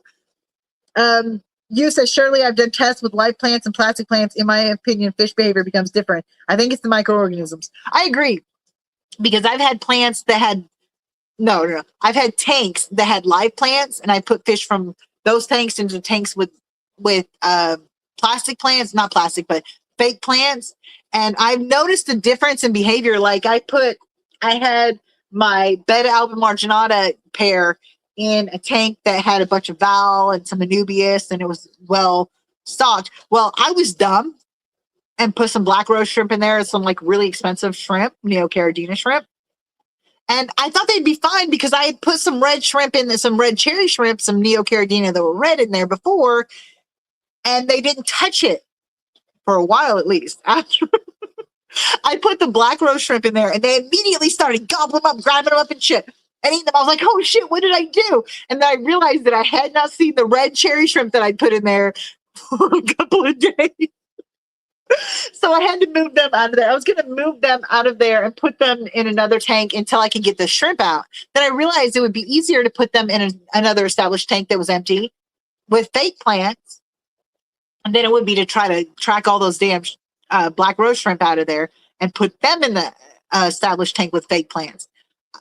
I didn't realize that when I put the Beta alba marginata in there, they would get, like, I don't want to say depressed, but that just kind of seems like what they were. The female still, it's been like a month. The female still hovers at the top, which is not unusual. Betas are mostly top dwelling fish. But the male, he's good and he goes around, he explores and stuff. But the female stays at the top and doesn't do anything. Like, she seems very unhappy. So I'm going to try to remedy that. I don't know how, because I don't think I can get all the fucking black shrimp out of this tank. And they're expensive and I need to make money off of them. So I can't really put them with my Beta alba marginata that think they're a very high class meal. So I've got to figure out something to do with them. I did put some jungle Val, or maybe it's leopard Val. Anyway, I put some Valerianeria in there with it, with the fake plants, because I was able to get some out of the jungle tank and out of the tank that I had them in originally. And I put some in there, and that seemed to help. But it's with all the fake plants and stuff, she just doesn't seem as happy. Like, she just doesn't. I don't know. I know it sounds stupid, but she is she's still at the top. Like, she's not sick. She's eating. She's not sick or dying or dead or anything like that. She just seems very lackadaisical and very lethargic. That's the word I'm looking for. Not in a sick way. Like, I've expected her like as much as I could, and she's not showing any signs of symptoms. The male's not showing any illness. She doesn't seem, and she, like I said, she eats and stuff, but she just stays at the top. Like, she's not comfortable there. And so I'm trying to find something to do with that. So I agree. There's a big difference. I had my black rams in the tank they're in now, and so I know that there's microorganisms and stuff on the fake plants because it's been established and long enough that there should be plenty on there. Even after the rams ate, was eating off them and stuff. But she just doesn't seem happy. Like, it's not as well planted as the mini jungle tank that I had them in. So I've got to figure out how to fix that for her because she's not happy. She's not. And I was going to separate them because the male doesn't seem interested in breeding. So I'm hoping that separating them will do the whole absence makes the heart grow fonder kind of thing and make him want to breed with her. But I don't have anywhere to put her that's not a bare tank, and I don't want to make her any more depressed than she already is. So, okay. Cheryl, yes, I'm still going. I've been drinking a little bit, so I'm good. Hey, Cheryl, I'm glad you're back. Damn it, I missed the spot. I missed it. Oh, shit, you guys been talking. Bless America. Jesus. You guys really have been talking, huh? Okay, there you go. June says, I was concerned how they'd be welcomed or attacked. They swam around to and flapping fins, swimming past them around and around. It was beautiful, and I didn't get in. Oh, I hate when I don't get shit that's awesome on video. You said she's on a roll. I'm always on a roll, baby. It just takes me a little while to get going sometimes. Beto says he blames weed for lack of achievement. Stop blaming the herb. The herb is good. I love the herb. And the herb, people have always told me that when I smoke weed, they think I'm on something else, something a little more upbeat, maybe. But it doesn't, I guess because it reduces my pain, reduces my inhibitions. It makes me more outgoing and more active because I don't hurt as bad mentally or physically. So I always kind of bounce off the walls when I'm smoking weed. My friend tells me that she doesn't like to smoke weed with me because she wants to chill and, just chill out and be quiet and just contemplate and shit like that. And I'm all like, I have everything to talk about, so much to do, so much to say. And I'm so upbeat and so outgoing that she drives her fucking crazy. So, June says, see, I blame weed for my achievements. Exactly. You says, Mary Oliver, you're antagonizing, you're encouraging. I love that about people. June says, I found Oscars want to be with Oscars who look just like them. They will swim with other colors of Oscars. Yes, fish are fucking racist. That's ridiculous. So you think I should get another tiger Oscar like her? Because I'm okay with that. I think tiger Oscars are really pretty. Somebody told me once the Oscars when they get big are ugly. And I was like, you're ugly. Color and size. Okay, the size might be a problem. Sometimes a girl just wants to have fun, Mary says. June says, hey, I also talk to my fish. We have interesting conversations. My hubby actually believes that. Dude, I find the fish and I have better conversations than most people I have to deal with. So fuck that. Beto says, did you say benefish? I love that word. I think I did. I think I'm doing well not slurring my speech with dentures and with being drunk. Okay. Let me be a little more accurate. Super tipsy. You says, do you talk to your fish like babies? Talking to June. And June says, if the fish will fit in their mouth, yes, they will do it. I agree. I know that. The babies I do, the adults talk totally different. Mary says, Shirley, my blood parrot gets upset with me if I call her a different name and tells me to fuck off, gives me the fin. So fish do care if you name it and call it a different name. That's true. Not all fish do, though. Sid knew his name. I would tap on the tank and go, Sid, and he would jet up to the top. Granted, the tapping on the tank might have been what clues him in, because when I feed my fish, especially if I have a single fish in a tank, which is not very many tanks, most of them are pairs, at least pairs, if not fully stocked. But like with Oubliette, my betta that I have sitting on my coffee table, I tap on the corner of the tank where I feed her, and she'll jet right up there. As soon as she hears that tap, she comes straight up. So it might have been the tap, but he always came when I called him. Blood parrot.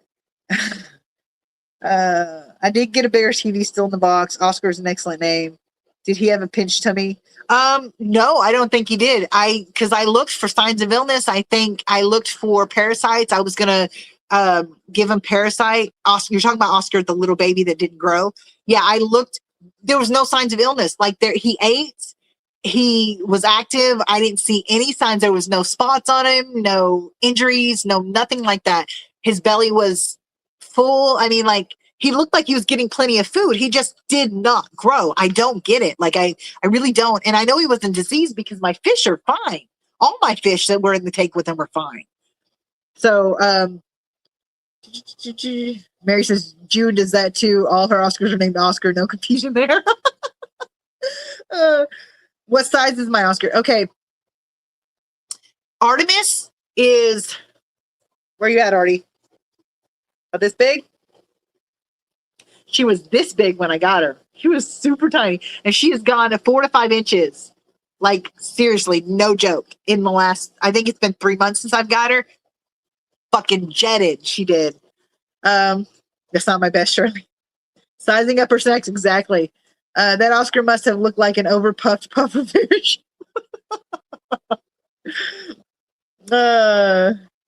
Oscars require a minimum tank 18 inches deep from back deep.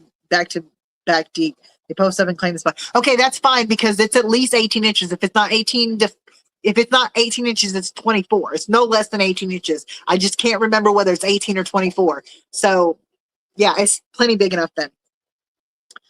Brandon says my Synodontis petricolas are the horniest bastards in my tank. There is this one, I'm assuming is a female, that keeps getting harassed by the others. Poor fish. God, you guys suck. And I've seen eggs explode. That would be a clue that it's a female. Duh.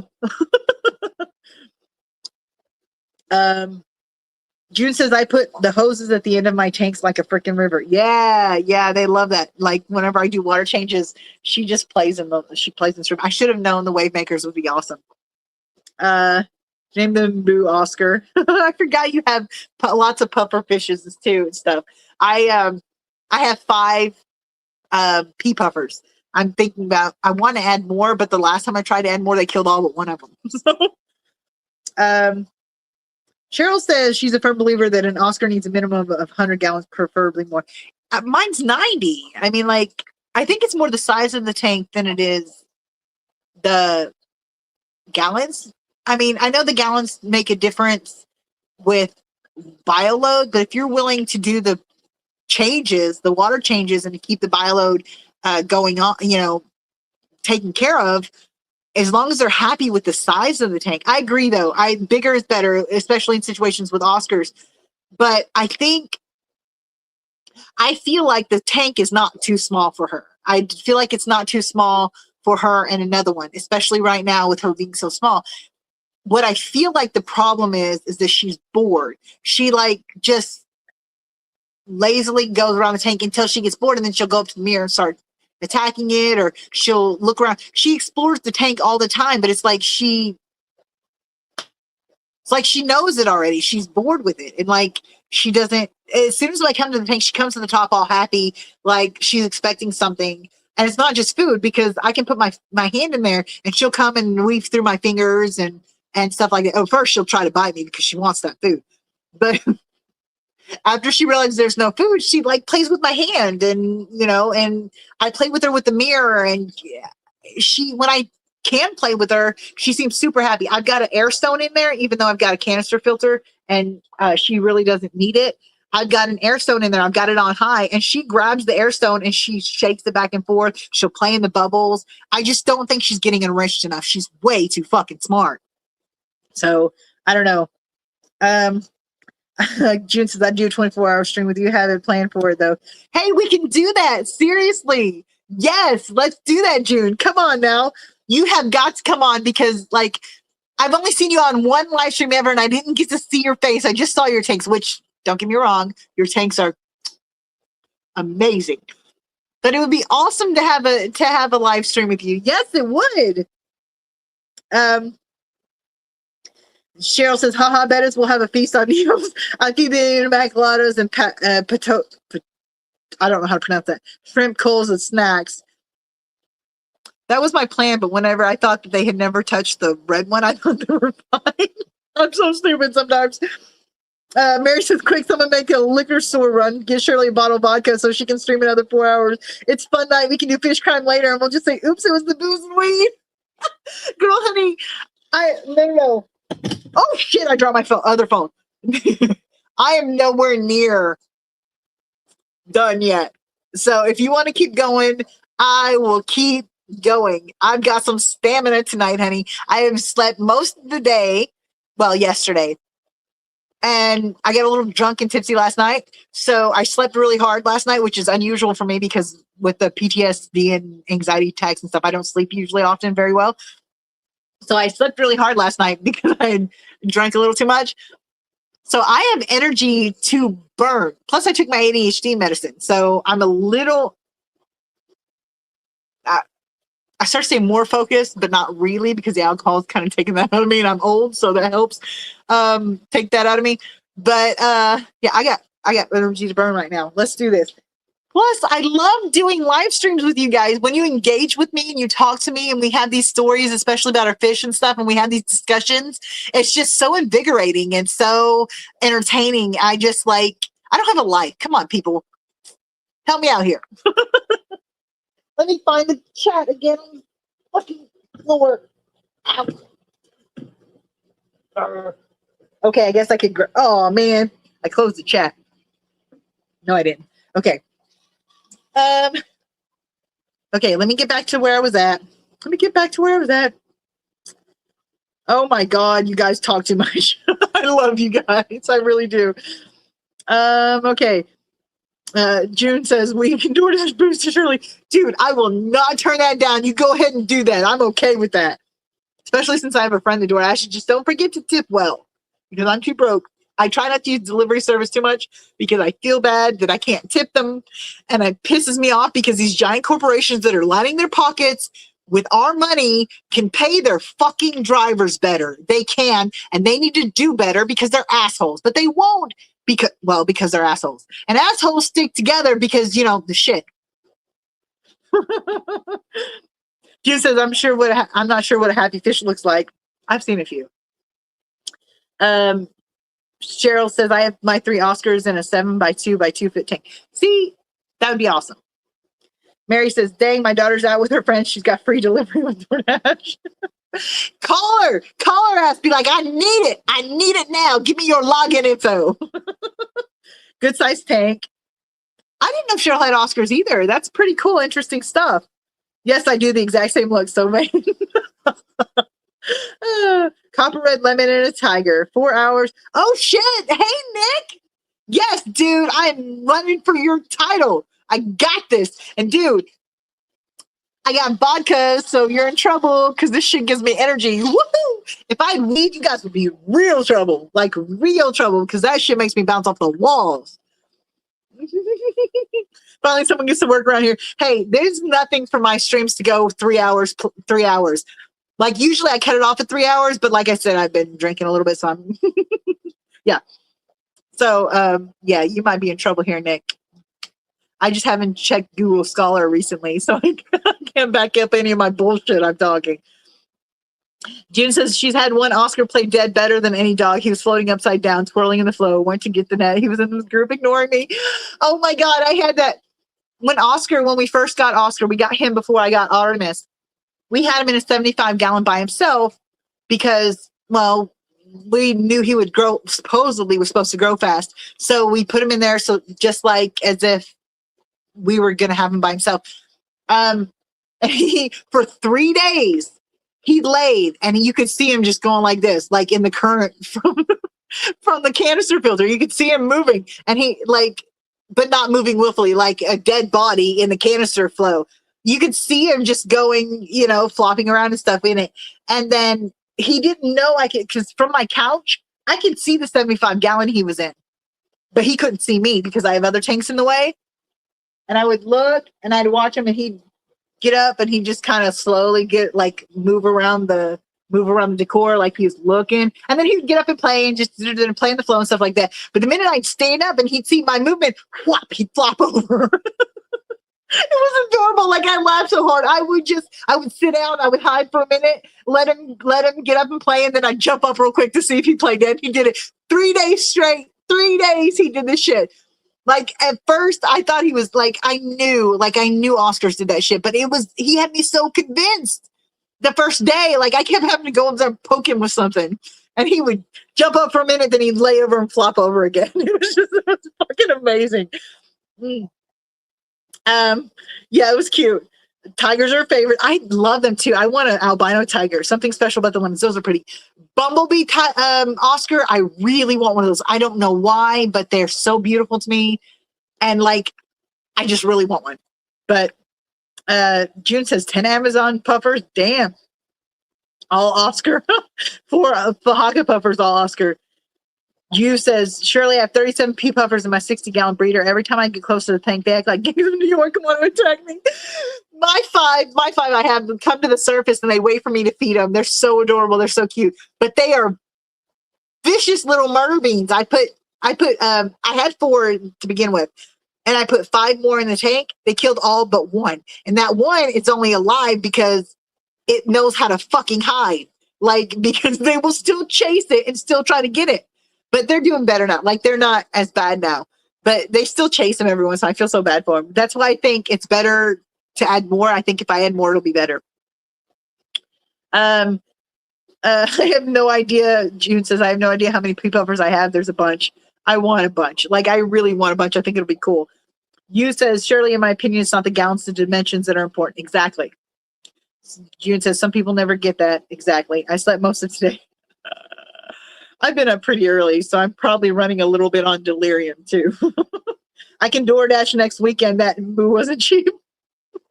I'm sure. I'm laughing all over again as Shirley reads the chat. Brandon's still here, just lurking. Got you on the 82-inch TV. I bet my face looks beautiful on that TV, huh? Making that TV look, making it work, making it look good. I'm just kidding. No, hey, I don't care what anybody says. I'm not a bad looking person, and I'm a really badass person to have at your back. So if you don't want to be around me, if you don't want to have anything to do with me, that's a you problem. I'm good with me. So just saying. Anyway, you know that song, Me? It's who the fuck sings it? I can't remember her name. It's like, if I were you, I'd want to be me too. I'd want to be me too. Because I don't care what anybody says or how they think I look or how they make fun of me. I know I'm a good person. I know I'm a good person to have at your back. That's you missing out, not me. Nick says, for my title, I guess I have to stream tomorrow. You don't count. I swear to God, you have less of a life than I do. Just, you can stream anytime you want to, Nick. I love watching your streams. Just don't stream when I'm streaming because I can't compete with that. Like, seriously, I am under no delusions that I'm as popular as you are, because you have those, you know, you have the Google Scholars. The funny thing is, when I watched your streams and I watched your about the education stuff, it really inspired something in me, and I wanted to do some stuff like that, which is why I asked, like, if you wanted to come on my stream to talk about like killifish and stuff, because you have a lot of for being such a young guy, you have a lot of the information that I can't retain. Like, I can read these studies all I want to. I love reading the studies. I do. It's so interesting and so multidimensional to see all these studies if they're done right. But I can't retain the information enough to make a stream about them, because I feel like I would have to read it over and just pick it out and be like, oh yeah, this is what it says here, and yada yada yada. Plus, I don't want to copy off people, but it like actually inspired me to go to Google Scholar more, because honestly, I'd forgotten about Google Scholar since I'd been in college. So it inspired me to go and start looking up studies of my own, which is where I get a little bit of my information. So kudos to you. Nick says, the day I do a drunk stream is the day the fish mafia break down my door and take me away, holy. Hey, honey, this is prime time fish crime. We do all the shit that you're not supposed to do. So watch this while I finish my drink.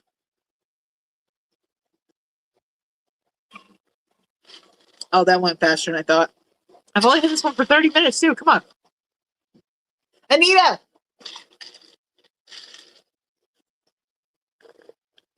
Anita Batita! I think my daughter's ignoring me. Excuse me, let me mute this while I yell at her.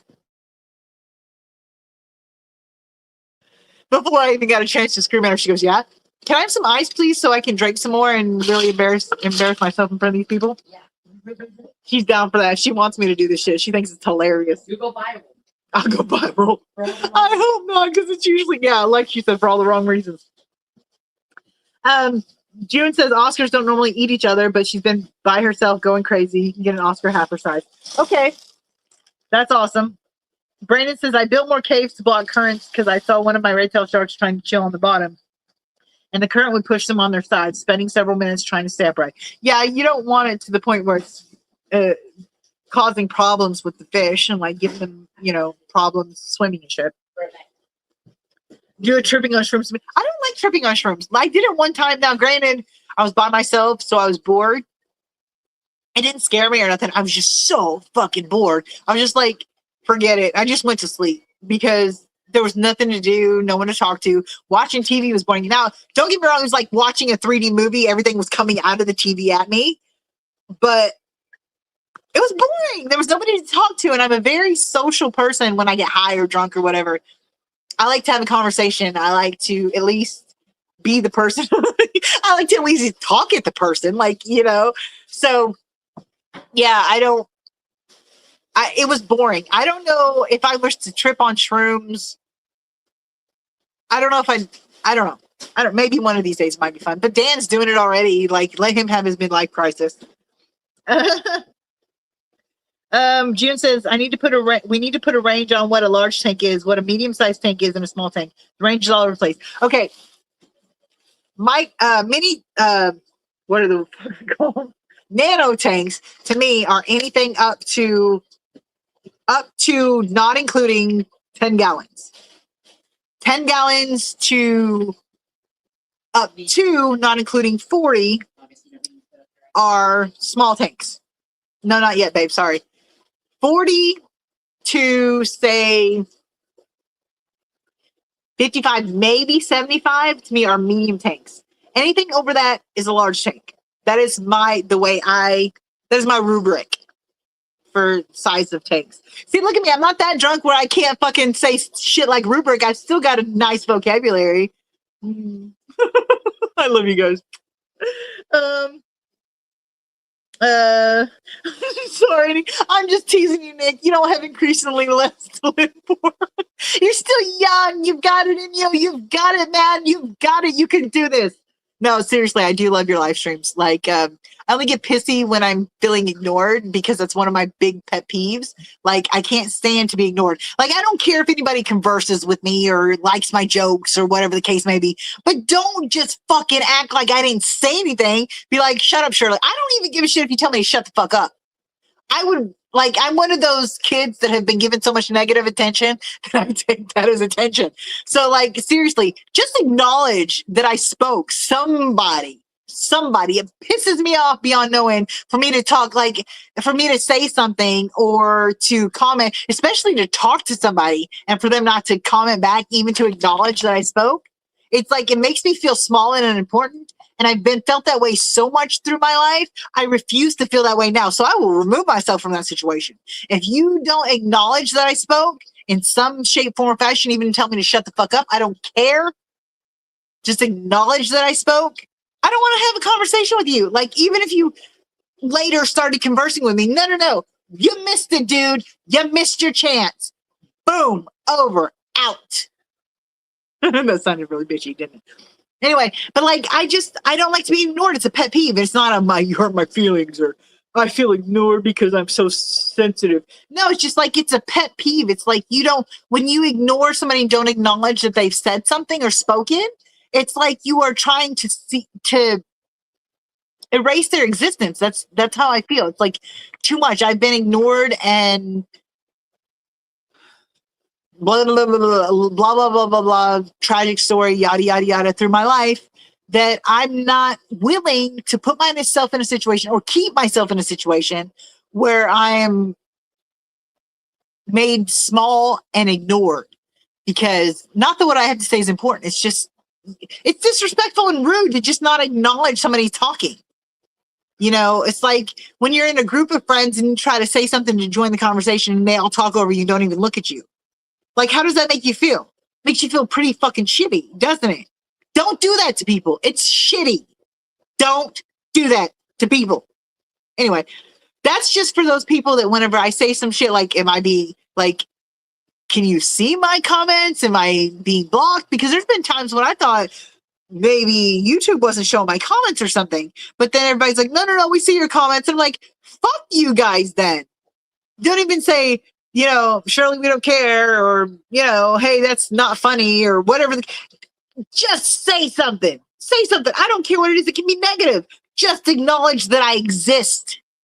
That's all. That's all I care about. Okay. Sorry. Anyway. Shrooms make me laugh, June says, constantly for hours. I'm going to have to try them again because everybody's saying positive things about it. You said, Shirley, you problem? I have no problem. Next one. I love you. I was thinking the same thing. Okay. Nick, my email is in my description for my channel. I really, really, really honestly would love to do a stream with you at some point. It doesn't have to be on Saturday at 5 o'clock, 5 Pacific, like I'm doing now. It can be a different stream. I don't have a problem doing that. This is a me and Mel stream. So usually. So if you don't want to come on this stream, or if you're busy, you have other whatever, then it's fine. We can work something out. I can do a stream another time. But I really would love to have you on there to discuss killifish or any of the many things you seem to be have studied the studies on and stuff, because I'm very much a scientific person. I like to have science to back up my statements. That's why whenever I say, okay, this is my running theory, theory is something that's been proven but not accepted as fact, because it has to be a theory for so long. What's the word? I can't. Somebody help me here. Not a theory. It is I can't think of the word. Oh my God. I feel like such a dumbass. Anyway, email me, Nick, because I really would like to,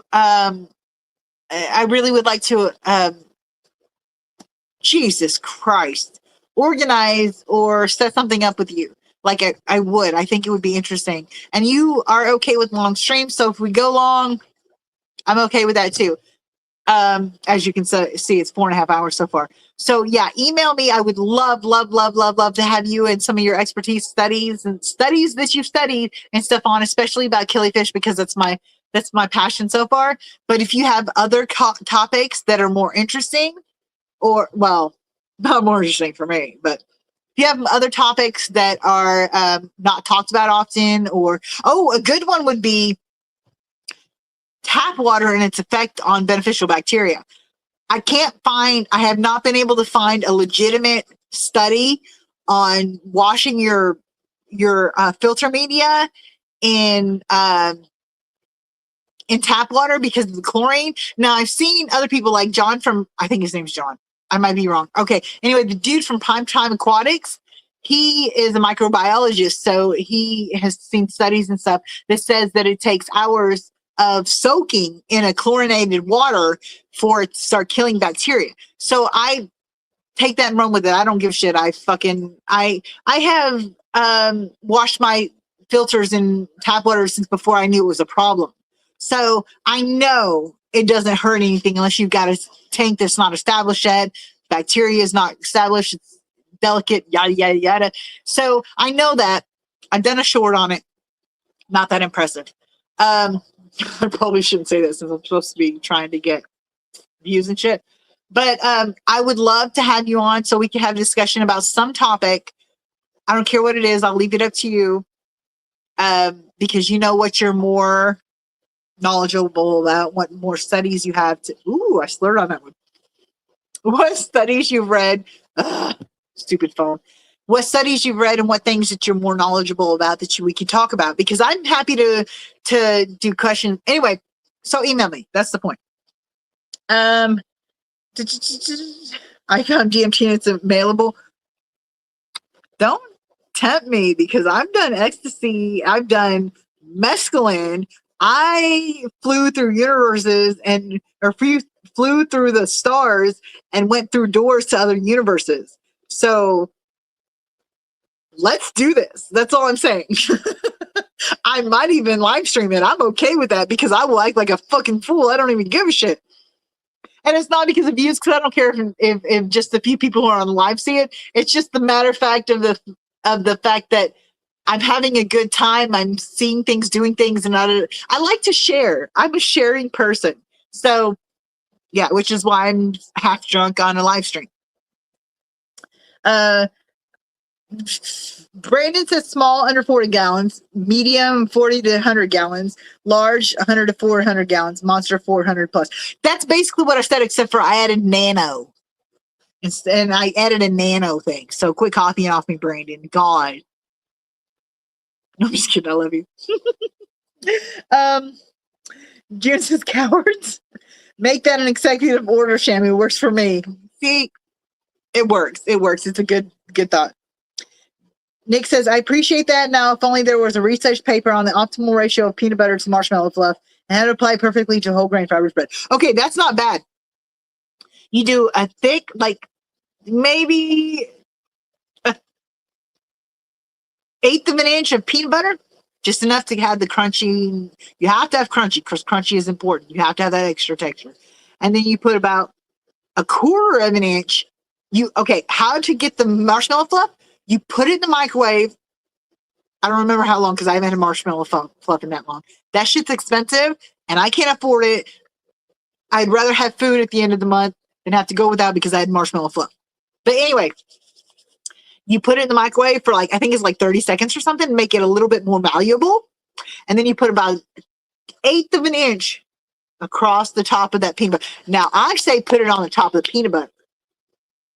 Put it on top of the peanut butter so it melts well with the peanut butter, and then put that bread on top and squish it a little bit. Then you fucking have the perfect ratio. I'm telling you, try it. You don't believe me? Try that shit. Try it. June says, don't eat bread. Bread's the ruler of the world. Don't tell me not to eat it. Brandon says, small fish under 7 inches, medium 8 to 12, large 1 to 2 feet, monster 2+ feet. See, June's agreeing. She's agreeing with you.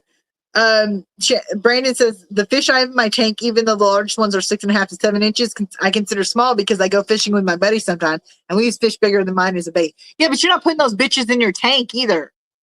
That's not fair. You know, take fucking fish from a damn river and put it in a tank. That don't work. You can't do that. So that's not fair. You take the small fish and you put them in the tank. Smaller fish. When I say small, that's relative. Okay. You said, Shamu, what's a 1,600 gallon tank? That's a monster tank. I would say so too. Dream Tank, says June. Brandon says, we got to see this. June says, I will say inappropriate things. Thought you knew that. Oh, yeah, dude, totally. Inappropriate is my jam. Let's do this shit. I say shit like, I probably shouldn't say it because I might get banned. I don't know what the rules are on YouTube, but I say the C word a lot. I love it. Mostly because it pisses people off. Because I think it's hilarious that the biggest insults are named after women's body parts because they're women. Like men are so fragile of their ego that if you fucking say one word that's related to women and call them that, they cry. Like maybe not outside, but they do inside. I don't care what you say, they do inside.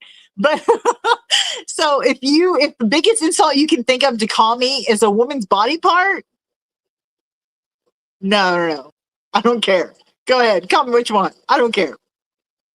But if you notice, most of the biggest insults that piss people off are named or have something to do with women. Bitch, that's a female dog that's in heat or is used for breeding.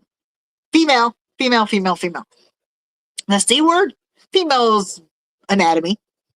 You know, it's mind blowing how women are treated in society and we don't even know it because we've normalized it so much. But anyway, different thing. Ooh.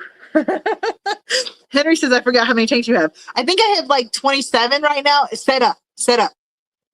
I have probably 35 to 40 at least of total tanks. At least. That's including the ones that I haven't set up yet or the ones that I've got set up but empty. So yeah, I'm getting up there. You said the largest tank I have is a 600 gallon for our Asian arowana. It's older than me and I'm 56 years old. Originally my grandfather's arowana. That is awesome. I love that. Yeah. Cheryl says, I need a couple of the tanks. Cheryl, do you work weekends? And lifeline commitment for sure. Mary says, what will you do with the Asian arowana? From what I hear, the only kind USA doesn't allow people to have here. That's true. From what I understand, they're banned. Cheryl says, Henry, I was trying to get water changes done on the bottom row tanks, but my back and legs told me no. Dude, I totally feel that. Like I totally feel that. I tried to do some vacuuming on the tank yesterday on a 75 gallon. And I was like, oh my God, I'm dying. It's hilarious. And it really is. Oh shit. Okay. You guys have to excuse me a minute. I'll catch up on chat in a minute. I got to make me another drink. Look, like seriously, 2 drinks, that full of vodka and this full of mix twice in the last 4.5 hours. I think I'm doing well, barely slurring, and most of the slurring is because I had dentures. Yeah, don't make fun of me. I'm not that old. It's because I had surgery and it fucked up my calcium intake. Anyway, give me a minute. Let me make a drink, and then I will catch back up again. You guys, talk amongst yourselves because I know it's hard because I'm just the leader in quality conversation. But you can do it without me. I promise you. Django! Get out of the kitchen. Quit getting in the trash, brat. Django's my dog. I didn't name him. Somebody else did. So, because I got him when he was 1.5 years old. But, oh my God, starting to need a pee break. I'm not giving up, though. I will hold that shit. I swear to you, I will.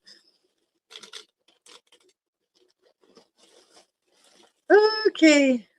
Gotta have the ice because alcohol sucks when it's not cold. I can drink it. Don't want to. Anita! Oh, shit. Can you come put this up, babe doll? Don't get up too fast. Because I don't want you to pass out. Oh, nothing, babe. I was just asking you to put up the ice. You done with your live already? No. I'm at over 4 hours and 40 minutes almost, and I'm still going strong. At least I think I am. Oh, party foul. I spilled a little vodka. No! The pure fear in my voice. Oh! Pure fear. It's like, this shit's expensive. Okay, I think that's okay. It's about halfway. Please don't kill the dog. Strangle the dog. I know, he doesn't care. He looks so He's happy. annoyed. Oh shit, I gotta find another monster. What kind of monster do I want? I'm grabbing. Captain Crunch. I don't have a Captain Crunch monster. Owie! I know, it's not a thing. Give me the damn monster, you fucking. Okay, Yes. it's Mango Logo. Show the camera help. Show the I don't wanna. Go away. Oh. I'm throwing things at my daughter. Mimi. She's like, oh. Abuse on camera. Shit. I'm sorry. That was vodka. I'm sorry. There was a total accident. There was no vodka There on was my hand. vodka on your hands. My eye burns. I'm gonna go rinse my eye. That was Monster. I don't have any vodka on my hand. You're so full of shit. Well, you're a big baby. That's what you are. Can't handle your liquor. Can't handle your liquor. Anyway. Okay. This is cup 3. The second cup, I like freaking. I got you. I like freaking chug. I'm not chugging again because I'll be incoherent. Like seriously, I'm not doing that. Oh, Okay. can I show them the video of how you were last night? More ice? No. I was drunk enough last night that I told her, I said I want more ice, and she told me no, and she's like, I'd go. At the top of her lungs. I was until throwing she couldn't fit. breathe. That's funny. And when I finally Okay. gave in, she no longer wanted it. No, I didn't want it. Okay. All right, hold on. I'm getting there, guys. I'm working on it. Oh, hold on. Somebody's going away. Okay. Cheryl says Henrietta's trying to get water changes done. Da da da da. Got that done already. Cheryl, hopefully you get better. Yes, I hope you do feel better too, Cheryl. It sucks to have your back fuck up. Nick says he's going to email me with no prompts on expertise. I don't care about your expertise. I care about your research. Your research is good. Cheryl Ring. Also about to pass out, but good to see a hardworking fish stream. Mwah! I love watching yours, Nick. It's great. Night night. All my grudges. I'm trying to catch up, guys. I'm overlooking the ones that are conversations between yourself. Beto says I'm home already and you're still online. Congrats, Harley. Nobody makes it past this point for me. Oh, Henry asked about my arm. For those of you who don't know, I had Mycobacterium marinum, which is in fish is called fish TB. In people is called like fish handler's disease or fish tank granuloma. It causes huge lumps on your arms or wherever that you caught it from, and you catch it from an open wound, stuff like that when you put it in a dirty tank. The Mycobacterium marinum is in all waterways that are not chemically treated. The thing with Mycobacterium marinum is it does not become a problem unless a fish is stressed or there's a wound or something like, or you let your tank get dirty and filthy and disgusting, in which case it explodes, like it overpopulates, and it will get into that wound. It will get into that weak point. It will do that, and it will cause a disease. The thing is, I went to a friend's house, and they had a tank that was really disgusting, and it had fish in these rescuing. It was his ex-girlfriend's tank. And she not only didn't take care of it, but she didn't take it with her when he broke up with her. So I went to rescue the fish and put my hands in it without thinking. I did not know that I had a hangnail that had opened up a wound on my finger. I didn't know that. Well, when I got home after a few days, my finger was swollen and it was red all the way down to my knuckle. And it was really bad. Well, not long after I got right here. I don't know if you can see this, but there's this purple spot right here.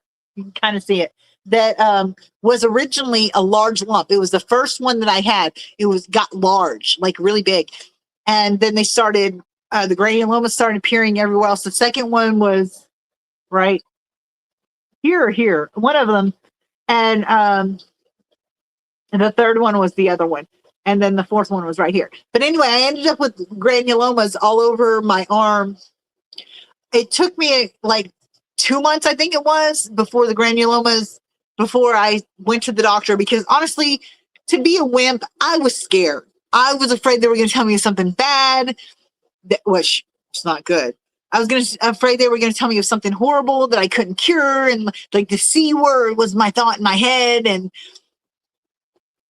I didn't want to go. But then I saw a video of somebody else who had it and their arm looked exactly like mine. Like the bumps and the weirdness and all that. And they were talking about it and the symptoms seemed so the same. So I was like, okay, I can go. I didn't think it was that big of a deal. So I went to the doctor and I've got shorts on this if you guys want to go check them out. It's a lot more explanatory than what I'm going to be. But I went to the doctor and they had no clue what it was. So I told him what it was. I was like, I know what it is. It's fish tank granuloma. It's fish TB / Mycobacterium marinum. And she, of course, because everybody Google doctors themselves and Google diagnoses themselves all the time, she dismissed what I had to say. I told her, I said, I have several tanks. I know that I put my hand in a dirty tank because I was rescuing some fish. And I said, I know what it is. I've seen it. I know what it is. She blew me off. She gave me 2 weeks worth of antibiotics. And I said, is that enough? I said, I've seen some studies that said the Mycobacterium marinum needs months worth of antibiotics. She's like, well, I can give you an extra week, but that's all I can do. I was like, it's not a fucking drug that's going to get me high. I'm not pill popping. If it's not going to take that much, then I don't want it. And so I left with two weeks of antibiotics. Of course, after the 2 weeks, it not only was not better, but it was worse. So because the antibiotics she gave me were not that strong. And so I went back to the urgent care. And this time she took me a little more serious. She's like, listen, I know you think you know what it is, but just in case, let's rule out all other possibilities. She said, I'll take pictures of your arm. I will send it to a dermatologist. The dermatologist will tell me what he thinks, and they're more experienced with this stuff. So she took me a little more serious. Well, it was on a Sunday. I went to a friend's house and about 2 hours after I left the ER. Okay, now keep in mind, dermatologists don't work on the weekend. I mean, how often is a dermatologist called in for an emergency? Hardly ever. Slightly never. So 2 to 3 hours after I left the urgent care, she called me and she said, the dermatologist says, yes, it is that. Get it treated now. So I was like, okay, well, she called me the antibiotics. She told me, she said, if it starts ulcerating, let us know, because if it starts ulcerating and if it's extensive, like more than just a little bit, it's going to go to your bone and we'll have to amputate your arm. I was like, holy fuck. They're talking about amputating my arm. What the hell is this? And so I took the antibiotics and took them for like 4 months. I think it was 4 or 5 months. I took them. I've got updates on my YouTube in the shorts. I took my antibiotics and I thought they'd went away. So I finished my antibiotics from that thing and I didn't refill them because I thought they were gone. Well, I went to a doctor for an unrelated issue and went to my PCP for an unrelated issue. And she knew about the fish tank granuloma because she had been apprised of the situation. She's like, how is your arm? I was like, oh, it's great. I said, they're gone. The bumps are gone because there was no obvious above the skin issues. And I thought all the little bumps I was feeling were just fatty cells or whatever from my fat body. But I didn't think anything about it. I thought they were gone. She starts feeling my arm and she feels in that area where the first one started to ulcerate. And then I started taking medication and it went down. So she started feeling in that area and she found more granulomas under my skin. And she felt up my arm. She goes, oh, no. She said, you need more antibiotics. She said, this is not gone. If it was gone, it's back. She said, you need more antibiotics. So I am on antibiotics again. And she is, Django. And she has informed me that I do not stop taking antibiotics this time.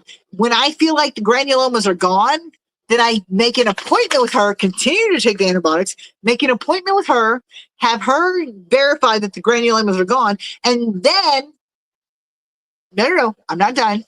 Then I will not be done. For another month, at least, if not 2 to 3 months, I will be taking more antibiotics. So this could take over a year to resolve. So not only is it, and she said that if it does not go away or if it starts getting worse, it's considered a complex case and I may have to see the infectious disease specialist. Unfortunately, I feel like I had to make an appointment with her because unfortunately I feel like there's more granulomas again. as I feel my arm, I feel the granuloma that she was talking about is not any smaller. Unless I'm paranoid, it could be bigger. It's still tender there in that spot in my arm. And there's more spots. There's one right here. There's a couple right here. A line of them right here. None on my hands. But then there are a couple. There's one right here on this arm, which they weren't at before. And a couple along the lines here. So I may end up seeing it's infectious disease specialist. So yeah, Henry, that's how I am. It's not great. It's pissing me off because I don't know how long this is going to take. And honestly, I'm just tired of dealing with it. I'm not worried anymore that they're going to have to take my arm or anything like that because it's not that severe. It's just very, what is the word I'm looking for? Ongoing. It's clinging on. I don't know what the fuck I'm thinking of.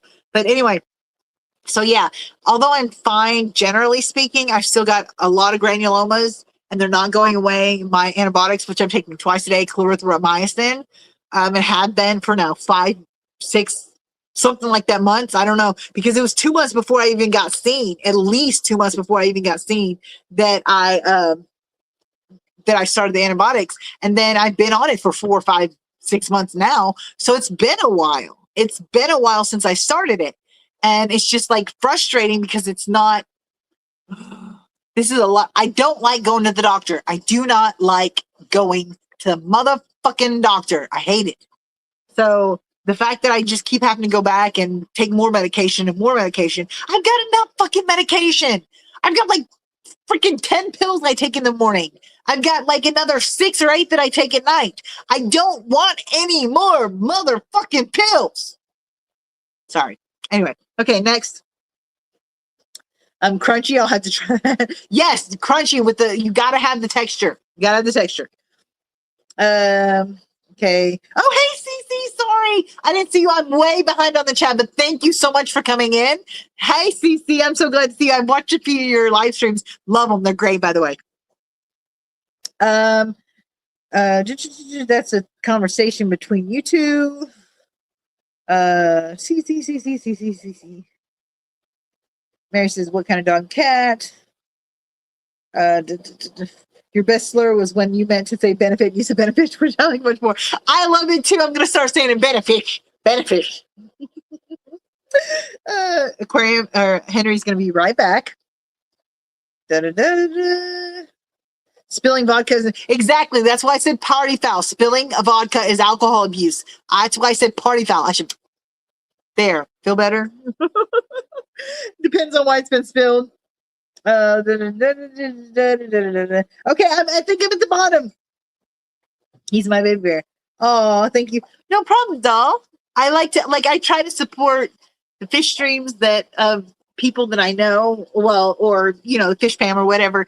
I try to do that as much as I can, but honestly, half the time I don't even get notified whenever they're on. And I cannot keep up with the schedule. I have to look every day to see what's playing. And I don't always get the notification. So honestly, I probably haven't seen nearly as many live streams of yours as I should. But I really do like your live streams. There's most of the time, the ones I've seen are showing your fish tanks and stuff. And I think they're beautiful. They're just gorgeous. So I'm down to 10 people. Who's sticking with me, people? We're at almost 5 hours. What is wrong with you people? I know I don't have a life, but what the hell is your problem? Oh shit, it went down to 8 people. Woo! I'm chasing people off. Sorry about that. Okay. So the ones that came in, CC, especially you, I would love to hear. Well, Nick too, but I think Nick left. What was your origin story? What brought you to the life of fish crime? What was that trigger this made you say, yes, I want this? Tell me. Or if you don't want to answer that, what is your wish list / unicorn fish? Wish list fish is the fish at the top of your list that you really want more than anything. Unicorn fish is that fish that you haven't been able to find. So when you find it, it's your unicorn. It's like, yeah. So that's your questions. What was your trigger that brought you into your life of crime? or what is your wish list / unicorn fish? Those are the conversations we're having. Join or don't join at your own peril. No, I'm just kidding. Okay, so tell me, guys. Tell me. There's nothing wrong with this. I know, Cheryl. I love you guys. I'm just teasing you. You guys know where the quality's at. I'm gonna have to pause this for a minute. Hold on a second. I gotta fix my teeth. Literally, gotta fix my teeth. Hold on a second. Chat amongst yourself. Oh shit.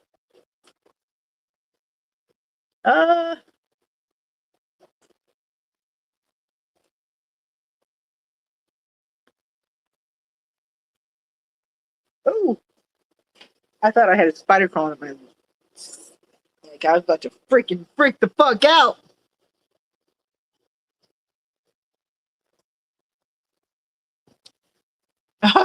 You said, Shirley, what's wrong with us? Question is, what's wrong with you? Dude, there's so many things wrong with me. It'd be easier to tell you what's not wrong with me. It would be totally so much easier to say, okay, I don't have multiple personality, or sorry, dissociative identity disorder, DID. I don't have that. I'm not too skinny. I'm not malnutritioned. I don't have that. I don't have AIDS. There's that.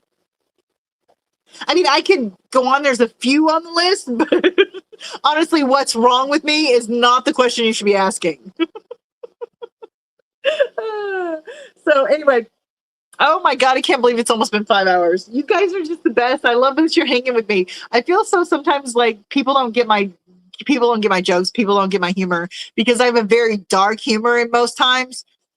I've had people look at me because I'd say something about like being in a cult when I was growing up. I grew up in a cult. I would say something like that, or I'll say something about the trauma, some of the traumas I went through, and then I'll laugh and just joke it off and be like, ha, ha, ha.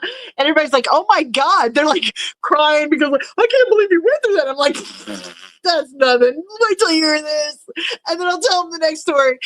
Oh my God, people don't get it. So it's just I'm so used to people not getting my humor. It's really nice to have you guys sticking with me this long. It really is. It's fun. It's entertaining and it's enjoyable. So I appreciate you guys. I love you guys so much. You are awesome. Okay, let's see. Cece says, I don't remember the question. I don't remember. Okay. Question is, what started you in the hobby? You know, the trigger that happened that caused you to be like, this is what I want, or your wish list / unicorn fish. Wish list is it's the top of your list that you want. Unicorn fish is the top of your list that you haven't been able to find, can't afford, whatever the case may be, but you've been looking for it for a while. That's the question, Cece. We want to hear from you. Let's do this. Just so you know, going on 5 hours, I really need a potty break, but I'm sticking with it. You can stick with me. I can stick with you. So, okay, let's see. Anybody that has come in, because I just saw the numbers jump a little bit. Anybody that's come in, the questions are, what pulled the trigger to make you get in the hobby? I told my story earlier, but if I doubt nobody wants to hear it again. But what pulled the trigger to put you in the hobby? What's your wish list / unicorn fish? Wish list is top of your list. Unicorn is the top of your list that you have not been able to find, get, acquire, whatever the reason may be. Okay. Cheryl says, Cece, I'll try to get you some pennywort shipped to you when I know it's not going to be freezing. Cece says, oh yeah, I got into fish as an adult because of my absolute horrible mental health. I get that. My tanks, even though I've got fucking way too many of them, has really helped my mental health. It really has. And I've got a letter from my doctor to prove it. Mary says, I try it. Don't know the requirements for service dogs, but at least you can try. Not wonder if they medicate animals for long travel. Yes, they do. They have basically animal Prozac, and they have, it's okay, guys. I can't wait anymore. Talk amongst yourself. I am going to go to the bathroom.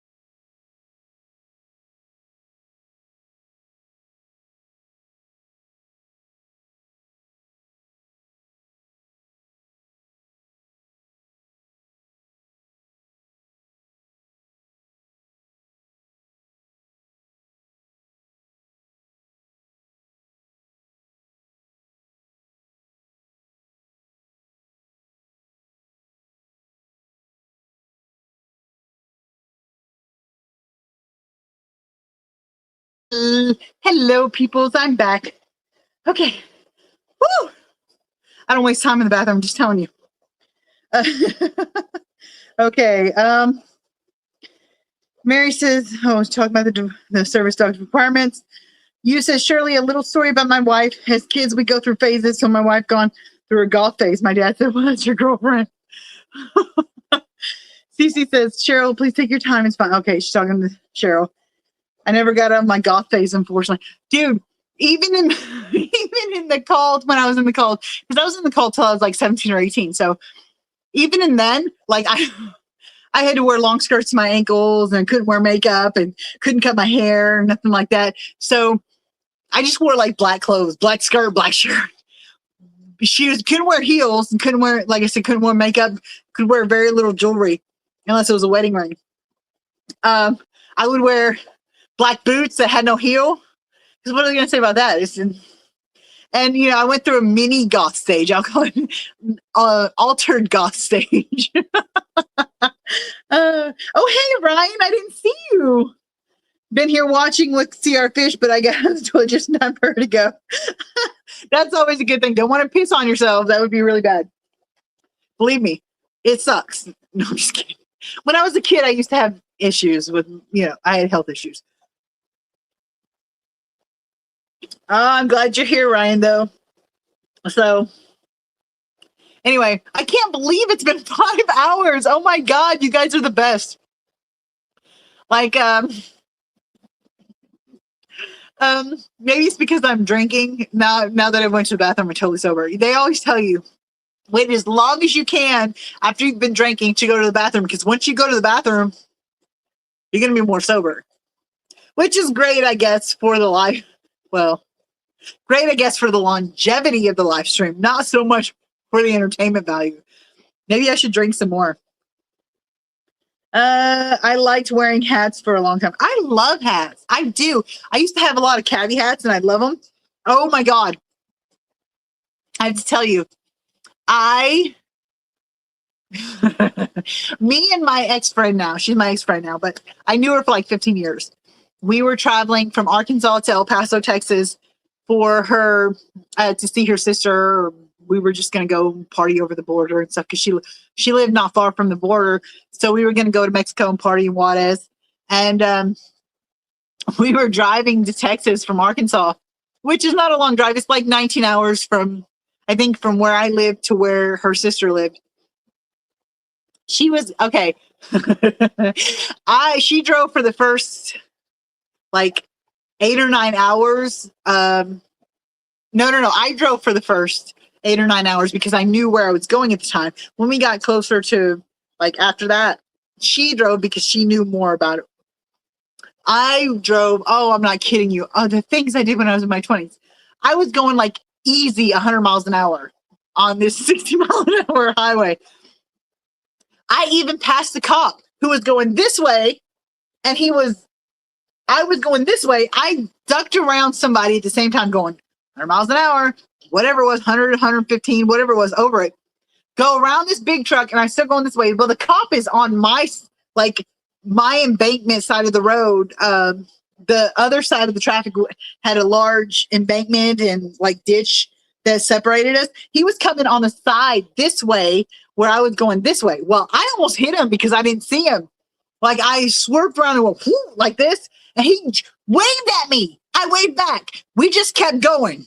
I was going at least 100 miles an hour. My friend, she used to hate me so bad because she said I could get away with anything. And this is why I'm so careful now, because I know if I get caught doing something stupid, I'm not getting away with it now because there's no way that can work, right? Like all my life, there's no way that can work. So we pull over and she gets in the driver's seat. About 10, 15 minutes down the road, she's going maybe five miles over. You know, the whole, that 5 mile grace period that you get.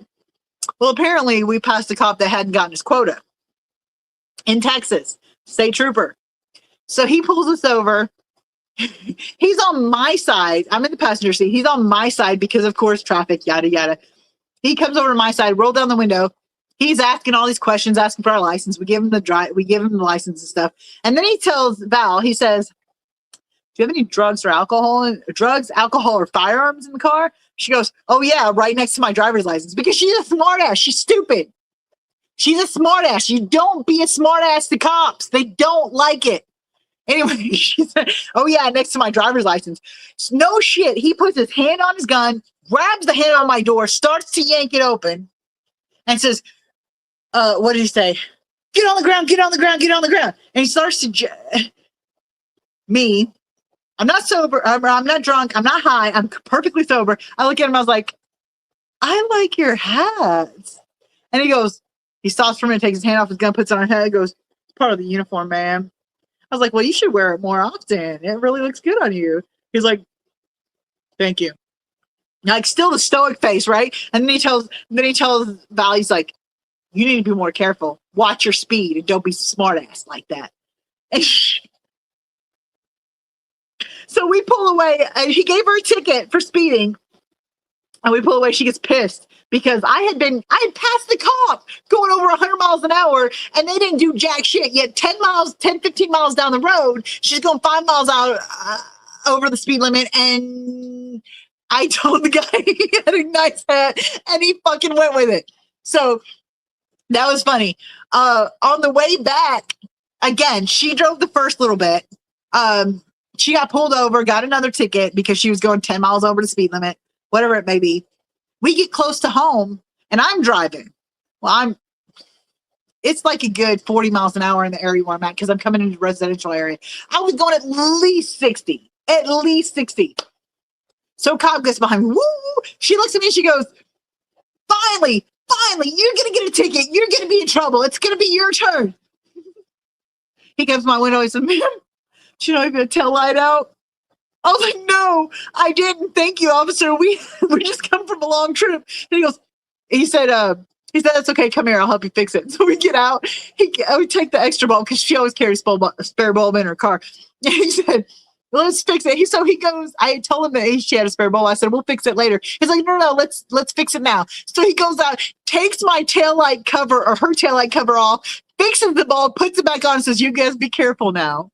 And lets us go. I was going 20-something miles over the speed limit. She was furious. That's not even including the time that I bribed a cop with donuts. That was fucking hilarious.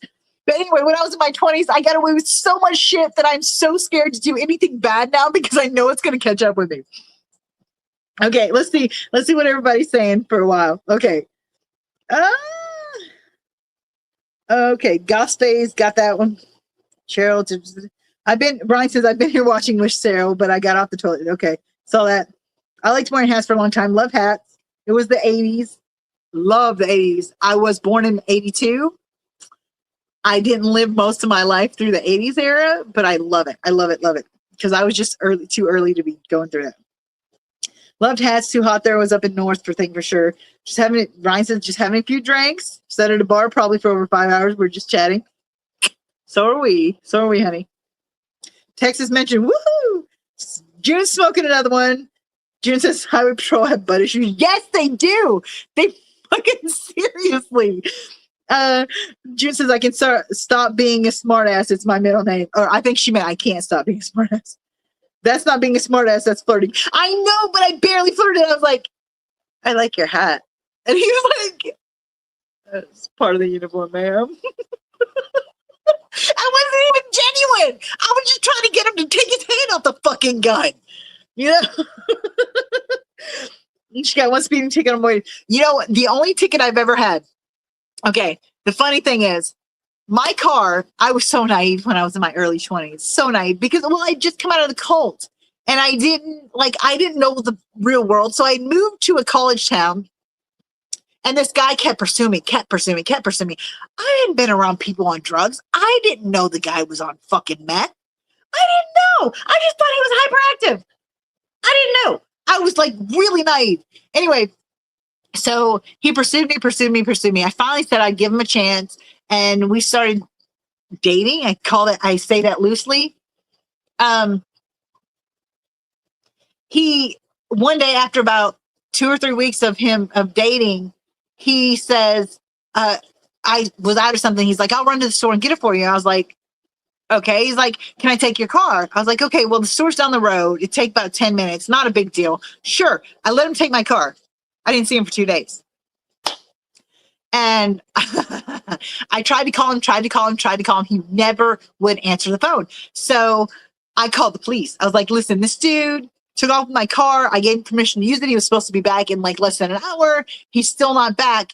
But then he called while I was in the middle of it. So I was like calling the sheriff or the police department. So like, okay, he's calling me back. Let me see what he wants. So I hang up with the police and I call him back. He's like, I'm on my way, yada, yada, yada. I'm sorry, this happened, that happened. He made some excuse. I don't even remember what it was. Again, I was very stupid and very naive. And I was like, okay, so I gave him a chance to bring the car back. Overnight, he didn't bring the car back. So the next morning I called the police again. They were pissed off because I'd already called them once and then canceled it. And so they filed the police report. Few days later, I called up there to see what was going on with it because I'd never heard from anything. And they were like, yeah, he's in jail. We picked him up. He sold your car for meth. And when we asked him about it, he said, you gave him the car. I was like, are you fucking kidding me? I was like, why would I give him my car? It's my only mode of transportation. I'm a college student. I barely have a job. Why would I give him my car? And he was like, well, yada, yada, yada. He said, well, he sold your car for meth. And if you can find it, call us. We'll come get it. We'll make sure you're safe so you can get your car. I was like, okay. So I spent the next like 4 to 5 nights, maybe a week, driving around town with my friend looking for my car. Finally found it in this apartment parking lot. So we pull up in the parking lot. I call the police and I'm like, listen, I filed a report. It was stolen. I found my car. You know what they told me? Basically, you're going to have to get it back on your own. You're on your own. We're too busy to fuck with you, is basically what they told me. After telling me to call, and they would help me come get my car safely from these people that he sold it to. So I didn't know who the hell, I didn't know or care who the hell he sold my car to. Because if he was selling it for meth, it's probably not people I wanted to deal with anyway. So I get in there and I'm like, oh, they took my key. He had my keys. I had $400, $500 worth of college books in it. I had CDs and all that. I had a bunch of shit worth money in it. They had cleaned my car out. I didn't have any of my paperwork or anything in my car. So we're sitting here and my friend, she's like, I know how to hotwire. I'll hotwire the car. So she goes and starts taking the pieces off the steering wheel so she can hotwire the car. So we get it the fuck out of there. Then I remembered I had a secret compartment in my fucking car. You lift up the hand thing between us. Yeah, there was the regular compartment. But what you don't see is if you slide your hand down a little bit in the compartment, you'll feel an indentation. Push on the indentation and the bottom pops up. And there's about this much space in the bottom. This much space. And I had put an extra key in there. I was like, oh, I think it's still in there. Let me see if it's still in there. So I found it. It was still in there. They had not fucked with it. They had not found it. So I drove my car home. On the way to driving my car home, I get pulled over. I'm like, oh God. Okay. So I explained to the cop that the reason I didn't have paperwork, the reason I didn't have my insurance card, all that jazz was because my car had been stolen. I said I had notified the police just a couple hours earlier. And if he looked it up, he would see that my car was stolen. I was getting it back. I had my driver's license, all that jazz to verify I was the owner. So he said, okay, I have to give you a ticket because I already started writing it, whatever his fucking excuse was. Gives me the ticket. He said, but if you tell the judge the story, have your proof that it was a stolen car and you were getting it back, he will dismiss the ticket. I was like, okay. So now keep in mind, I'm a broke college student with barely a job that barely covered ramen for the month. Okay. I was almost in a bad situation as I am now. And so I didn't have any money. When I went to the court, I showed him the proof of the stolen, the police report. I showed the proof of insurance that I had insurance on it. I showed him the title that had my name on it, all that jazz. He's like, okay, we'll dismiss the no insurance charge. We'll just drop it down to no proof of insurance. I was like, okay, what's that mean? He's like, it's a $25 ticket. I was like, I don't have any money. He literally would not allow me to leave the courtroom without a bailiff next to me.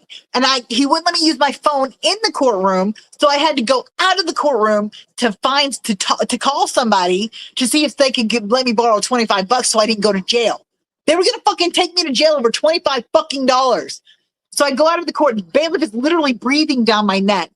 And I called my mom. I think it was my mom. I called somebody, borrowed $25 and got out of it. But they were going to jail me over $25 fucking dollars because somebody had stolen my car. So I got out of that. But that was the only situation. No. There was another situation, but that's a long story. I don't know if you guys want to hear it. I bribed a cop with donuts. I almost got arrested. I had a failure to appear thing. And I told the cop, arrest me, baby. You look hot, or some shit like that. Anyway, my mom was mortified. But anyway, that was the only 2 times I've ever been in trouble with the law has been those 2 times. Every other time I had gotten out of it. I drove drunk. Okay, I'm not condoning that. I would have never, like today, I think back on how stupid I was and how I could have hurt people, and I would never do that again. But at the time, I was stupid and I didn't know it, but I was bipolar and I was in a manic episode, so I didn't think anything could hurt me anyway. I drove drunk. We went to get drugs from this guy we'd picked up on the side of the road, said he knew where to get some. Yeah, extra things there. Anyway, so we took him. He told us to drop him off a block or 2 away because his dealer didn't want anyone to know where he lived. So we dropped him off in a little tiny town, and we went at what I thought was an abandoned church or some shit. And I pulled over in there waiting for him to call me and tell him to come back in that area and pick him up again. Well, I'm sitting there. Turns out it's the little tiny town's fire station that was closed. So a cop pulls up next to me. I was drunk. I was so drunk. And I had a bottle of vodka and orange juice in the cup holder next to me, okay? My friend, who was belligerent, was in the passenger seat. I wasn't that bad. I was wearing 3-inch heels. I was in a miniskirt. I was a lot more lithe than able to get around at that point. So a cop comes over. And he's like, what are you doing? I was like, I pulled over so I could call my mom to tell her I'd be late home. I made some excuse about how I pulled over so I could use my cell phone or whatever. And he's like, what is that? And he points to my bottle of vodka and juice. I was like, it's vodka and orange juice. He's like, is that yours? I was like, no, it's hers. And she was obviously like belligerently drunk. She was being stupid. She was acting a fool, calling him a pig and being like, oh my God, I smell bacon and shit like that. Just like being belligerent and like stupid. I kept telling her, shut up, shut up, shut up, shut up. I'm taking care of this. Shut up. And he's sitting there like he's getting irritated to her, but he's not getting irritated to me. So he's like, listen, I see an open alcohol container in your car. She's obviously belligerently drunk. I have to do a sobriety test on you because I've seen open alcohol container. He's like, so I have to do it. So he gets out of the car. I mean, remember, I'm in 3-inch heels and a miniskirt and I'm drunk. So he gives me the sobriety test. I passed that bitch. Don't ask me how I walked in 3-inch heels drunk and still pass the sobriety test. Okay. Cause I couldn't do that now sober in 2-inch heels. So we're going, he's like, okay, he said, I have to give you a breathalyzer test. He said, you can refuse to take it. He's like, tell me all this shit. Like, I didn't know because I'd never been pulled over for drunk driving before. He's telling me, he said, you can refuse to take the sobriety test, but if you do, he's like, I'm just warning you, because I saw an open container in your car, I have to take you downtown and I have to get a warrant and you will have to take the sobriety test when I get a warrant. He said, you can take it now. He said, I don't really want to take you downtown, but I have to. I don't have a choice. And I was like, okay, I'll take the sobriety test. I blew 3 times over the legal limit. He goes, when was the last time you ate? I was like, I don't know, sometime this morning. It was like 11, 12 o'clock at night. Okay. I was like, I don't know, sometime this morning. He's like, have you had anything to drink? I said, well, I had a couple of glasses of wine with lunch. I said, or with dinner. I said, but you know, it's not anything to be worried about. He's like, well, that's He's like, that's probably why you blew over. He said, but I can't let you drive off in that car with you blowing over the limit. I'm sitting here thinking he's going to take my ass to jail, that I am fucked. Okay. So he says, I can't let you drive off in the car. He said, do you have someone to call to come get your car and to come pick you up? And in the meantime, my supposedly friend was over here being a bitch. She was horrible. She was screaming shit at him. And I kept telling her, shut up, shut up, shut up. We were both basically ignoring her, but I was trying to keep her in hand while I was trying to deal with him. And I think maybe he appreciated the fact that I was telling her to shut the fuck up because she was an idiot and was trying to be polite with him or whatever, because he's like, he said, do you have someone to call? I was like, yeah, I can call my sister. He's like, okay, call your sister. So he waits until my sister gets there. She doesn't get out of the car. Or no. She gets out of the car. He doesn't wait until we get in her car or that she gets in my car. He doesn't wait for any of that. He sees her there. He talks to her. She says, yeah, I'll make sure they get home safe. And he's like, okay, you guys have a good night. Be safe. And he told me, he said, you need to watch her. He said, she's belligerent. She's drunk. You probably need to make sure she doesn't aspirate on herself, which I don't think he said aspirate, but I think he said puke on herself or something like that. I was like, yeah, I'll watch her. I'll watch her. Talking about my friend that was being belligerent. He lets us go. He leaves. So I get in my car. My sister gets in her car. I go pick up my dude that's got the drugs. And I take off. He like, how do you get, no, bad. So it's just like, I got away with so much stuff when I was little, so much dangerous, like deadly stuff. It's like, I don't risk it now. Like I will not. I am way too good to be a good girl, to be a bad girl, because I know the minute I do something really stupid, I'm going to have cops like banging down my door. So I keep my shit 100. So, okay, I'm going to go back and because I think I've got too many comments that I can too many comments. I don't know if I can catch up. So hold on. Okay, let's see. Watching, wearing hats. It was 80s. Too high here. Hats. Just Ryan says he's just having a new drink. Sat at bar probably for 5 hours chatting. Texas mentioned. Woo! Says Cece. June smoking another one. Highway Patrol have butt issues. I agree with that. I those hats must be squeezing their head or something. Anyway, June says she can't stop being a smartass. It's her middle name. That's not being a smartass. That's flirting. I agree. June's got one speeding ticket on her way to San Diego. She was over 100. With the finger in your mouth like that. Yeah, I was like, I like your hat. Like, just like that. Seriously, no shit. I don't know how it worked because it's not like it's sexy or anything. It's like really stupid. And I didn't do it on purpose like that. It just kind of came out. I was like, I like your hat. And he's like, oh, he was all over it. Henry's back. Yay, Henry.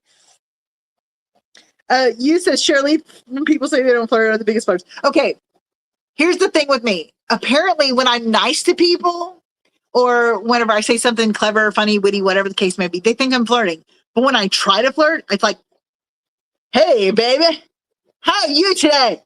Hi, you look good. Like, I'm just fucking idiot. I'm an idiot. I can't flirt on purpose. I can't do it. But apparently, when I'm nice to people or just trying to talk to them, I'm flirting. So I don't know. But either way, that worked. I like your hat. Anyway, it worked. Okay, so June's laughing. Dragnet engaged. You had to know who to call. Exactly, I had to know who to call. Center console. Car was reported stolen. That's funny. Played like a romance movie, right? Turned into a scary movie, right? Now you're a threat. I'm always a threat, honey. You just don't know which way the threat's coming from. Anyway, sorry. Insurrection. Shirley, so in other words, you flirted with the judge. No, I didn't get as far as the judge. I stopped at the cop.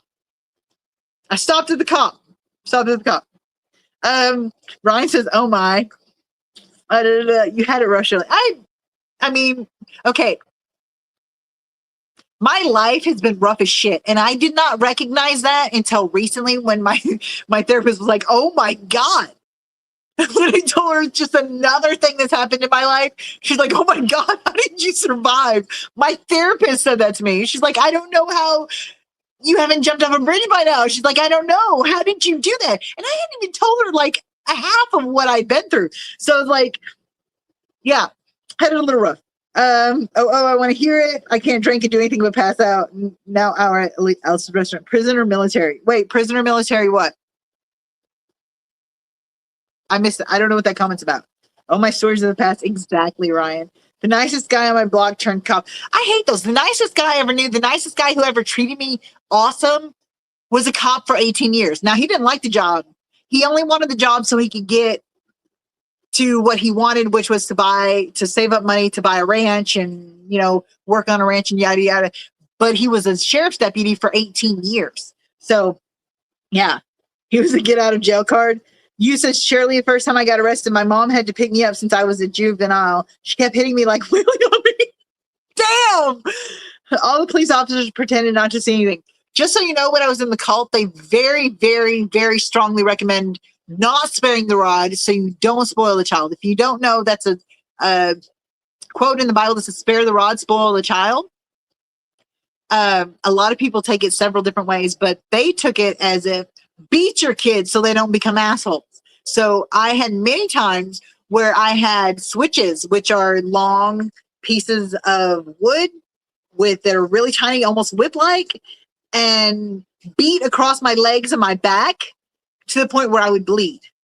So that was, a spare the rod, spoil the child moment. June, my son became a cop and I just thought he was antagonizing me. Bitch slapped in front of the guys. Sorry, you. Yeah, that sucks. Drugs should be in the safe. I agree. Time to go to bed. Oh, night, Brandon. Wimp. I'm just kidding. Love you. I was pulled over again on the same highway, says June, for no rear view mirror. I had that 5-foot mirror in place of the rear view. You says I'm a natural flirt. Maybe. Who knows? Anyway, sorry. I'm a little inebriated. That was my peyote vacation. Oh, I've done mescaline. That was so much fun. That was not fun. Kids don't do drugs. Oh my God. Okay, guys. Like, I had a friend who was a super, super hippie. And he come back from Burning Man one time, had this big bag of powder, and then another big bag of empty capsules. He's like, this is mescaline. He said, if you help, I didn't know what it was at the time. I didn't know what mescaline was. He said, if you help me put it in capsules so I can sell it, I'll give you some. I'll give you a couple of doses. I was like, okay. At the time, I was willing to try anything. It was horrible. I was such a bad kid, bad person. I didn't know I was bipolar at the time, and I was going through a 2-year manic phase where I didn't think anything could hurt me, and I was not making the best decisions. So anyway, so he says, I'll give you some doses. It's like, okay, so we're capsulating this and stuff like that. So he gives me some, and I asked him, I was like, it was disgusting. It was, oh, gross. I had to wash it down with so much water. And I was like, well, how long does this take? He's like, sometimes about an hour. I was like, okay. So an hour had come and went, and I didn't feel any different. So we went to Walmart, me and my friend. The same friend that I keep mentioning is the friend that I keep mentioning, the female friend, is a girl that I knew for like 15 years or something.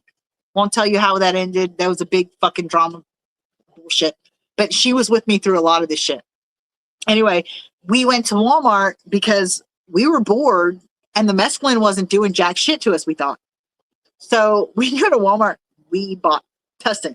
I don't know, Robitussin. I don't know if any of you know this, but if you swig Tussin or you swallow a bunch of the Robitussin pills, you will get fucked up. Now, you might die, but you will get very hallucinate. You will hallucinate. So I take the Robitussin in Walmart before I paid for it, walked out the store. We go to McDonald's. When we're at McDonald's, the mescaline starts hitting. I was like, oh shit. So we get our McDonald's. We go back to my house. I start, at the time, the pills in the gel caps from Robitussin starts breaking up, which makes me throw up because that you're poisoning yourself. That's basically what you're doing. You're poisoning yourself. So my body's trying to get rid of it. I'm throwing up. Everything's going crazy. Next thing I knew, I had a shit ton of people in my house, okay, because I was the party house at the time. Turned off the lights. I think I had the kitchen stove light on at the time. I had sunglasses on. I'm standing in the corner going, you can't see me. You can't see me. I was convinced they couldn't see me. And then I would go up to them and I would like look them in the face, like get this close to their face and be like, you can't see me. And them stupid assholes let me like, let me think they couldn't see me. So I go to my room and I'm laying on my bed and I had friends that had left to go do something, move or something. I don't remember what it was. Well, my friend, the friend that I was telling you I was referencing all the time, she had done the same thing. She was freaking out like, oh, they're dying. We got to contact them. I'm sitting here. I am strolling through the stars, through the galaxies. I'm strolling through the galaxies and I see doors here to different universes. So I'm going in this door and needless to say, I was going through the doors in my house and going to different rooms of my house. But I was going to different universes and it was just like, she started screaming at me that they were dead. I had to make sure they were okay because they were dead. So I'm calling them and they're like, yeah, we're just moving. Just chill out. They didn't know that we were hallucinating. And I finally calmed her down, but through the whole time, and we decided we had to go to the bathroom, but my bathroom wasn't good enough.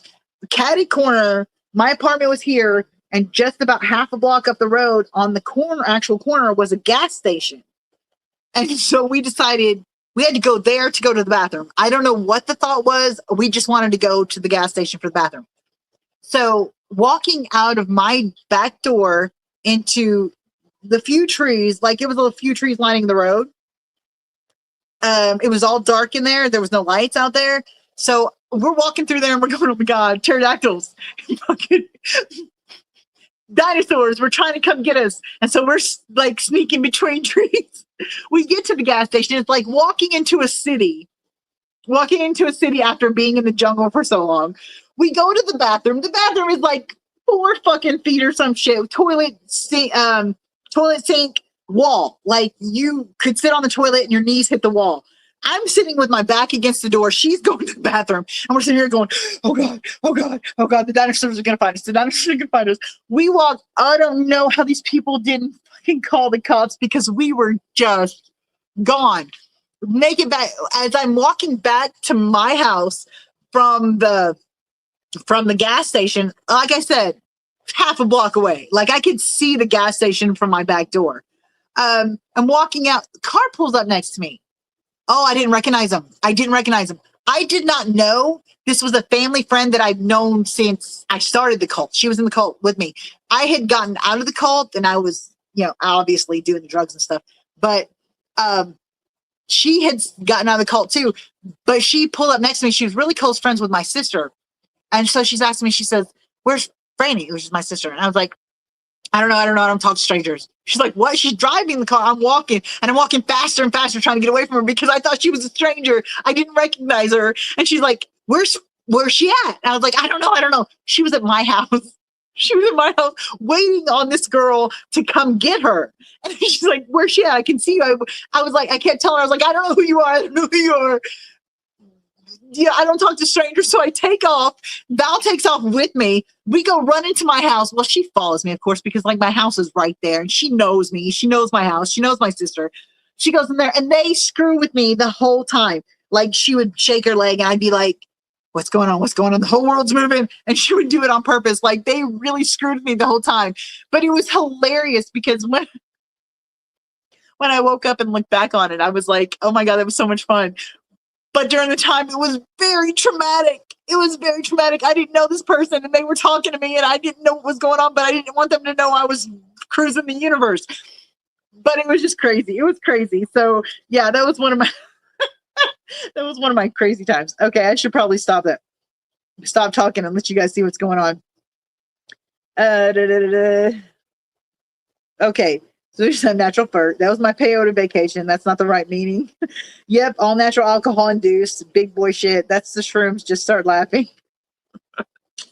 I did shrooms once by myself. It was so boring. I was so bored. I was watching TV and the shit was coming out at me, but I was like, There was nobody to talk to, nobody to hang out with. It was just me by myself in my living room watching TV. It was so boring. I just went to sleep. So yeah, you can't see me. I told you, you can't see me. Anyway, I bought a girl. Ryan says I brought a girl to a LSD party. She's saying she doesn't feel anything. We were high as shit. And then, well, he didn't say shit. I did.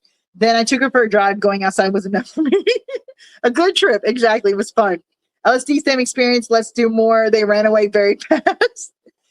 And Ryan says, hence my name is supposed to be Love to Trip 1, not my actual name. June says allegedly. That's an important addition to the sentence. Surely that's why you roar. Honey, I roared from the time of my birth. That just helped me get a little bit up to my roar. Statute of limitations. Exactly, Ryan. Exactly. Statute of limitations. California is weird. Just saying. That was when I was in Arkansas. I was born in California, but I left when I was like 2 years old. This is when I was in Arkansas. I was in Arkansas. Oh my God. I had so much fun though. It was just like, the only thing I would change going back to my days as a crazy person, well, not stable person. How about that? Because I'm still crazy. I'm just a little more stable. The only thing I would change about that is how much danger I put other people in. Because driving drunk, driving fucked up, it's not cool. It's really not. And if I had not have been in the mindset where not that I didn't know, but that I didn't comprehend how much danger I was putting people in or how much danger I was putting myself in. I was manic and I felt like nothing could hurt me. I was going to hurt no one. Nothing bad was going to happen. It was all good. It was all fun. And so I made bad choices.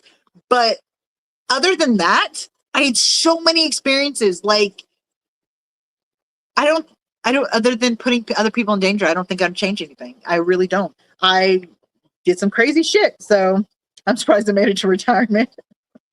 There's no Diet Dr. Pepper in jail. You know, that is one thing I have never done. I have never been to jail. Don't get me wrong. That is not something I say, oh, I wish I could experience. No. Let me tell you something. If they take me to jail and tell me I have to strip search, I'm going to be ugly crying. I'll be like, please don't make me take off my clothes. Like, I'd be fucking panicking. Like, ugly crying. It's not everything. It'd be horrible. You would not want to see me. It would be the most embarrassing thing ever. But I would ugly cry in front of these people over some stupid shit like take off my clothes. So, yeah. But you were in jail for 15 minutes. That's what I'm scared of. They were going to take me to jail over the $25 no proof of insurance ticket. After somebody stole my car and I didn't have $25. They were going to put me in jail with all that entails. Strip search and all. They were putting my ass in jail. And I was so terrified over something so small. I wouldn't even have been in jail the whole day, but I'd had to go through the whole process, and that terrified me. I was not, no. But still, I don't think to not do the stupid shit that would get me put in jail. I'm just scared. Yeah, so now that you guys know half my life story, oh my God. The best story, if you guys ever want to hear it, just tell me, is when I bribed a cop with donuts. That was the funniest fucking story. But it's a long story, so I don't know if you want to hear it. But it really is funny. Brian says, I have family in Arkansas City, but I have family in Arkansas as well. Oh, in Kansas City. Okay, but I have family in Arkansas as well. What part of Arkansas? I was in Northeast, in Jonesboro area, Northeast. That's where I was at. Henry says being in jail sucks. Let's hear that story, Henry. I want to hear it. Ooh, spilled on myself. So, okay, I want to hear some of your stories. This is fun. But, so, if you guys want me to tell the bribing cops with donuts story, I will tell it, but I'm like telling you, it's probably not long in the retrospect of the fact that we've been here almost 6 hours, 3 hours and 5 hours and 40 minutes, but it is a little bit long. I bribed a drug sniffing dog with biscuits. Oh, I got to hear that story. Come on, June. Tell me. Hey, do you want to come up? I can send you the link so you can come tell us the story. Does anybody want to come up and tell us some stories? Come on. Like, I would really love to have somebody up here talking with me. Tell us some stories. So anybody want to? Let's see. Copy. Here we go. We are going to paste this and we're going to, no. Damn it. I can't fucking. I can't.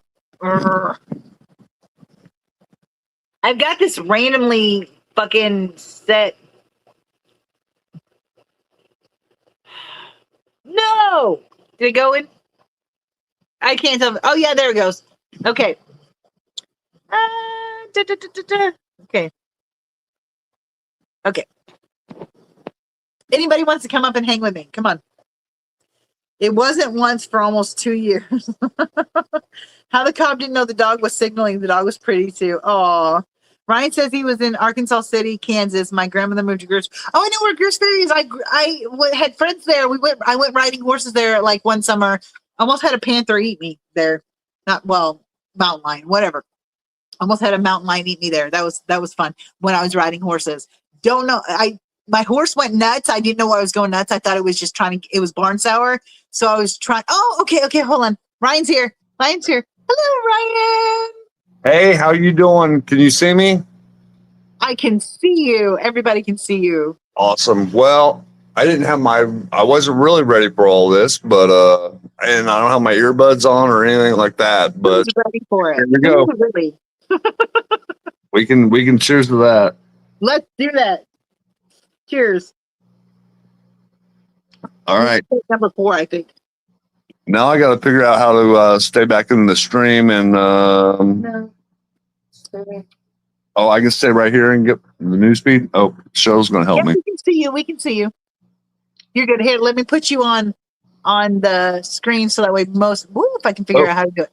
Yeah, Cheryl's helping me out here. She's sitting right next to me, and Cheryl's an awesome person, and I'm so jealous of all her Corys, and I want all her Corys and all her breeding prowess, and I'm so jealous of her. But not in a bad way, more of in a way that I love her, and she's awesome.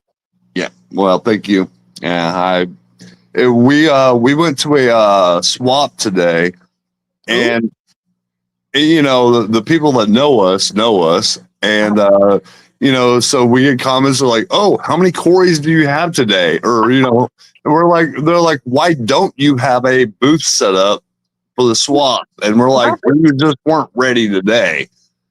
Just not today.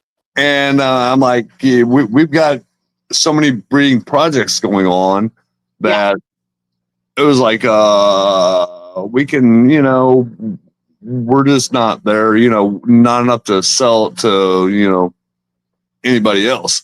Right.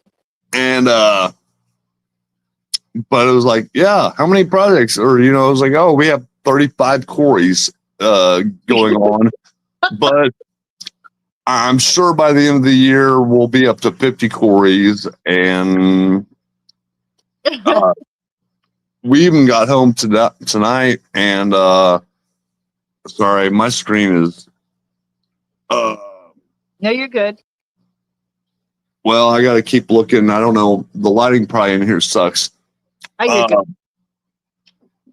We were like, yeah, well, we're planning on having 50 of the Corys, but we get home and we had bought a couple breeder boxes and whatnot, and Cheryl's in here digging, and she's like, oh, we have angels are coming out, and we have this coming out, and we're like, we have so many different projects going on that it's just, you know, it's overwhelming at times. I get that.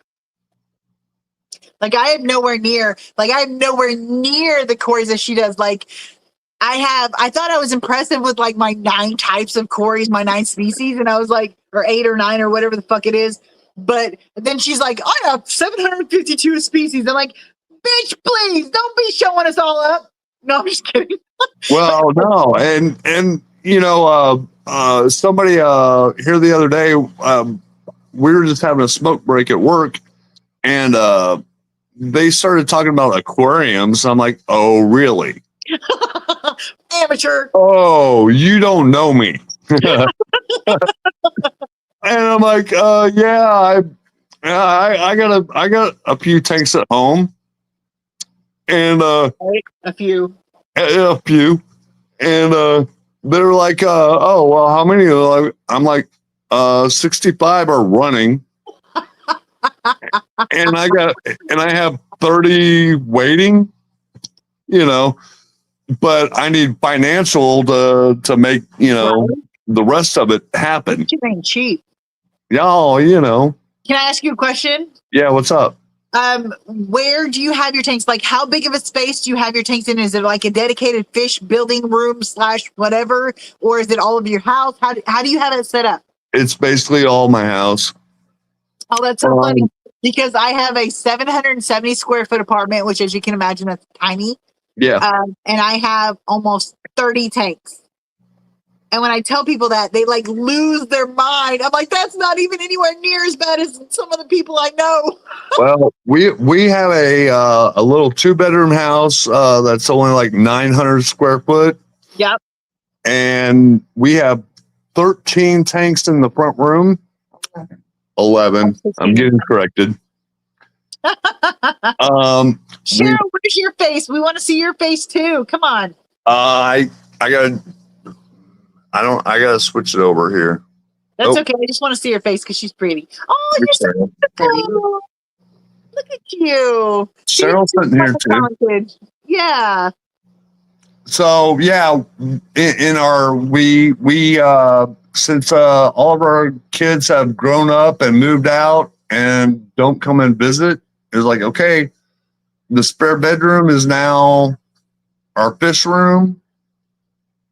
But yeah, we have tanks in every room, plus our sub. We have a really small basement, Yeah. and that's our whole new project. I'm in an apartment, so like I'm not even supposed to have a fish tank. Well, yeah, you know, that's what when we bought the 210 gallon in here, thinking that does it even fit through the door? I had 125 on my back porch for a year, and my managers didn't say jack shit. My fucking patio doors have shades on them, but they're broken, so you can see into my living room and see all 16 tanks basically from my patio door. So they can't tell me they don't know. But let me tell you something: it's a good thing I'm on the bottom floor because 16 tanks in my living room probably would fall through the floor. Yeah, we've thought about weight management a lot. And we're not talking about diets here, folks. We're not talking about diets. Yeah, but me and my 100 pounds I don't worry about, but yeah, we have a 125 gallon, we have a 210, we have a several 90s and 75s just in our front living room, and I'm like, do I have to call and get a foundation repair? Yes, you do. Probably do. It's probably the wise move at this point. Yeah, or we Sorry, gotta- go ahead. no, or we got to reconfigure everything and just that would be oh my god. See, I'm trying to consolidate and organize everything so I can see what I've got so I can downsize because it's just me and my 16-year-old daughter. And she's like, she likes the hobby, but I think she's getting a little burnout because with my physical disabilities and stuff and the fact that it's all scattered so bad and it's not consolidated and stuff makes it difficult for me to take care of it on my own. So she does a lot of the heavy lifting that I can't do at this moment. Right. So I think she's getting tired of it. So I've got to get this shit in order so that I can do it myself so I don't force her to hate the hobby that I love. You know what I mean? Get burnt out on something that I love. That would suck.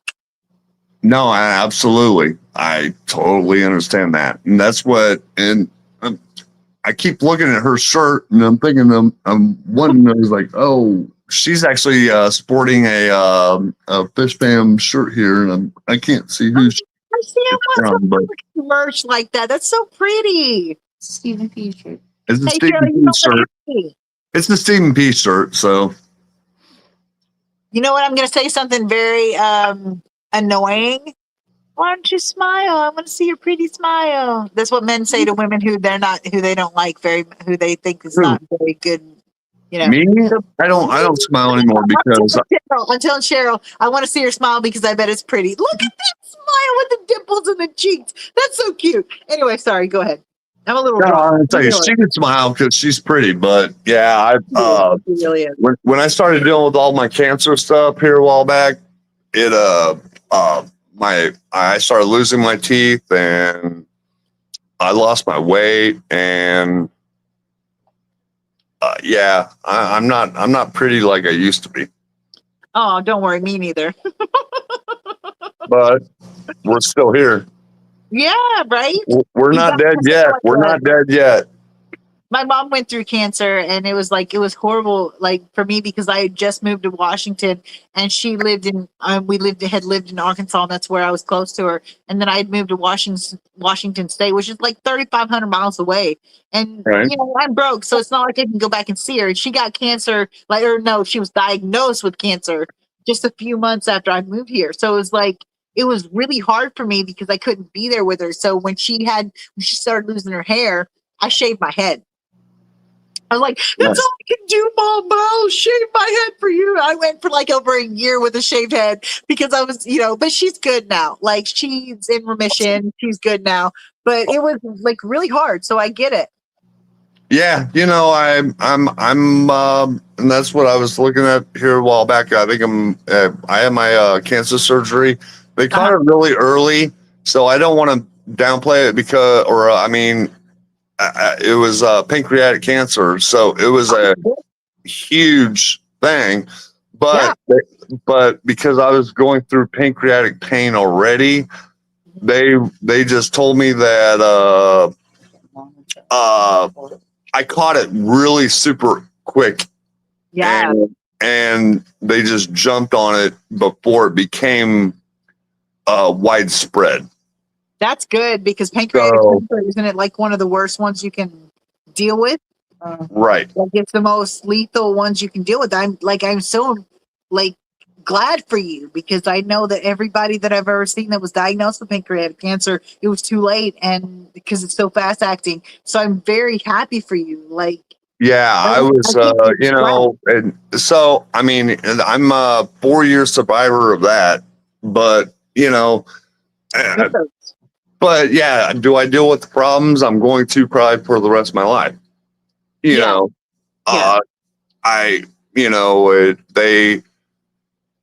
They cut tubes here. They took out organs there. It was a very invasive surgery. Yeah, I can imagine. And but I never had to go through chemo. I never had to do radiation. I never did any of that. Yeah, she but she had a full hysterectomy too. So yeah, it wasn't that bad. They caught it early enough in time that with the treatment, she was able to become in full remission. So it was really scary and it was hard to handle, especially with me being so up here. But it's like when you hear pancreatic cancer, everybody knows, oh shit, that's a horrible thing. So I'm very, very happy that you made it through that. Seriously, congratulations. And I'm so happy for you. Well, it was just, I've been dealing with pancreatic pain already. So I knew when things weren't right, and it was like, I got to go to the hospital to get checked out, and I hate hospitals just like you were mentioning earlier. Yeah. But, and doctors and me getting a doctor is just, nobody even wants to talk to me. Right. But I'm like, I got a problem, and it may sound like crap to you, but I know something's going on. Yeah. And so after, when they're doing the blood work and doing they're like, oh shit, you really do have a problem. I'm like, well, no, I wasn't here just for pain pills, man. I'm not just a pill popping addict that just needs, I'm like, I got something going on. See, that frustrates me so much. It's like you have to advocate for yourself for these professionals, supposedly professionals, so much they automatically assume like I have pain, like I have so many issues that cause me chronic pain that like I can barely get around anymore. But yet they won't help me with pain because the minute I ask for something, they automatically think I'm just trying to get high.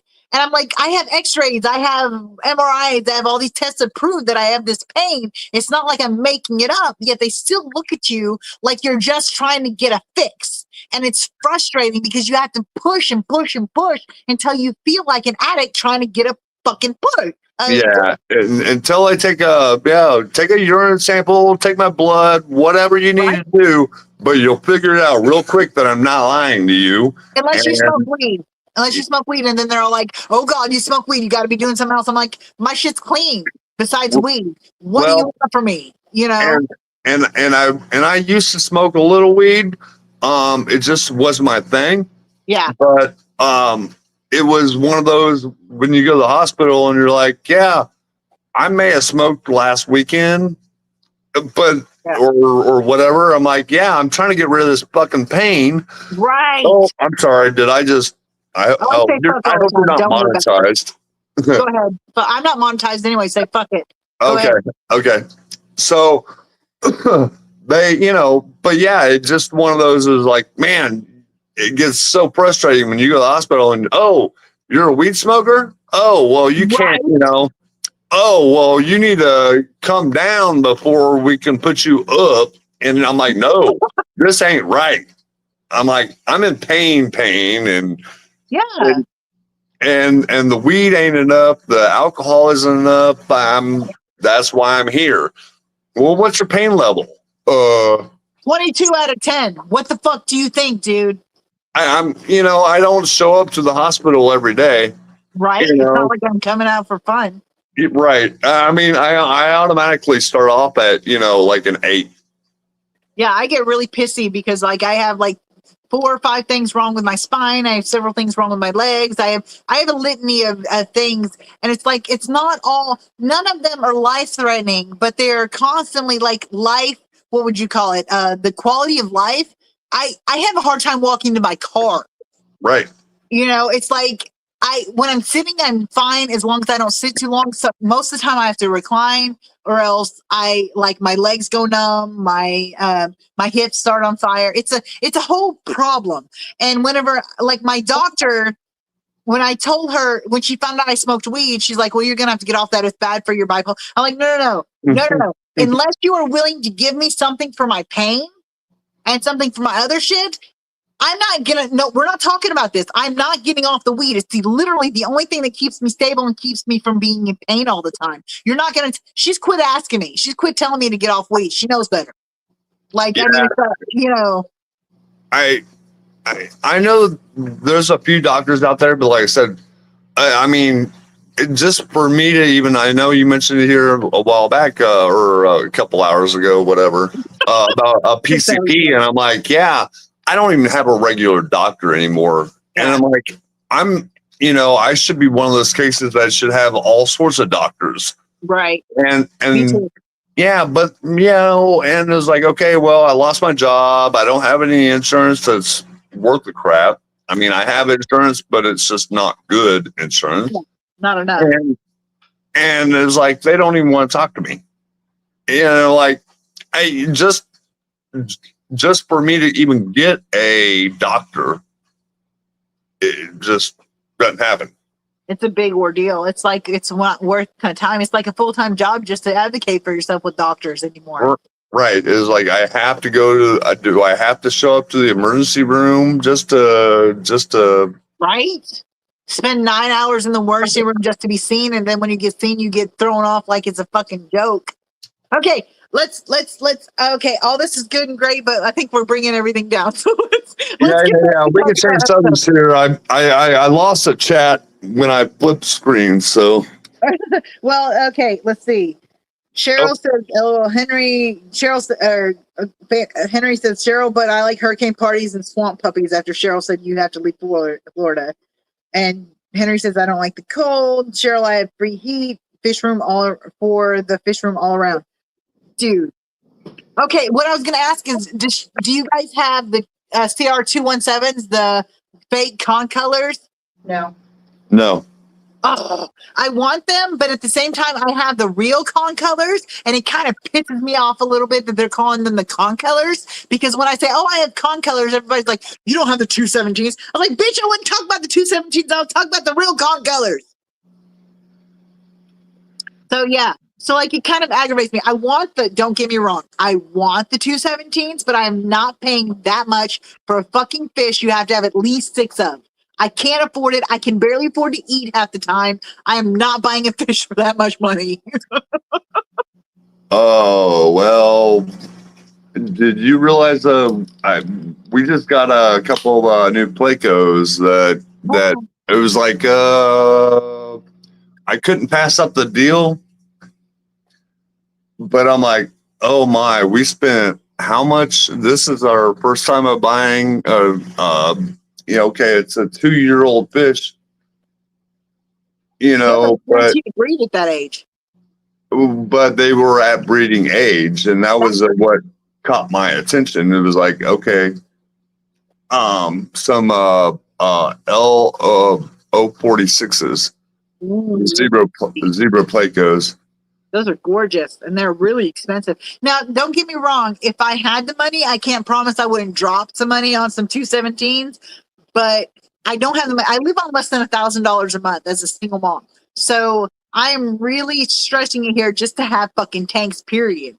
So for me to drop some kind of cash on that, it's got to be a serious investment that I can fucking make some money off of, or else it's no use to me. You know what I mean? I can't wait years for the investments to come in. I can't.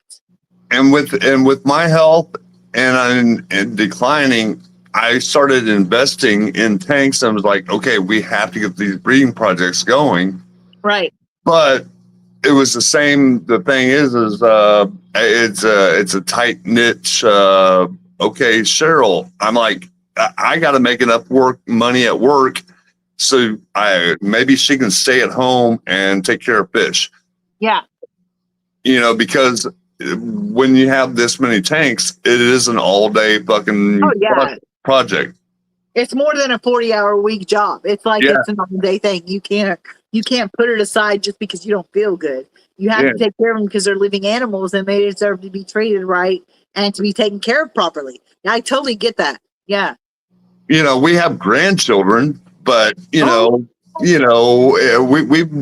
served our time on having kids and served our time.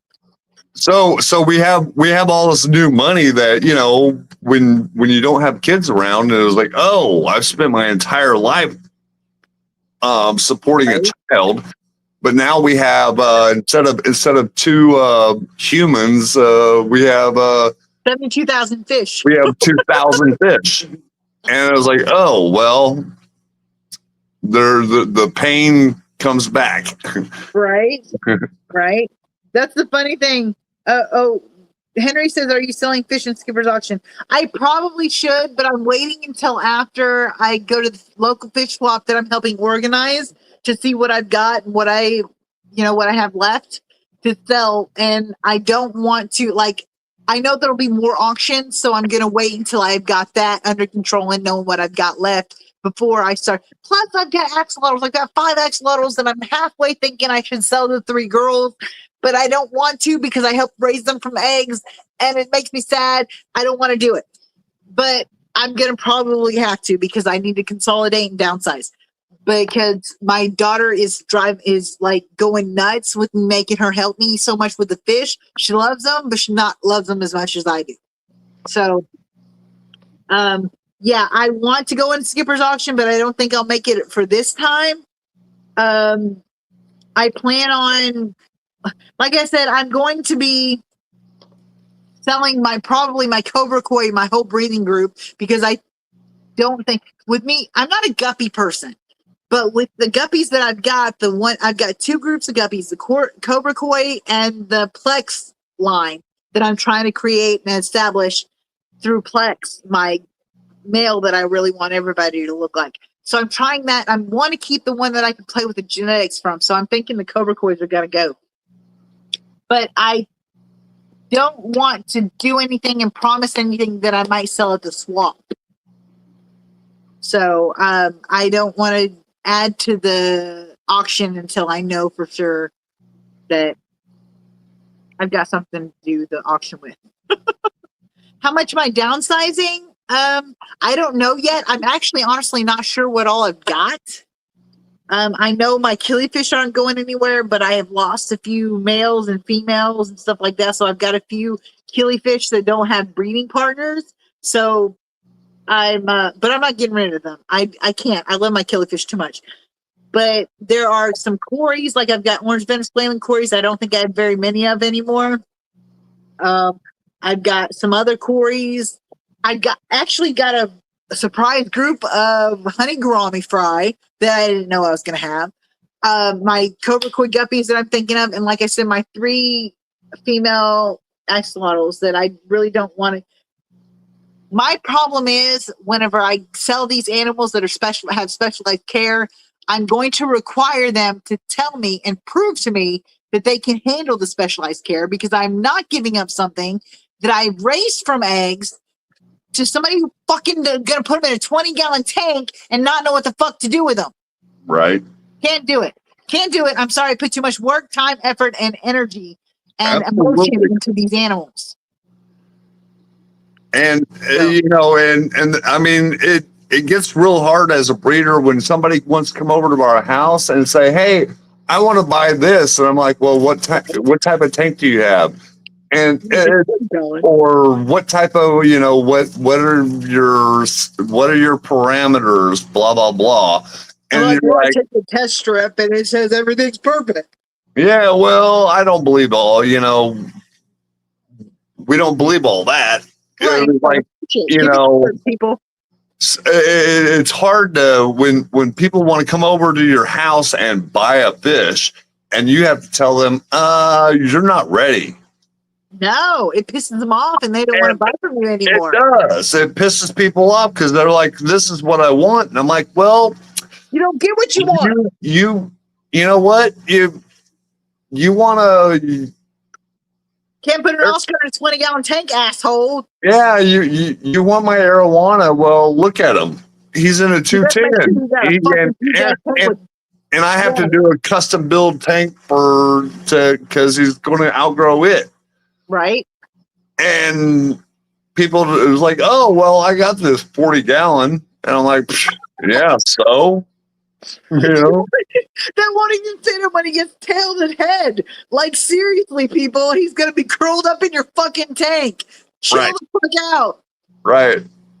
You know, and and it was funny when you started mentioning jail times in prison, and I'm like, oh well, I guess when we do catch live fish and put them into a glass box, we are kind of doing that same thing. Right? It's horrible making them pace side to side. Yeah, it's horrible. They need the room. They need to feel comfortable. It's cruel if you don't do anything otherwise.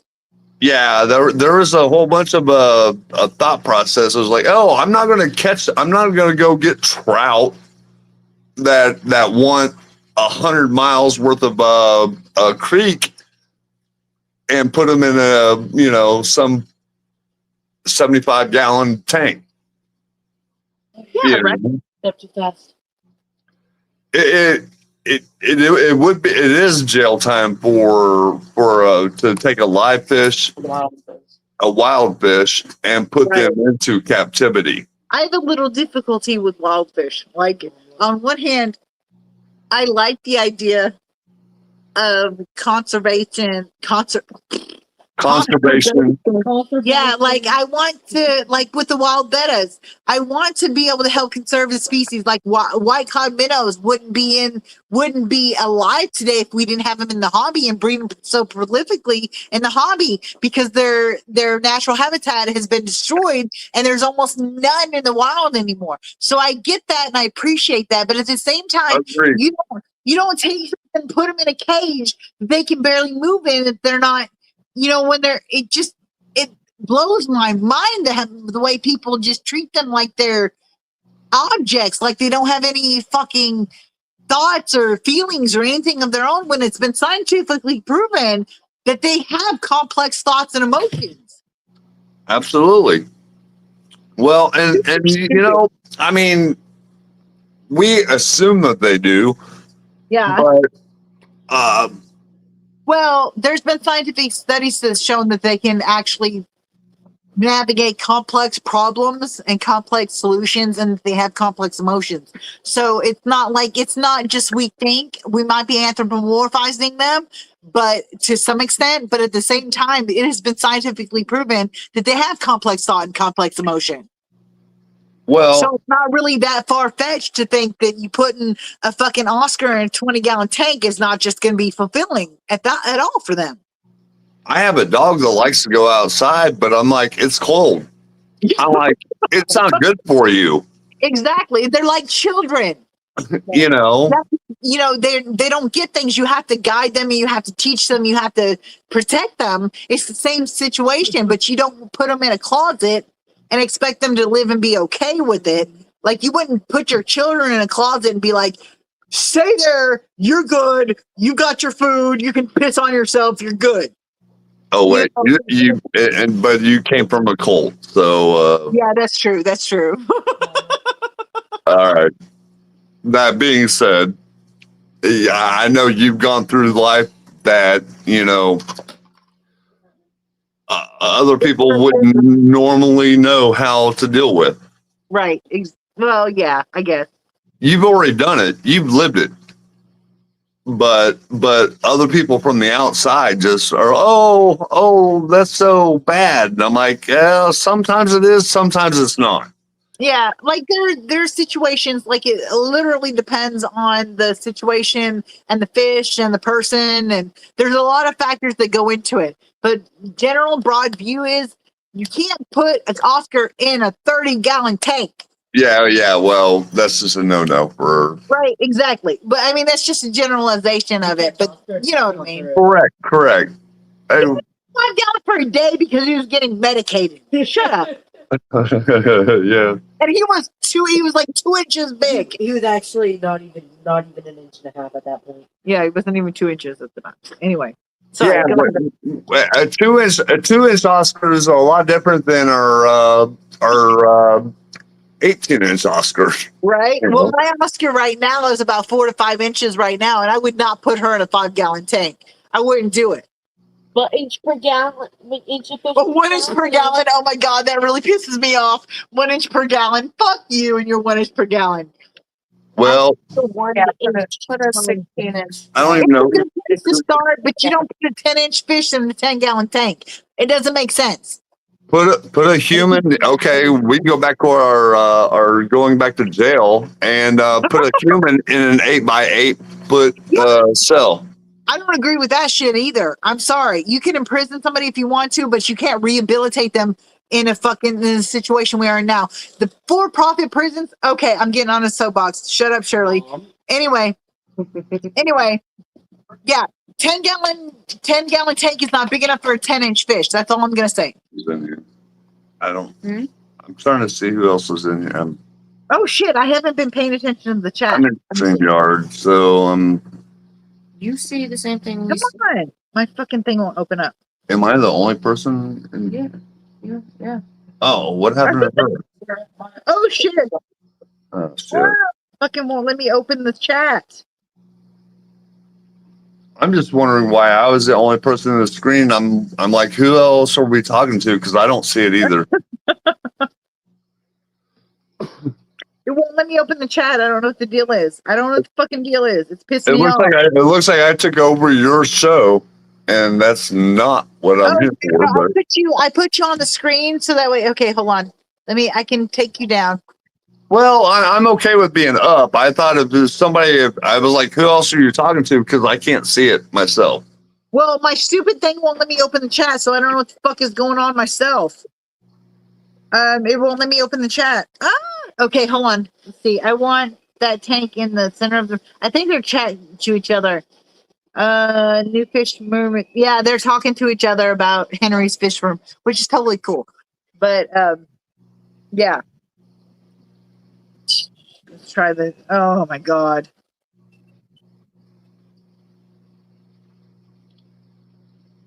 Let me I'm see if just we got one. embarrassed. That's why I'm just embarrassed that I was taking over your show now. I was like, Oh, you if I'm the only screen on you, no. I just got you on the screen so that way people could hear what you were saying and talking to you.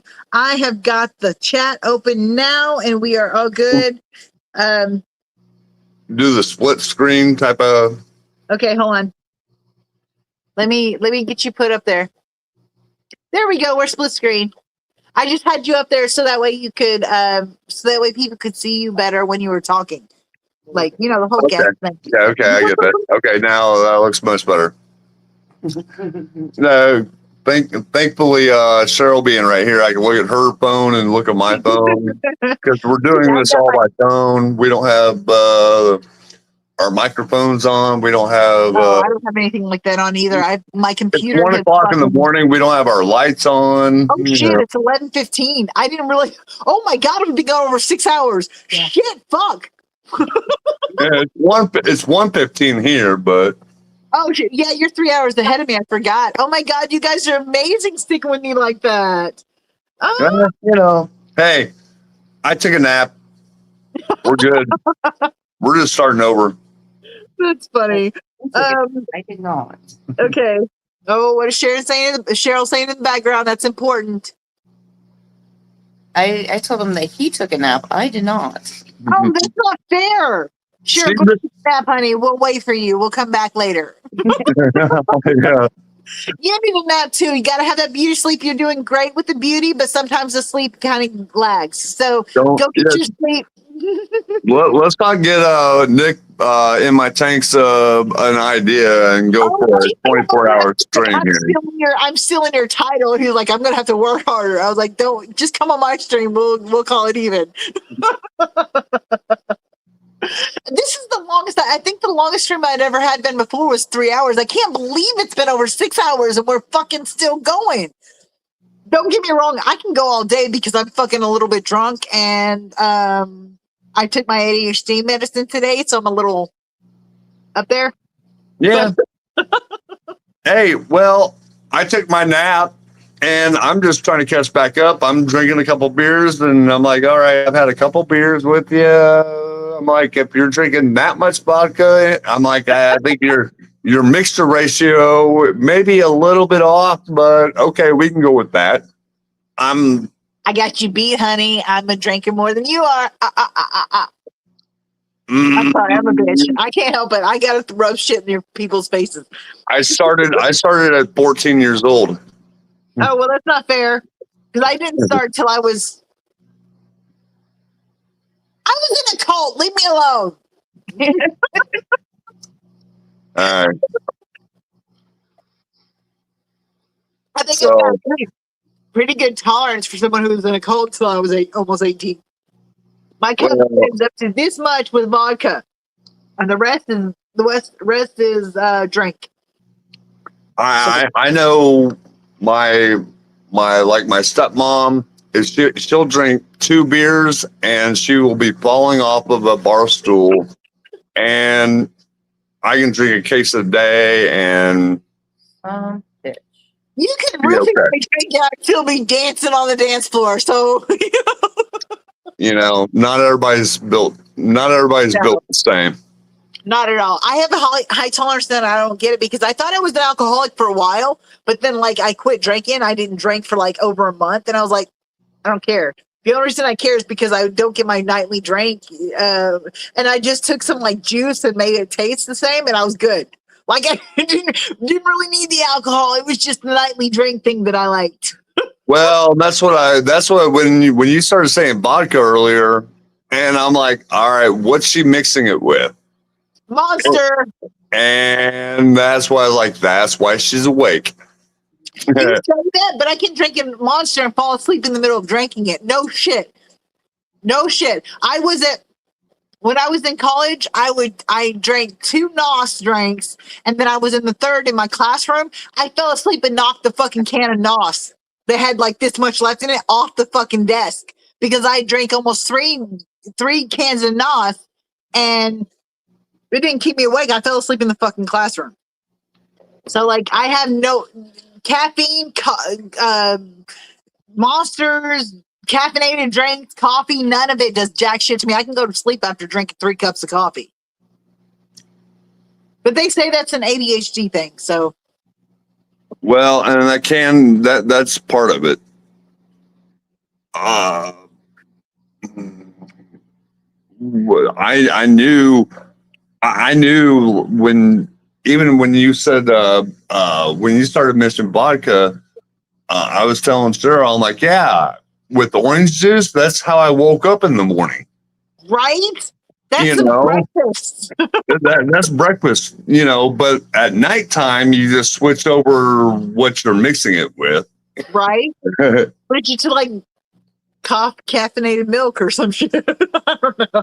I don't know if I could drink milk and vodka. That would be really gross. But like Oh yeah. Kahlua, Well, Kahlua. you can. Kahlua and coffee.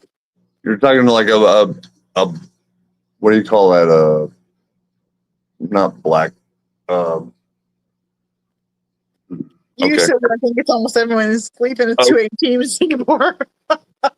I'd say let's get back to the chat here, but let What are me. you doing? Okay, I'm let me trying see. to Let light me get up. caught up on chat real quick. I'm trying to turn the light up because I know it's dark as hell in Oh here. shit! And then I turn it off. Okay, Henry says, "Are you selling fish in the blah blah blah in the auction?" No, I'm not because I don't know if I can handle that this week. This one, axolotls look cute. How much are you downsizing? I'm not really downsizing much. I'm just kind of trying to consolidate and organize to the point where I can take care of it myself without having to rely on my daughter because I know she's getting a little burnt out on me having to rely on her. So I'm trying to do that. But I'm only downsizing it as much as I need to consolidate things so I can take care of them myself. So I need more tanks, Henry says. Yeah, I can sit with 100 something tanks. You says you live in an apartment on the first floor, considered a rack system, consolidating domains. I've got 2 racks. I've got a rack in my bedroom that's almost 9 feet long and 6 feet high that handles probably about 20 tanks. And then I've got a rack in my living room that handles right now with the 29 and 20 and 3 10s on the bottom. So I'm covered with racks. I'm good with that. For now in my 770 square foot apartment. Ooh, I'm starting to slur. Ooh. Oh, someone was mentioning earlier that you accidentally flirt with people. Oh, Oh, you just said you're covered with racks. I am covered with racks, not flirts. It's a different story. Not But accidental. I'm not so bad with flirting either when I'm drunk. Anyway, I'm probably Just a lot flirt with less. people, but not I'm- accidental. I'm probably a lot less good with flirting as I think I am when I'm drunk. But when I'm drunk, I just I'm good. Anyway, Henry says when I get the new fish room done, I want a long center river tank. That would be cool as shit. You says for your river tank, what dimensions? Blah blah blah blah blah blah blah. I'm trying to get to where they start talking to me again. Power from the flooring to ceiling. Surely, I think almost everyone is sleeping. It's 2:18 in Singapore. Wimps! Don't do it. Don't go to sleep. Don't you do it. And Henry says he's going to custom build his tank, and they're all laughing at me. So that's good. We're entertainment. It's interaction. Isn't that great? I'm sorry. I love you. You're awesome. Anyway, so yeah. What is your next unicorn fish or wish list fish? Wish list is what's at the top of your list to get. Unicorn fish is something you've been trying to get that's at the top of your list that you haven't been able to get yet. So unicorn / wish list fish. Carol can be part of it too. Me, I'm going to say I would love to have a freshwater stingray. Ooh. What about Cheryl? I don't want a stingray. No. I figured. So what do you want, Miss Cheryl, pretty lady? I'm drunk on it. With Miss, Yeah. I don't want a stingray. I don't want a stingray. What do you want? Mom, stop. Other than more Corys and bettas, Say again. other than more Corys and bettas, best of them and Cold Archers. Okay, I had Betta Mahachiensis. I think I told you earlier. So, do you have any tips or tricks to help raise them? I've got a group of babies that are super tiny, feel like they were just born like a couple of days ago, and then I've got a clutch of eggs that I'm trying to hatch. I took them away from the father, and because I figured they would be easier to transport and less stressful if I took them as eggs rather than waiting until they were hatched and then trying to transport them. So I figured the eggs would be more conducive to not being fucked up if I took them as eggs. So what is your hints and tips and tricks? It's Betta Mahachiensis. You know what I mean. The wild type bettas. So do you have any tips and tricks? Because I really could appreciate them.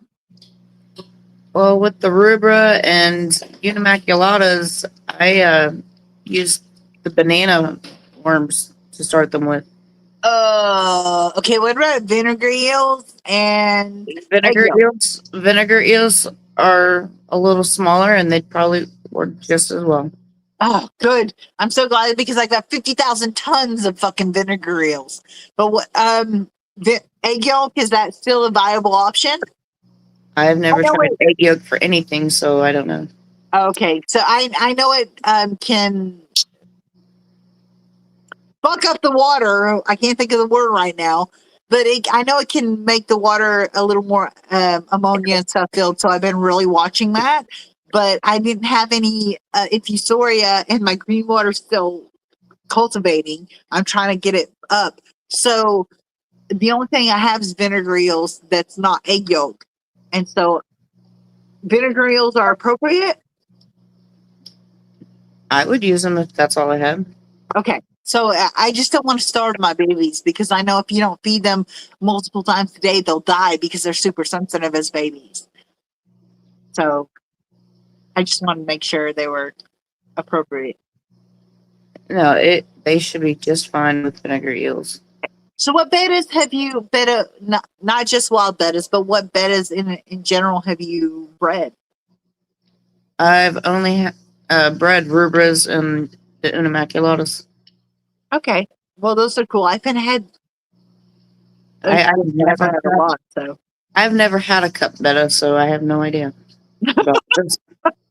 I have a female betta named Oubliette. I don't know if you were here when I talked about it, but she like totally thinks she's the man, and she will fucking fuck up some male. Like when I put the male with her, she would just like beat the shit out of him, and like she would try to lure him under the nest. And it was so funny because isn't that what the male's job is, to lure her under the nest? And then the female's supposed to do the head down, butt up position to let him know that she's acquiescent, that she is going to be okay with breeding. And then the male like takes advantage of that and brings her into the nest. Well, when I tried to breed her, she beat the shit out of the male, tried to lure him under the nest. When she went after the male did the head down, butt up thing, and she lured him under the nest. It was so fucking hilarious. Like, I think she's trans or something. I don't she beat his ass. I'm not kidding you. She like beat his ass. Like I was worried about him for a minute. Like I watched him for 24 hours. I was like, oh my God, she is a bitch. She will beat his ass. So I'm afraid to breed her again because I'm afraid if I breed her with a male that's a little stronger willed, then I'm afraid that they'll fight. And I don't want Oubliette's my baby. She's my girl. Like she will come and stare at me when she's ready for food. I feed her like 72 times a day. When our the Immaculata. Immaculatas took off because it's the male is a mouth brooder, Right. and she would like start picking on him. Yeah, because she wants to breed. and he's like, I'm holding your eggs, woman.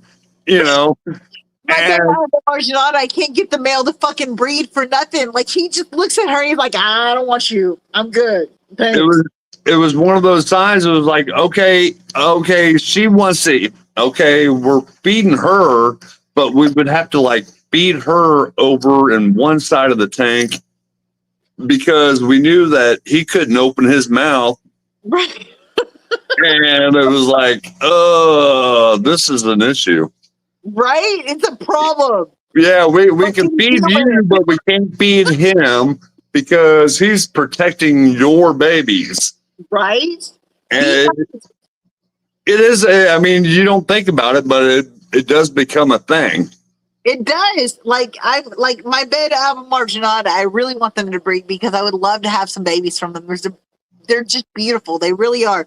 But my female will go in breeding dress, the whole fucking vertical stripes, the beautiful dark brown with the white stripes, and she'll like, ooh, baby, look at me. And he'll be like, fuck you, I'm good. And he'll just like, you don't care. Like I think what I'm gonna do is I'm gonna try to separate them if I can ever get around to doing it. Separate them and try to give them a little my heart grows fonder thing. And hopefully that'll work, but I'm not counting on it. It's one of my, okay, maybe if it happens, breeding projects. Right. But I really would love to have some babies from them. But because he's a mouth brooder, so it's really awesome because they hold it for like, 21 days? After the eggs and the fry and all that shit's 21 days. And it's like, I find that fascinating shit. Like, dads in the real world, in the human world, don't do anything like that. Like you're pregnant, fuck off, I'm going this way. Yeah. If you tell me I can't eat for the next 21 days, we're gonna have an issue. Real quick. That's what I'm talking about. But these guys, they hold them for 21 days. It's just so amazing to me. It's like, my God, good dad. And then the female's like, I just want to breathe again. I let him go. I want to breathe again. I want to breathe again. Like, you horny bitch. What are you? I fixed that situation with the rubras. I have one female and two males in that tank. Ooh, I would love to do that, but my fucking album Marginata male cost me $80. $30 for the fucking fish and $50 for shipping. I cannot afford that kind of fucking fish. I really would love to have another one. Somebody else told me that too, but no, I'm broke. So they're just gonna deal with the cat. We've been without a job basically for the last 4 or 5 months of and so our financial strain was we're with you. We understand being broke and trying to it was like, oh, they love to eat this, and I was like, you know what, we're gonna go try this and see if we can't maintain. When you have to choose between whether you eat and whether your child and or your fish eat, it's not really a competition. Like, they eat before you do. And it's like, if you go without, that's just life. I mean, you chose to have them in your life. You have to feed them. Well, and and a lot of our, I agree. I was like, there's a lot of our times is like, hey, I got cans of green beans. I was like, you know what? Not everybody eats green beans, but a lot of them do. And I'm like, hey, I got donated a bunch of green beans. I'm like, yep. I'm like, they're going to the fish, not to me. Yeah, exactly. That's what my plecos, they eat better than I. All my fish eat better than I do. Seriously, it's fucking ridiculous. I'll be sitting there on fucking ramen and the ramen ends and I've got nothing. But them fish are eating baby brine shrimp, or they're eating fucking frozen bloodworms, or they're eating something. They're fucking eating. Right. I'm sitting there and go like, a week. Oh, I haven't eaten in a week. But that's okay because my fish and my kid is eating. So we're good. Well, yeah, we have frozen tilapia in the freezer, and I'm like, that sounds like good for dinner, but I'm like, no, I know it goes to the kid. It's going to the fish first. Right. Right? It doesn't matter what you have. It goes to the kids and the fish first. Yep. Yeah, Always. and that means there's nothing left for you. What do you got? You got nothing. And you're just gonna have to eat air and be happy about it because your fucking fish and your kid are taken care of. Well, and back to my pancreatic shortly, and I'll get off this one. But somebody on Facebook was like, he's like, oh, I'm so hungry, I want to eat, and I'm like, I haven't ate for like 3 or 4 days myself, you know, and you're like, you're saying you're hungry because you didn't have breakfast, Right? Fuck I'm you, like- dude. Passed out. I haven't eaten in a week.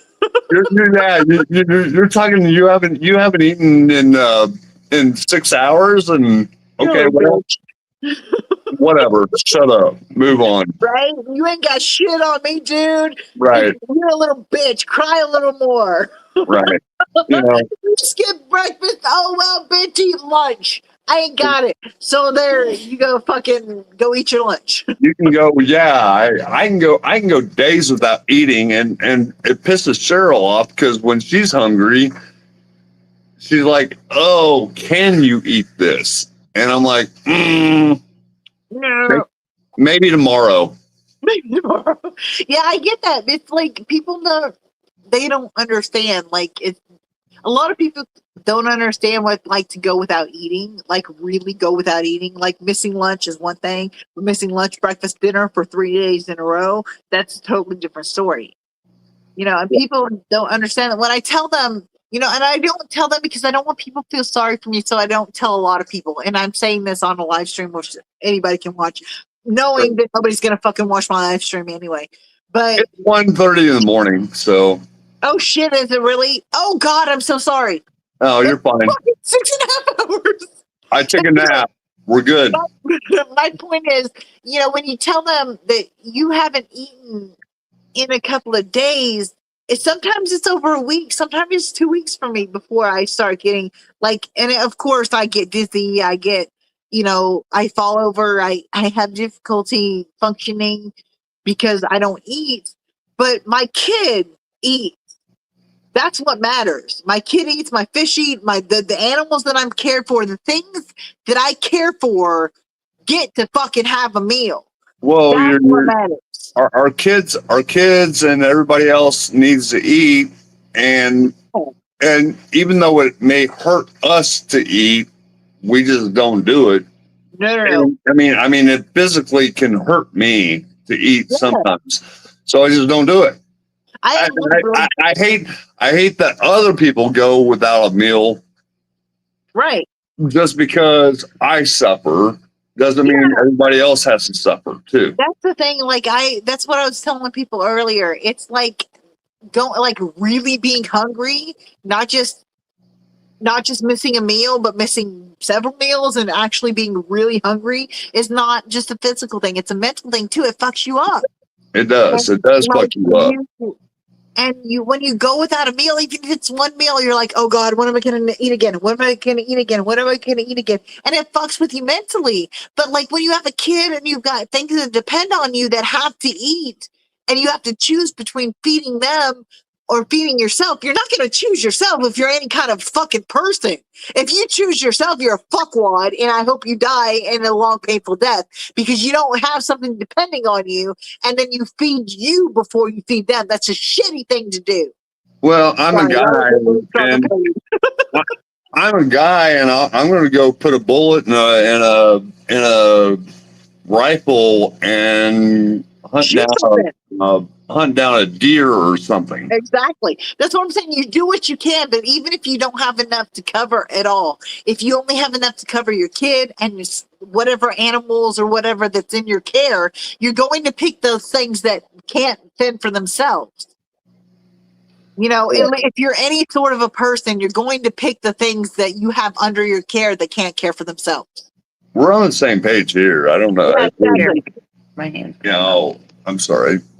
Cheryl pulled my phone for me. So. Oh, Cheryl's got something to say. Let's say it. Let's hear it. No, she was holding my phone for me because now now that I can see you on a different screen, I can kind of. I'm sorry, my screen is No, I'm still on StreamYard and I'm not used to it. So StreamYard too, so I can't do a lot. But I've got my my other phone that I stole from the AT&T. I was hoping somebody else would have joined in with us, but you know, I'm hoping too. Anybody want to join in with us? Because I've got the. If you scroll up, I've got the. Let me see if I can try it again. Do. no, it's fine. What? I'll join in. And play my game. No, it's good. We don't want to play a game while we're trying to. If we're going to compete with In My Tanks, then Right.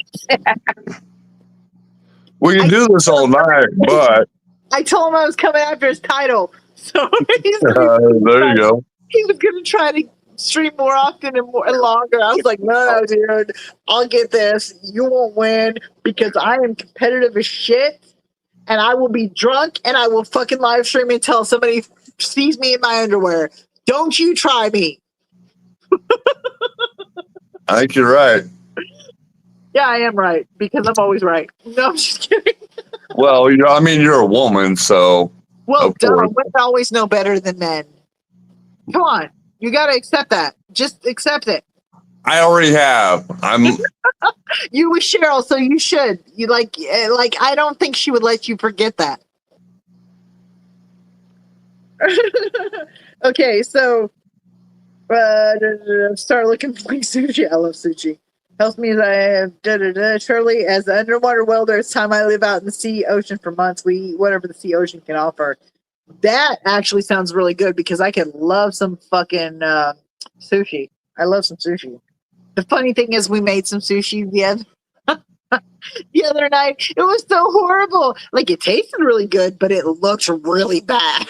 I made a really, really good bowl today. Although my kid did really well, and I didn't do so well. But yeah, like it's just women rock. I love men too, but women are the best. well, and that's for Sue. You, I'm sorry. Oh my god, you should Daisy. I'm drinking too. Yeah.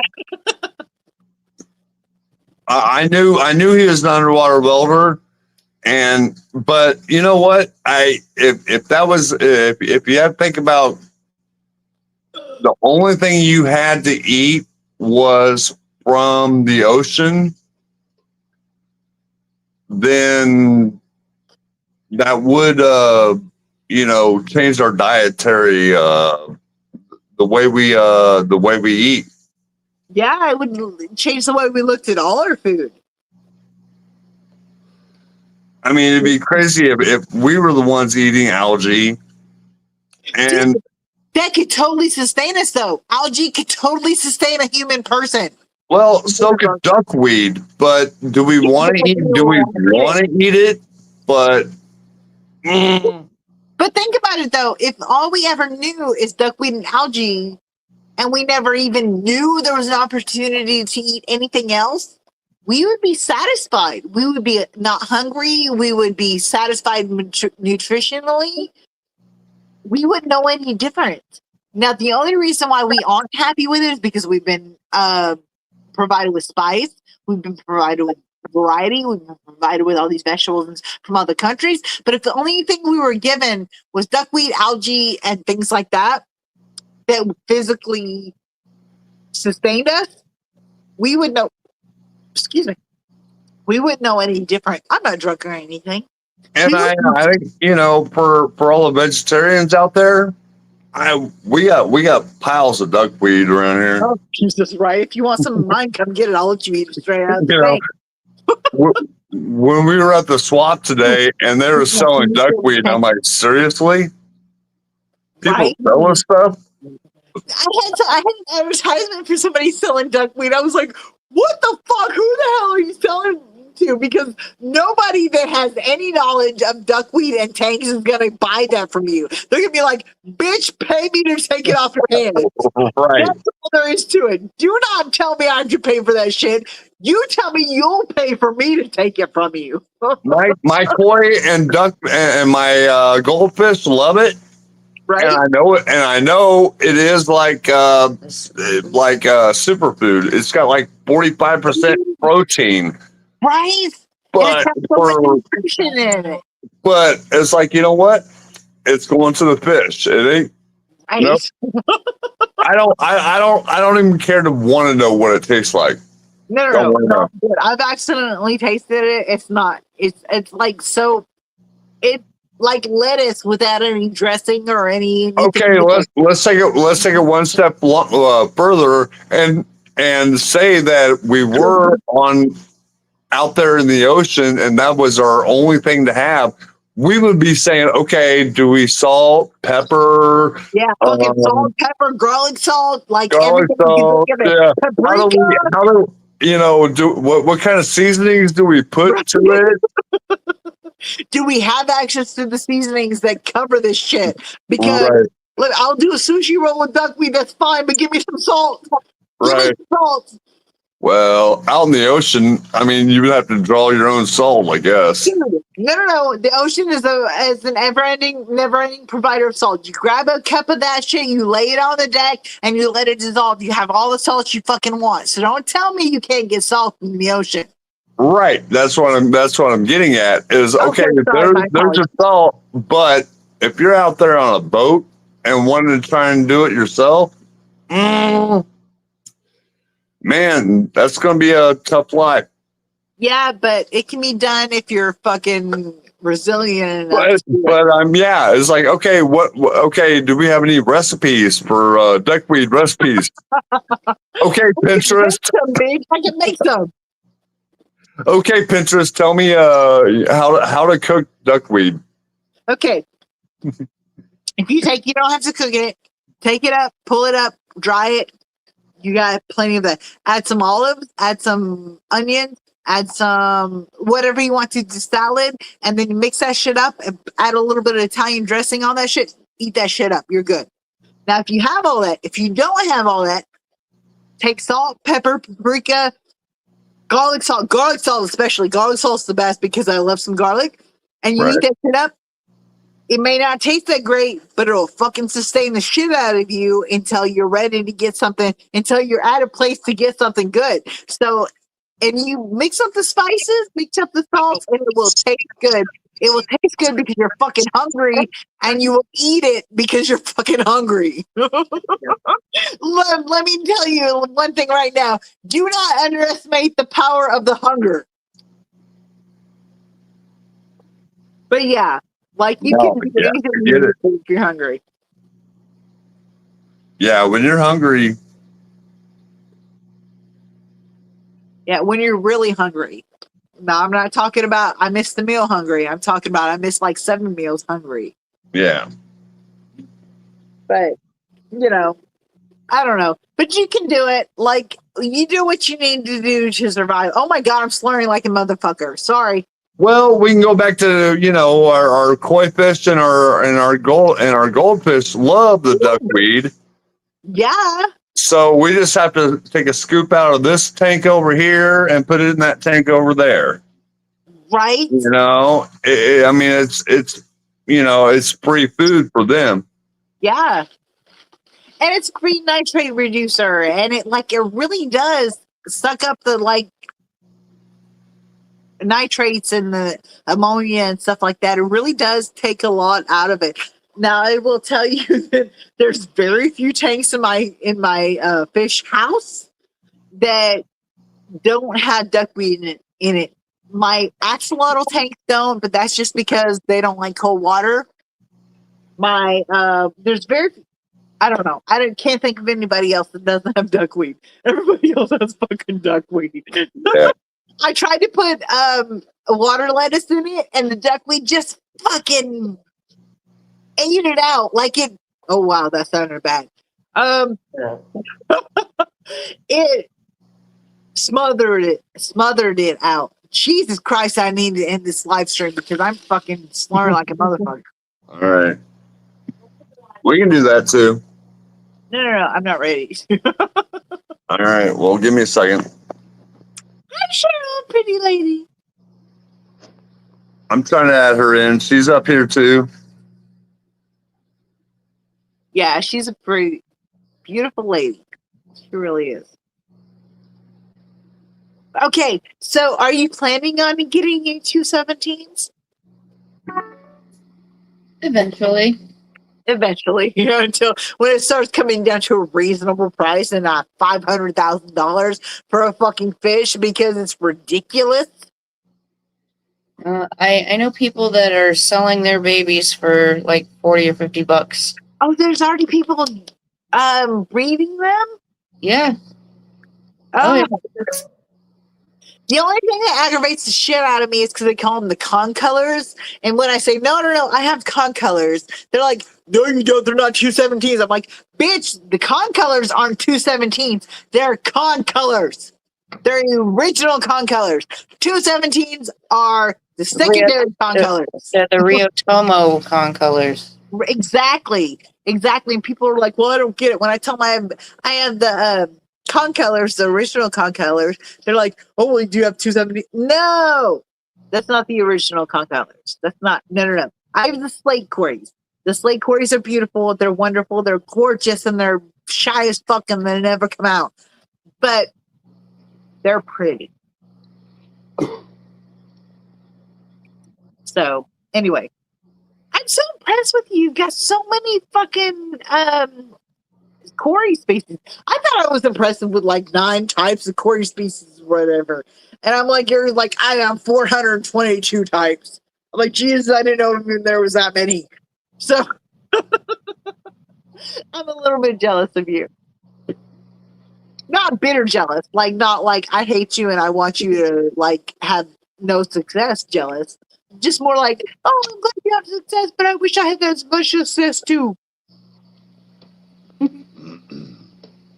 I know you're laughing at me because I'm a little drunk, but it's not No, my fault because we're laughing because my dog wants to get attention right now, and now I thought she just wanted to be on the screen, and I was like, no, she's just knocking over. Now we're plugging in our phones so our batteries don't die, and Look at my dog. He's on my leg. He doesn't give a shit about the camera. He doesn't get. Actually, my dog doesn't like the camera. If I point the camera at him and he knows I'm pointing, he goes like this.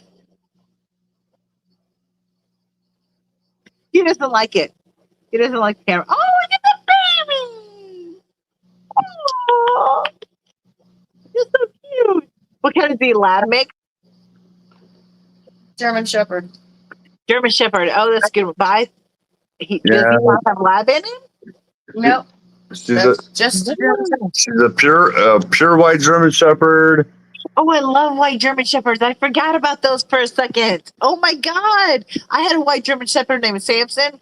I got him from a guy who was, he come to my house, and then whenever I followed him home, his owner was a kid my age, and he was stringing cats up in his yard and shooting them with BB guns. Oh, So my I God. took Samson home, and I told him that if he ever talked to me again, I would kill him with a rock in his fucking temple. Yeah, So- yeah. I brought Samson home with me, and we had him for like another 3 or 4 years. And he was a wonderful dog. He took care of my kittens when my feral cat had kittens on the porch. He took care of them. He was an amazing dog. White German Shepherds are beautiful and amazing. They really are. They really are. And I got a friend who's a breeder that lives like, I don't know, 20, 30 miles away from us. And one of my biker buddies. So we it was like when I said yes, I want a dog, and he goes, and I'm like, oh, I get first pick out of this litter. And so yeah, she's a spoiled little brat. Oh shit, we've got people coming. Hold on, I gotta say hello to people real quick. Okay. And then you can finish. I'm sorry. I don't No, mean you're fine. I just want to say hello to everybody comes in. Okay, you says the only thing humans should be addicted to is food, but if you only eat one thing, only how depressing is that? Exactly, motherfucker. Not you, motherfucker. Gotta have a variety. What about water lettuce? Some fish in there with some rivery berries that grow close to the water. Roy. Oh, hi. Hi. I love you, Eyeball Pirate. You're so awesome. Put it in there. Gold came into Eyeball Pirate. That's, oh, fuck. I can't remember. I can't believe I can't remember his name. I love him. He's awesome. And he's Roy. That's what his name is. Roy. Roy. I'm so sorry, Roy. Don't think I'm a little bit drunk. Well, a lot drunk. And my brain doesn't work because I'm old. So, okay. So there's Roy and Skull Aquatics come in. Hello, you guys. Hey, What Curtis. are we talking about? I'm glad. I'm surprised you're still awake too, but here we are. We have more people joining now. It's almost 3 a.m. It's 4 p.m. by me, says Eyeball. Who needs sleep? Right? What is sleep? My phone is at 8%, 80%. Well, plug that shit in, Henry. Don't give me no excuse. Plug that shit in. Victoria's the bad while watching. Oh my god, I love you people. I can't believe it. It's almost been 7 hours. Oh my god, I can't believe people fucking stick with me that long. And you guys didn't even hear my story about bribing Cobb with donuts. No. They don't care about my story of bribing Cobb with donuts.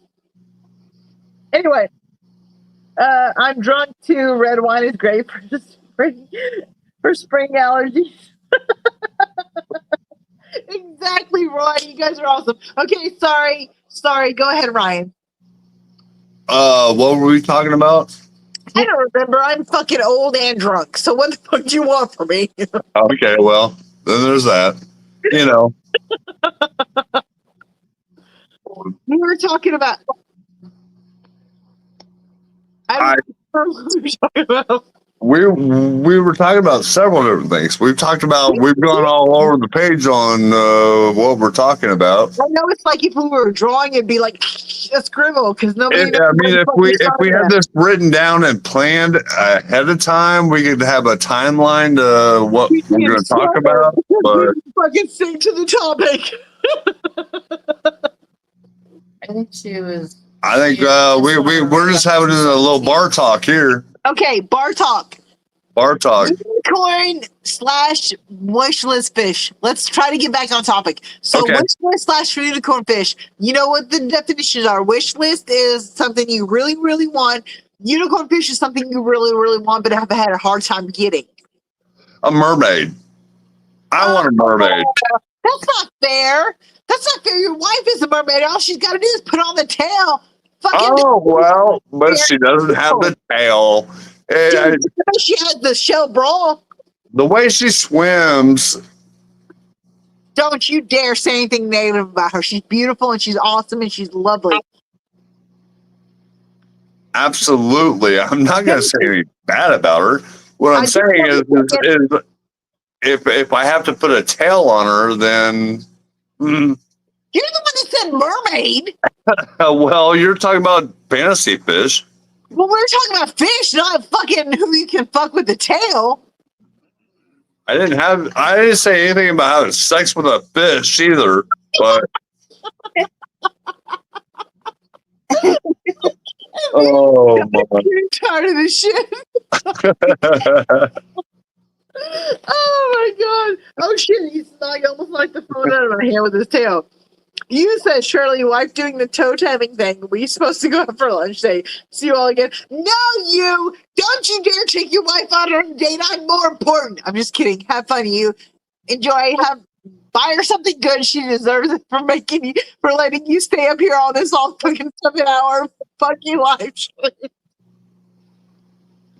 Yeah, I'm happy to see you again, man. I know we haven't talked a whole bunch in person, but I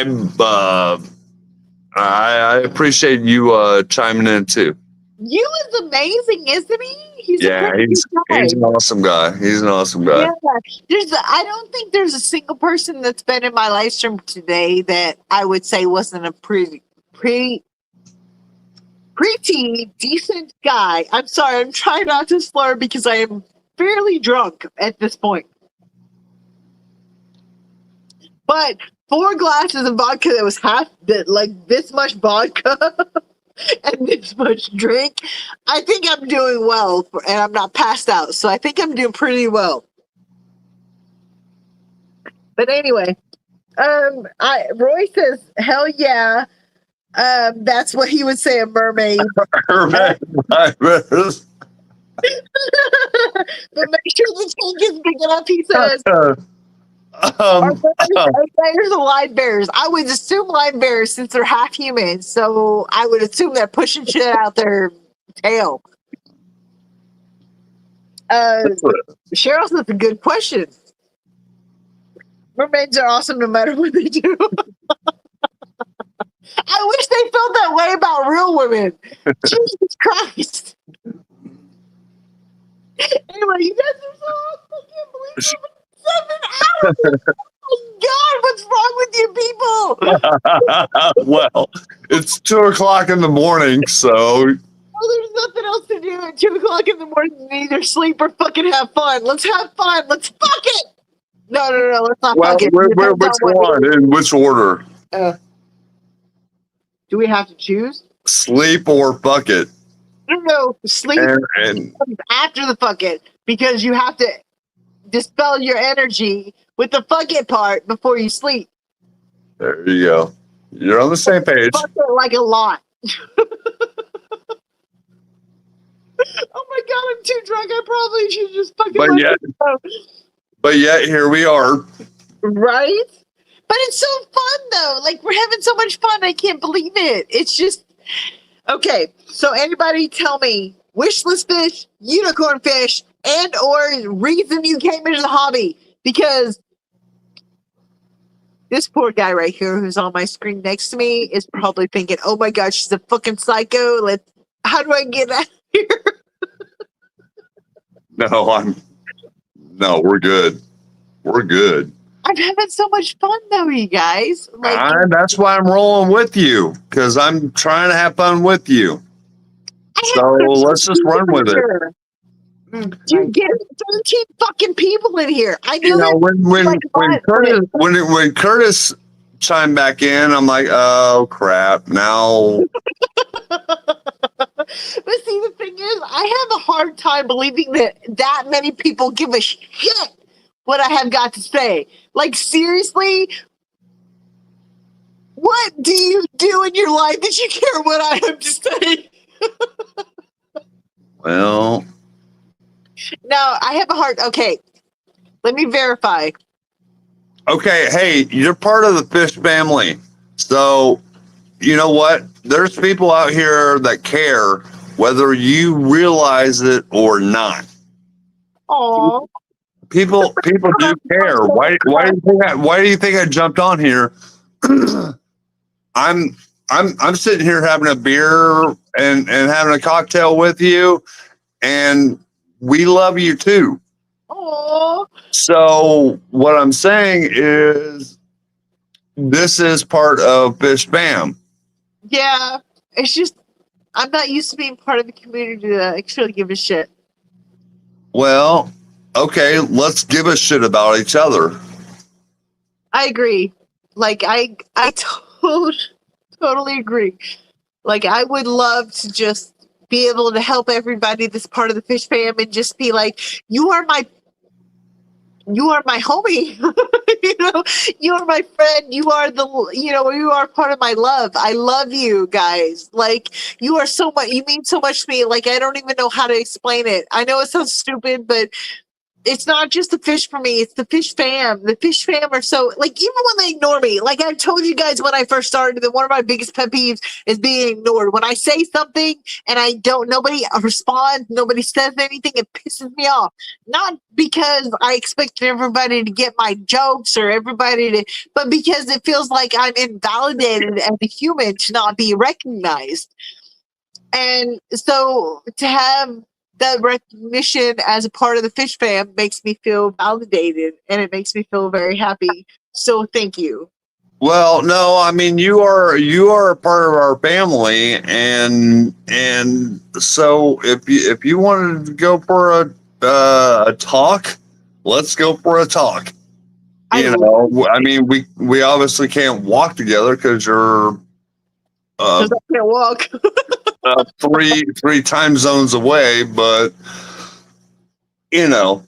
here we are. Welcome to the internet. Yeah, the fact that you guys are staying up to hang with me, that means so much to me. You guys have no idea how much that warms my heart. Like how much it just makes my heart beat. Well, you just asked. All you had to do, you asked for somebody to join you, and I just clicked a button. I love you guys. So, am I perfect? Hell no. No, Are look at you? Okay, no, I'm going to probably say no, I not wanna stop same you right level. But we have a I'm whole bunch of things in common, and let's roll with this. Right, exactly. It's just like I love the fact of community coming together. It means so much to me because I've always felt the whole but it takes a village to raise a child thing. It doesn't just apply to children, it applies to everybody. Like it takes a village to comfort a person, it takes a village to feed a person, it takes a village to house, it takes a village to make sure another person is okay and happy and fulfilled. And I don't think any of us are meant to just be by themselves. I don't think that at all. And it just means a lot to have a community that accepts me. Even when you guys fucking ignore me when I'm talking and having good jokes and you guys fucking have no humor and you don't get my jokes. Well, So, like, seriously, though, it really means a lot to me to have you guys back me up and to have my back. It means a lot. we have your back because we listen, even though we're not necessarily talking at the time, or I'm not in the chat log. Here's the thing, too. A lot of times, Cheryl's chimed in on the chat, and my phone is just down, and I'm listening, or I'm reading it, but I'm just not replying. That's So- one thing I can say about Cheryl is like I've never been in a chat with her that I haven't said something that she hasn't acknowledged, and that respect makes me respect her a lot more. Not just because she acknowledges me, but it's not just me; she acknowledges everybody, and it really. I know it's hard to do, and everybody's like, "Well, chat's going too fast." Fuck you! I can keep up with chat. Why can't you? That's bullshit. That's a fucking cop out. If you have something to say to somebody, be like, "Hey, yeah, if you see somebody not being acknowledged, be like, jump in and be like, hey, yeah, I hear you. I see you. Do not make anybody feel unheard or unseen. That's bullshit, especially if you say you care for them. You do not make anybody feel unheard or unseen. You find a way to make sure they're heard and seen. And I appreciate that from Cheryl because I've noticed that when she's in the chat, she hears, she sees, she acknowledges. And that makes me feel very special. And I appreciate that, Cheryl. You are a wonderful person. And I'm thankful that you're in my life. I'm glad Don't get. Oh, Stop don't it. get. Yeah, I'll say let's not get sentimental about this, but We're allowed to. We're women. Remember, we're emotional and we can't handle shit because we're emotional. on. Let us be emotional. All right. Well, here we are. Here we are. There we go. I did to change subjects. I did see somebody mentioned arrowfish or Arowana? no. Okay, hold on. Oh, Roy says I want to get some arrowfish. Never had them before. Oh shit! Goal says to contact him anytime. I don't know what that. I'm behind. Shit, I'm behind. Oh, Cheryl says her unicorn fish is also gastro half. I'm really bad and I'm drunk, so it's really hard to pronounce that. What is that? And can Fireball for you. Fireball Oh. 40. you know what's funny is I never even knew they existed until you said something about them in chat. When I looked them up, I was like, "Oh my god, they're beautiful!" I thought you got them. No, they're a pain in the got butt to find and expensive. Somebody got them. I don't remember. Maybe it was Jody. Somebody got them. I don't remember, but they got them, and I was like, "Fuck you for bragging about it." Jody got them at the auction at the Clash. Yes, the lucky ass people. I wanted to go to the Clash so bad, but like I'm in Washington, so it's like all the way across the fucking country, and like I'm too broke to go 10 miles down the road. So across the country is a little bit out of my range. But I seen her. tonight. I thought I seen somebody. Good say morning, there it Jody. is. Oh, Jody up already? Yay! I wasn't talking shit about you. I was swearing. Oh, my girlfriend lived that floats. Hey, you better stop it. Cheryl deserves better than that. Don't you fucking dare talk about somebody else's girlfriend. You better not. You better be happy with Cheryl. I will fucking kick your ass. I'm not worried about it. Nobody else can put up with him. Oh yeah, you're good point. Okay, go ahead and do what you want. Say what you want, but nobody cares about you. So Hey, as long as we're live streaming and she kills me, then it's publicized, right? Jody's amazing. So like I am so Jody, I wanted to tell you that my Oh my God, Jody, it's 2:00 in the morning. Jody, I was worried about my blue Glarus male harassing my female too much. Well, he was harassing the shit out of her. He was just going at her, and she just took it around the tank. Well, I guess she had enough because she turned around, she started beating the shit out of him. She started like fucking like just like pounding at him, and he went and hid behind the filter. I was like, I love you, Nirvana. I totally love you. She did not take shit from him. She's like, I've had enough. You can fuck off. And she fucking chased him behind the filter. Oh, it was great. It was lovely. I loved it. But anyway, yeah, I can't believe it. Okay, Jody says, hey, Cheryl, Shirley, Ryan, Curtis, Henry, Roy. Okay, Henry, everybody saying hi. No, Henry, you can't go to bed. But you probably should because you have 130 tanks to take care of. So go to bed, get your beauty sleep, and get the fuck up and take care of those tanks. I'm okay, Curtis. Thanks for asking. But anyway, like, she's awesome. I'm so, like, that's where I got my blue Glarus killifish from tropicalfish.co. They are beautiful. They have so much quality and they have given me so many eggs. If I can just get them to fucking hatch now. But they are beautiful. Like, I have so much happiness from tropicalfish.co. They are really, I wouldn't recommend anybody above them. Like, Okay. I really would. Let me Gene. I probably should keep my mouth shut. No, don't keep your mouth But shut. I'm pretty good at not doing that. We have some equus that Jody gave us.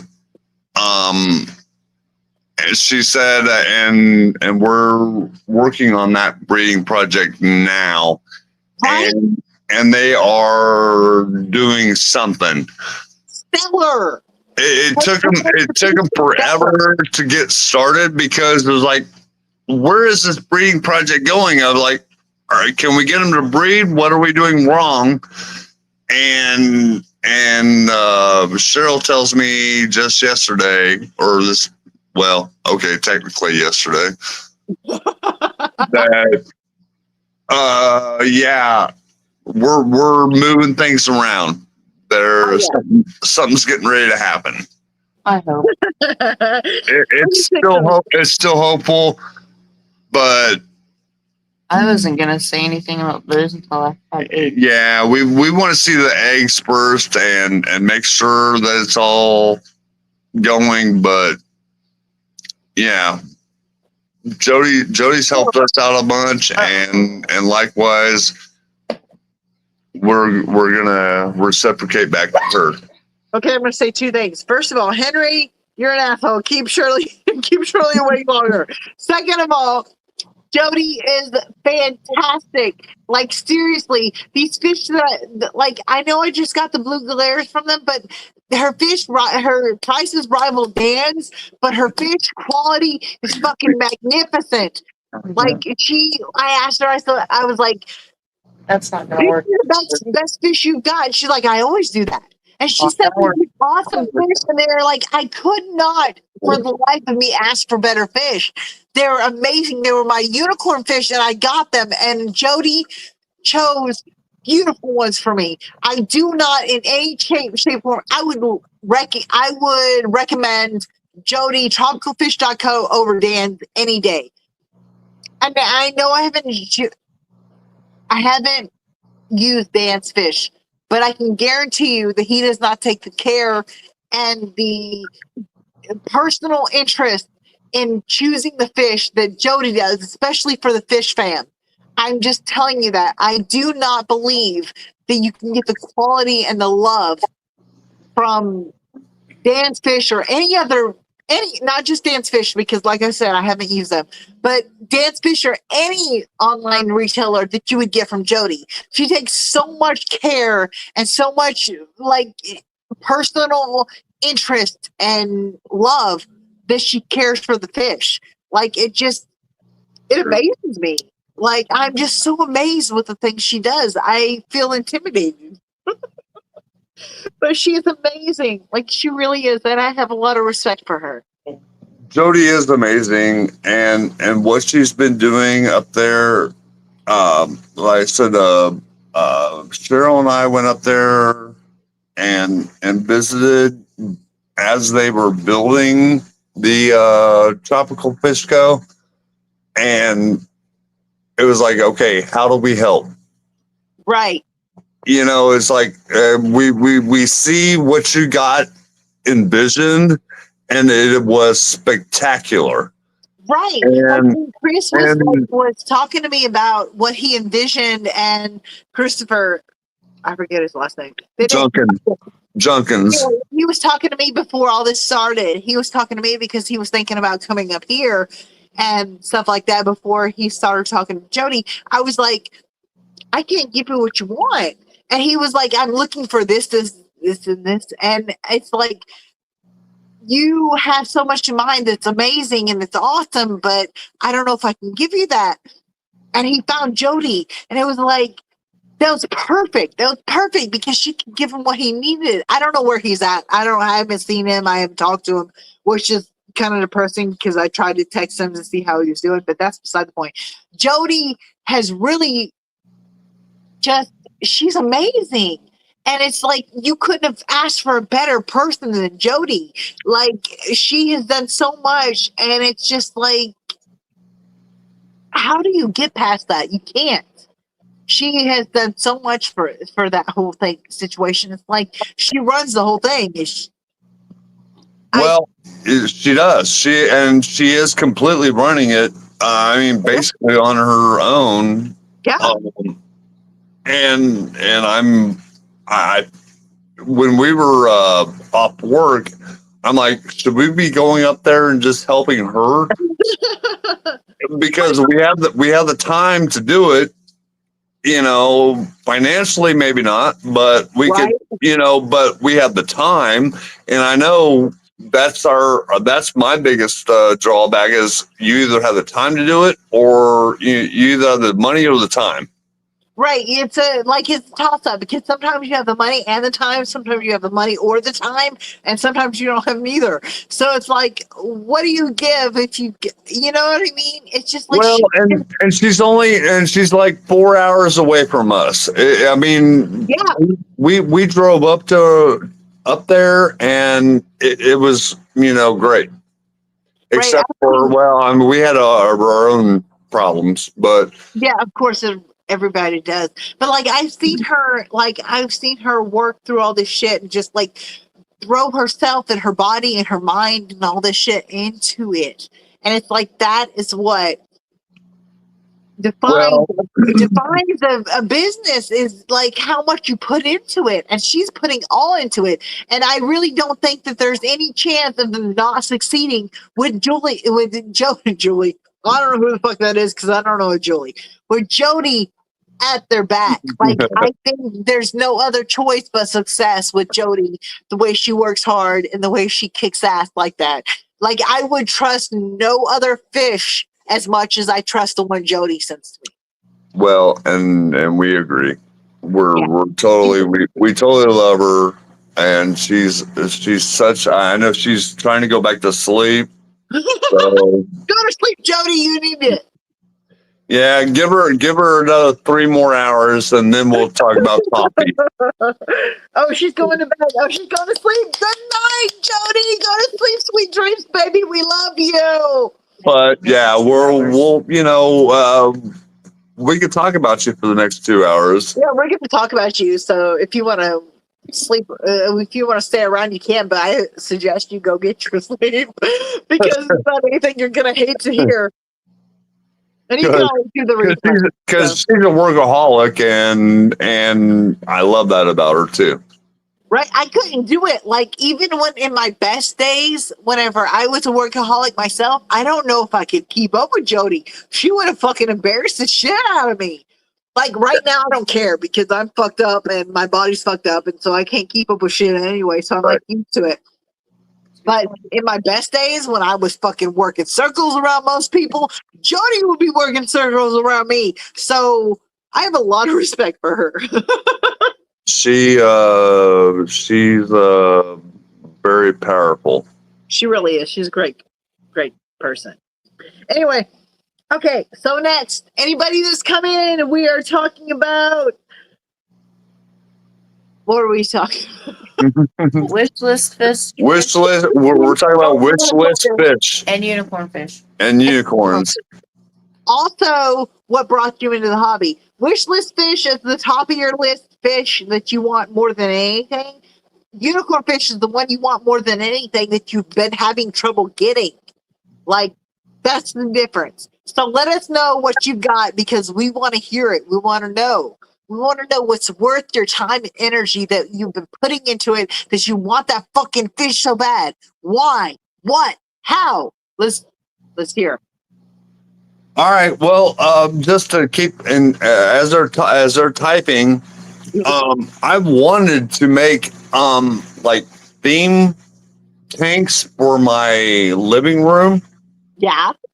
So, I would decorate one and say, "Hey, let's make this all black and white, whether it be albino or all black, or I just wanted black and white fish in the tank." And so when my zebra placos, the L46s came in, I'm like, "Yep, that's just a niche for a tank." Now, did we have a tank set up for them yet in the living room? No, but we have a parameter correct for them already, and I'm like, "Yep, they're going right over here because, well, we got a good deal for them." So, Of course, good deals matter a lot. it was like, all right, we weren't ready for them, but here we are. Let's just do it. Oh my god, I hate going to my LFS because I have a little lack of respect for them lately because they've had a lot of sick fish, a lot of dead fish that they've just kind of let happen, and they treated me like when I brought fish in to sell them, which was what I was breeding for. They treated me like they were doing me a favor by taking my fish for me, which is not the relationship that I had before. The relationship I had before is he knew that I was selling fish. He would not order fish in a certain fashion because he knew I was bringing those fish to him. But then when the guy left, the other guy that took over started treating me like he was doing me favors. Anyway, fuck, I forgot. I forgot what I was saying. Oh, No, you're selling fish to your LFS. right. So I have a little lack of respect for them at this moment because the way they're treating me like they're doing me a favor. When I was breeding fish for them, that was the whole purpose of me breeding, is to get fish for them, to get store credit, and that's what I was doing. I was breeding fish that I knew they wanted, but then they started like not wanting my fish because somebody came in and surrendered their fish and they didn't have room, and after he left, after the guy I was working with left. So I don't have a lot of respect for them, especially since when I go into their store. There's dead fish everywhere, diseased fish. There's fish with fucking has fucked up spines, and I have a lot of disrespect for them right at this moment. But I'm Yeah. trying to get back at it. So it's I'm having a hard time with it because with the way I had set up my business, the way I had set up my fish, whatever, is that I was breeding for the store to buy to sell to the store, which now I have to totally about face and do that because I'm sorry, I'm not breeding my Corys and taking them into them for them to starve to death. I went in there one day and 4 of my Corys had starved to death. My 4 that I had sent to them had starved to death because they didn't have time to feed them. That pissed me off. And I told them, I said, if you don't get your shit together, I will not be bringing my fish back. They basically blew me off.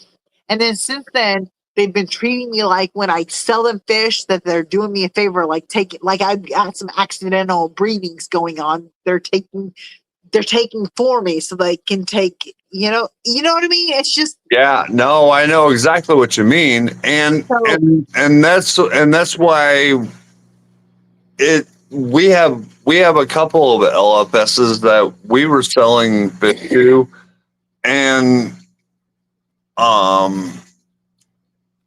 we didn't always agree with the way that they were doing things. right. And we're like, we can, but at the time it was like, okay, we have 1,000 Blue Dream shrimp, Gotta put them off somewhere. and you want them, and you know well, what? Here you go. The room over here. And Maybe if I we can could- get them. We got them started up, and I'm like, okay. Then we can go over to this business over here and say, okay, well, we can give you a little bit of this, right. but See, my problem is I have one LFS within 2-hour drive of me. I think there's one another hour away, but she come at one point and bought 60 queries from me, but I haven't been able to contact her since when I've contacted her. She hasn't messaged me back or called me back or anything. So I don't have that connection like I do with the LFS that I've got now. The problem is there's not a lot around here, so I don't have a lot of options. So I have to, if I'm not breeding specifically for the LFS like I was originally, I have to find some way to offload my fish because ethically, that's my biggest problem is I can't just be like, here, you want a fish? Go ahead and take it. No. I have to make sure that you don't have 6 fucking Corys in a 5-gallon tank. No. I have to make sure you got a minimum 20-gallon tank and you're taking care of the Corys, then you're fucking doing it right because I have ethics in my mind and none of it. and that's what we go with. There's an ethics problem of when like I was mentioning an hour ago of people coming over to my house saying, "Hey, I want your angelfish," and I'm like, "You're not set up for it," and it's hard to tell people that want your money, no. Yeah, But it's not like sometimes I'm like, to us, it's better. It's like, they're good in this tank. You get your tank set up, and then we'll talk again. this is just a temporary tank. This is not to hold them for the rest of their lives. If you want to hold them for the rest of their lives, you need this, this, and this. And it's not hard to tell them that. It's hard to accept the fact that they're like, no, I don't have that. Can I buy the fish anyway? It's hard to tell them no after that because you have to have the money to take care of the rest of the fish. You have to have the money to keep breeding, keep going, but you can't logically and ethically say, okay, I'll give you a group of 22 Corys for a 10-gallon tank. It just doesn't make any fucking sense. And they don't understand that and they want to take it anyway. And then they get pissed off and you have word of mouth saying, oh, no, they're bad people, blah, blah, blah, blah. And so like you have to really balance that. And it's really hard to do that when you come with a living creature. You can't ethically give them to somebody who won't take care of them correctly, but at the same time you've got to fucking have the money so you can keep breeding this fucking fish. Nobody wants to take care of ethically. that's why I was mentioning here earlier. Is like, you know what? Green bean, or okay, maybe it wasn't even with you. Maybe it was somebody else. I was saying, hey, throw some green beans in the if the algae, if you're worried about your algae wafers giving your dojo loaches a problem, Yeah. then maybe you should try something else. And I'm like, okay, I didn't mention this is two different conversations here, Yeah. Yeah. but I'm like, you know what? We got tons of green beans. If you can't afford zucchini, I'll give you a can of green beans. Fuck. then throw them some green beans. Right? And I'm like, you know, my uncle just passed away here a couple weeks ago, and we were going through his house, and he had like cans and cans of green beans, and my mom's just wanting to give it away, and I'm like, green beans? Nope. Those No. go to my house. That's fish food, honey. That's You can fish throw that food. shit away. You know, even if I can't eat it, you know, I know who can. But I mean, there's also the specific that we are dealing with several different types of fish. Right. You've got You know, if we were selling only koi, or if we only had, you know, one, if we were doing just angels or just one type of fish, then you could specify. But Right. we are all over the parameter. Right. I've got less than 30 tanks, like not much less, but I've got less than 30 tanks. But the variety of fish I have, and the ones that need things like green beans and stuff like that, that like regular human food, is just ridiculous. It's like, why would you throw away a can of green beans, even if they're expired? Fucking feed them to the plecos. Right? Why would you do that? Don't waste food. Just fucking feed them to my plecos.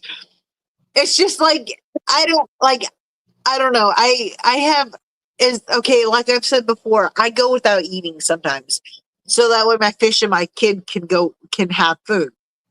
Not saying that for sympathy. I don't care. I don't need your sympathy.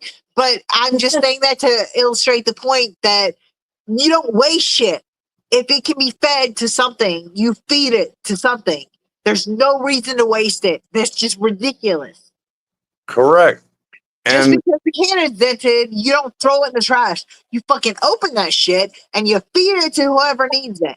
There's too many hungry people, too many hungry animals for you to be throwing away dented and fucking cans and shit just because they don't meet your standards. Fuck that shit. Feed somebody. okay, you're going to go there. You know, okay, your loaf of bread gets too hard. Yeah. You know what? Break it up and throw it out into the yard, and I guarantee you some birds are going to enjoy the shit out of it. Exactly. Don't waste shit. That's what I try to do. Even with my stuff, that my leftovers, which are few and far between. With my leftovers, if I can't eat them, if I can't finish them somehow or some way, I find some way to use them. I don't just toss them. I can't, because like I was saying earlier, being hungry, like really hungry, I'm not saying missing a meal, I'm saying missing like 3 days worth of meals. That fucking sucks. It fucks with you mentally. Why would you put anybody through that if you've got extra food? Fucking feed something. Feed somebody. There's no reason to fucking waste that shit. That's just my opinion. But I live below the I'm once again, I already talked about not eating for days. So Yeah, exactly. that we can go there all day long. Yeah, it's just like I have a problem with people who have. I don't have a problem with the people because they don't understand. If you've never been without a meal, if you've never been without involuntarily without a meal because you couldn't afford it, or without a day's worth of meals, you don't understand what that's like. But it's not just when you're hungry, when you're really hungry and you haven't had a meal, it doesn't fuck with you just physically. It fucks with you mentally. Yeah, Like it it does. really puts you in a place that you're like, I can't go without a meal again. I can't do it. And you will do anything to keep from feeling that hunger again. And then it's just when you have something depends on you, like an animal or a child, especially a child, and you're making sure that they eat and you don't eat because they have to eat, that is just a totally separate experience.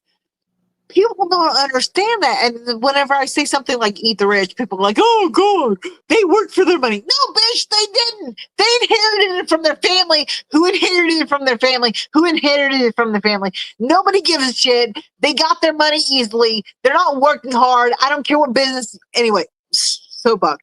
But anyway, until you've been hungry, until you've been really hungry, you don't know what that means. That whole, oh my God, I'm starving drives me crazy because you're not fucking starving. I've been spoiled my entire life. I learned how to shoot a gun and catch fish. Yeah. I can do it. Yeah, but there's people like in the inner city and in the not rural areas that don't have that access to livestock and live fish and stuff like that to be able to do those things, that are hungry because they don't have the access to the. You know what I mean? It's just like You're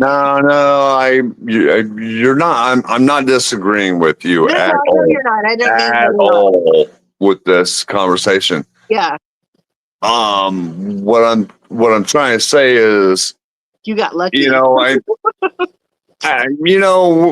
you grow up with a little bit of country in you, Oh yeah.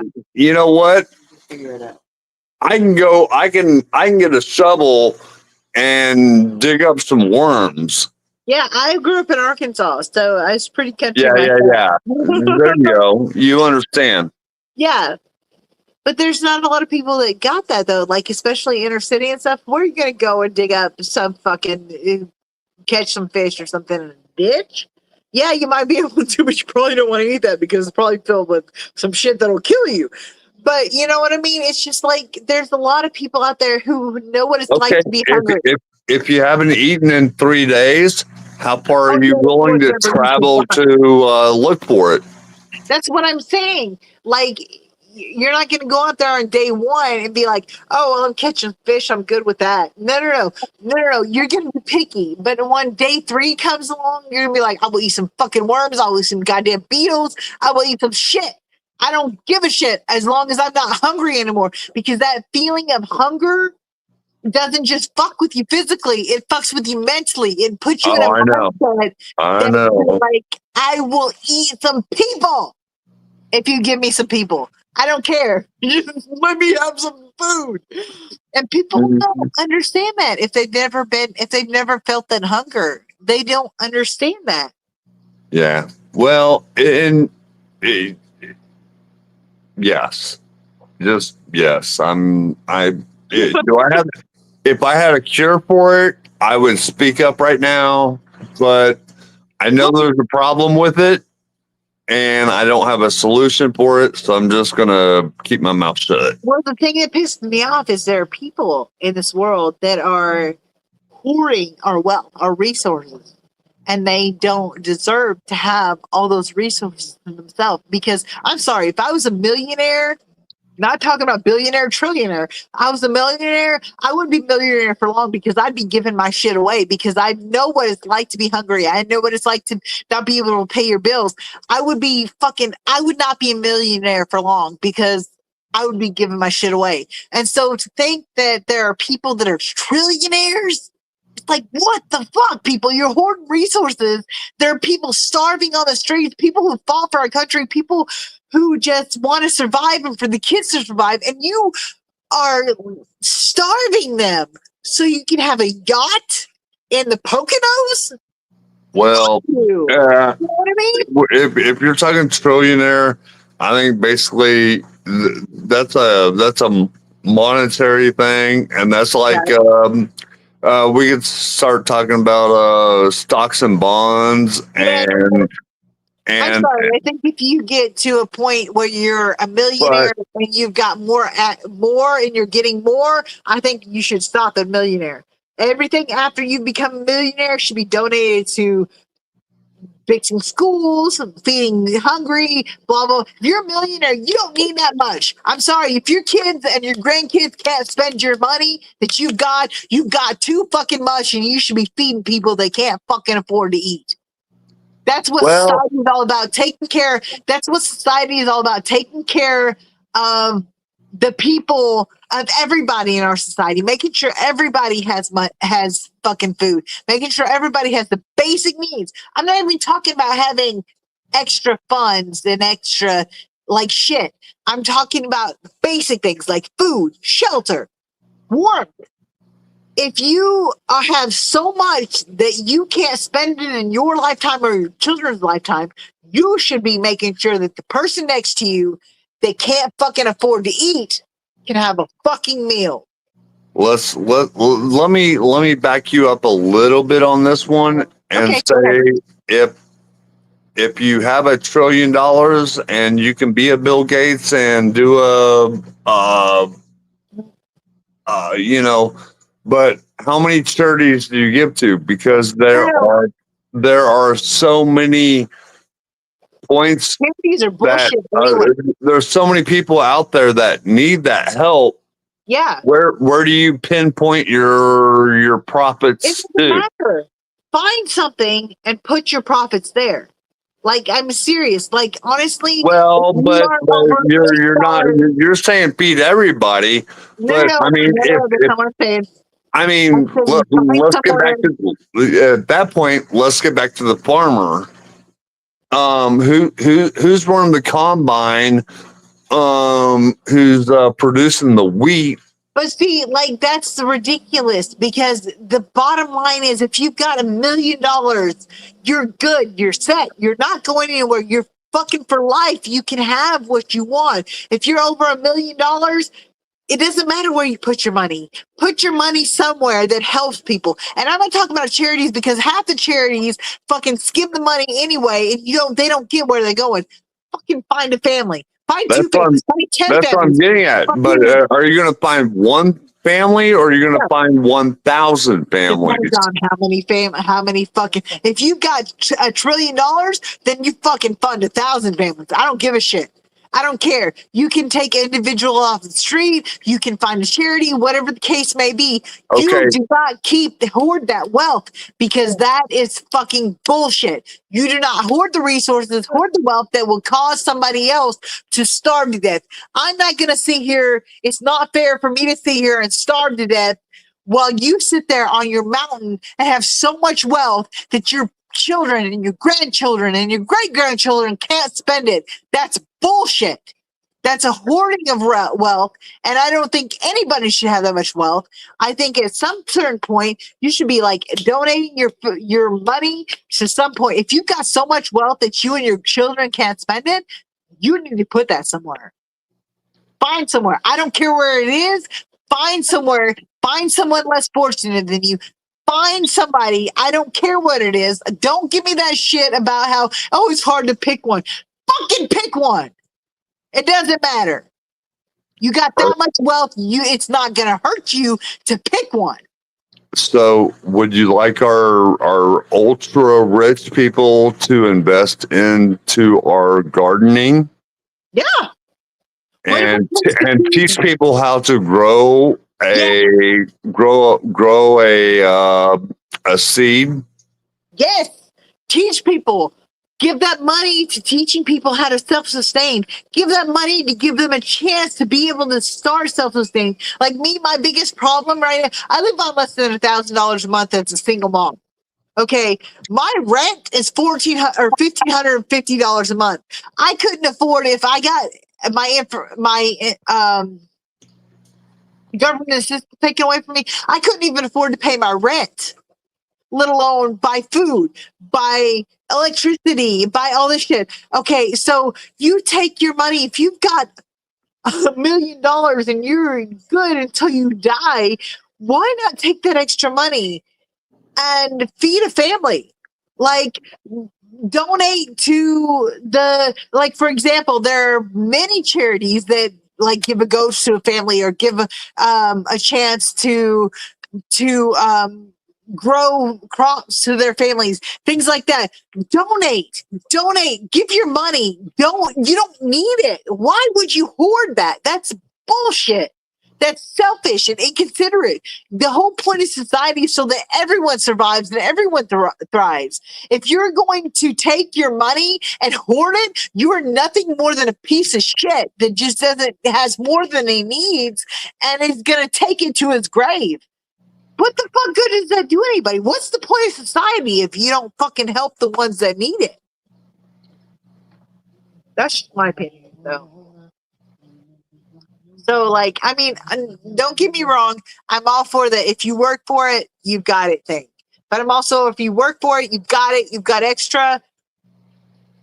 Help your friends. Help people. Help your neighbors. Help. Put yourself in. Invest. Like, because if you, like the whole thing says, if you give a man a fish, he eats for a day. If you teach a man to fish, he eats forever. You know, because he learns to fish. Like, just teach. Invest in the people. Because that's the whole point of society, is to take care of each other. If you're not taking care of each other and you're hoarding that, what does that say about you? You know what I mean? Like, it's one thing to save and become a part of your, make sure your family's taken care of. I get that. I totally get that. And I would totally do the same. But if you've got more than your family needs, if you've got more and your family's eating, you're solid, your bellies are full, your bills are paid, you're good, and you've still got that extra, not just the extra to buy your cup of coffee or not the extra to buy your extra whatever, but if you've got enough to buy an island or buy a boat, fucking feed somebody. That's bullshit. That's just my opinion. Sorry. I probably shouldn't say that. Almost 8 hours. Oh my God. Yeah, we're getting on a little bit of a tangent, but Yeah. Okay. Oh shit! I haven't even checked text messages. I know I'm checking the chat now. I Oh, that's haven't been watching it either, so okay, I'm gonna go way up. Okay. Roy says somebody's going. Oh, Bob Bravo's here. Hi, Bob. I'm sorry I didn't see you. We're fucking like way into the process. Jody's awesome. I agree with Skull. Henry's going by. Keep Shirley awake for longer.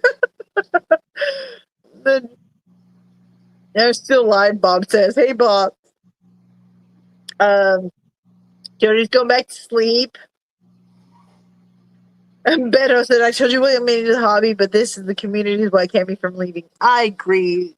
Beto. This community is amazing. Roy says, I kind of was born into the hobby. My father tanks when I was very young. I'm dating myself, but he had steel frame tanks, and I used to pull up a chair and stare at fish for hours. That is the most amazing part. Oh, Chi! Hi, Chi or Chai or whatever you fucking go by. Mwah. You're awesome too. Yo, what's up, everyone?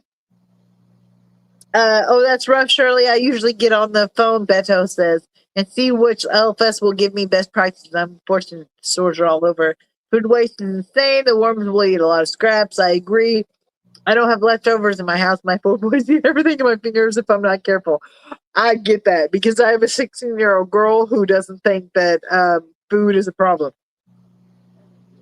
Beto says I ate a lot of it once.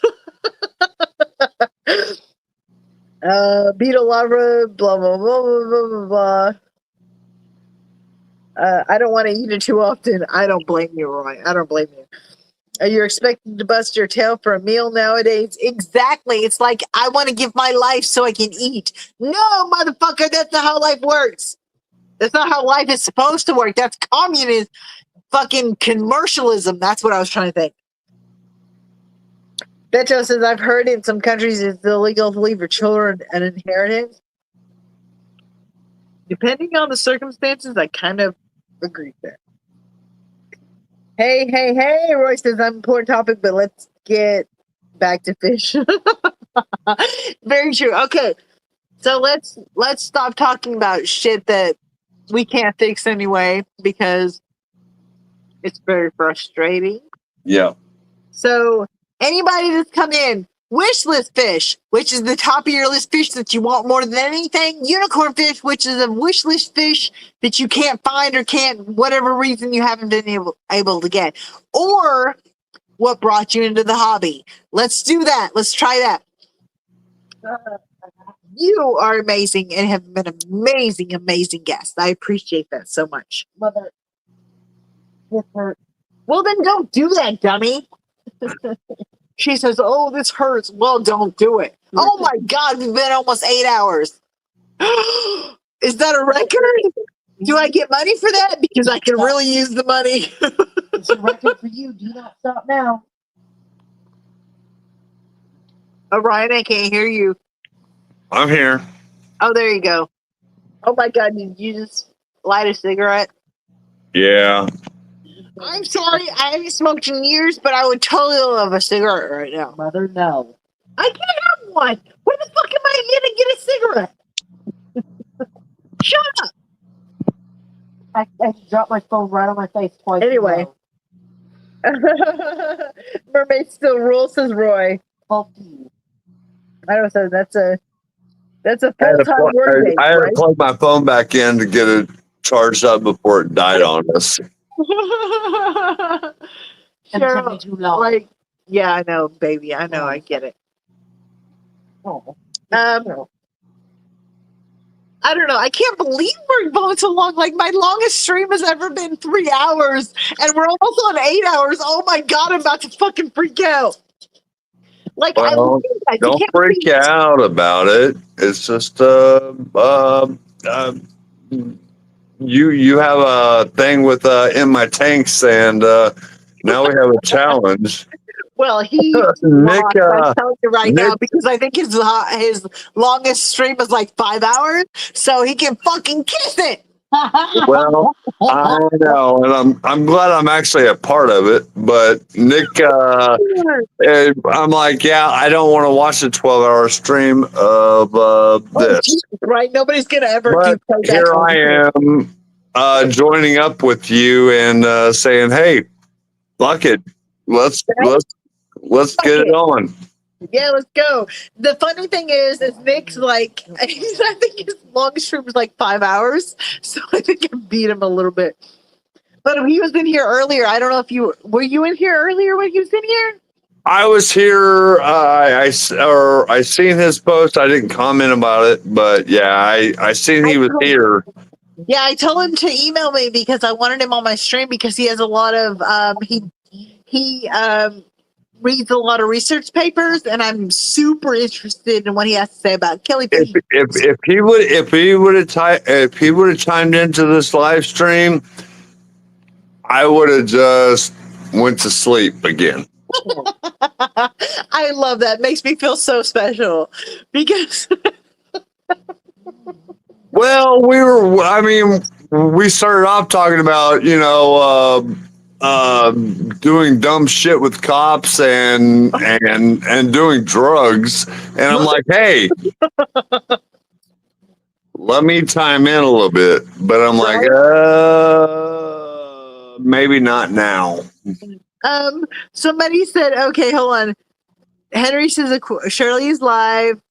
Hold on. Somebody said something about me, and I'm trying to see the.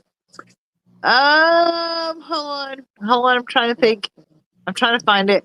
Oh, somebody said something about in my tanks. I think Shirley surpassed your longest stream. Dude, Nick. Oh my God, it's hilarious. And then Nick said something back, but I couldn't read it on my notification, so I can't tell you. But it's so funny. Oh my God, it's almost 8 hours. Ah! You guys are the best. You guys, I love you. Mwah. I can't believe it's been 8 hours. I gotta pee so bad. But oh my God, you guys are the best. Like, Nope. seriously. If you have to go pee, just put the screen back on me, and I'll. I I did that earlier. I don't have to pee that bad. I already had a pee break at like hour 5.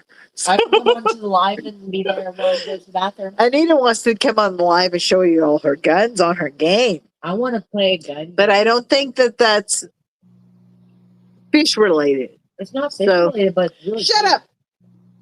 I love you. You can tell she's my daughter and she doesn't give a shit what I have to say because she's beating me up now. Anyway, You like Dano. ow. Anyway, Mwah. We all do freshwater here, so I can't talk about Octopussy much, but Oh my god. that's a fucking what do you call it? James Bond thing. Like I never liked James Bond. Like he got on my nerves. It's like you fucking treat women like they're a fucking condom and throw them away. So, but that's a different conversation. So, but no, I'm so happy that you guys have stuck around and just hung with me. It's like, it really means a lot to me that you guys really have. You're amazing. And Cheryl's so beautiful. I love you, Cheryl. I love you too, Shirley. Oh, she loves me. Anyway, she's Sorry, still I'm she's still awake with us. Here it is, 3 o'clock in the morning, oh and my God. You guys need to go to bed. Tell me to shut the fuck up so you can go to bed. Oh, I'm going to bed in 4 minutes. Oh, 4 minutes? Okay. 4 minutes. Okay. yeah, we have a 3-minute timeout. Okay, I'll tell you what. Let me see if I can find some shit over here. I'm trying to find I'm trying to find shit and it's not working. Assholes. Okay, I'll tell you what. The cops are coming after us pretty soon. Because like right now, we have cops. Oh, gunshot. That doesn't hardly do anything, jack shit. More sounds. Oh, Jesus Christ. I'm trying to be all like inventive and shit like that. It's not working for me. I'm trying to do the fucking cop siren sound, but I can't find it. Okay, I'll tell you what. I'll let you guys go. It's been 8 hours.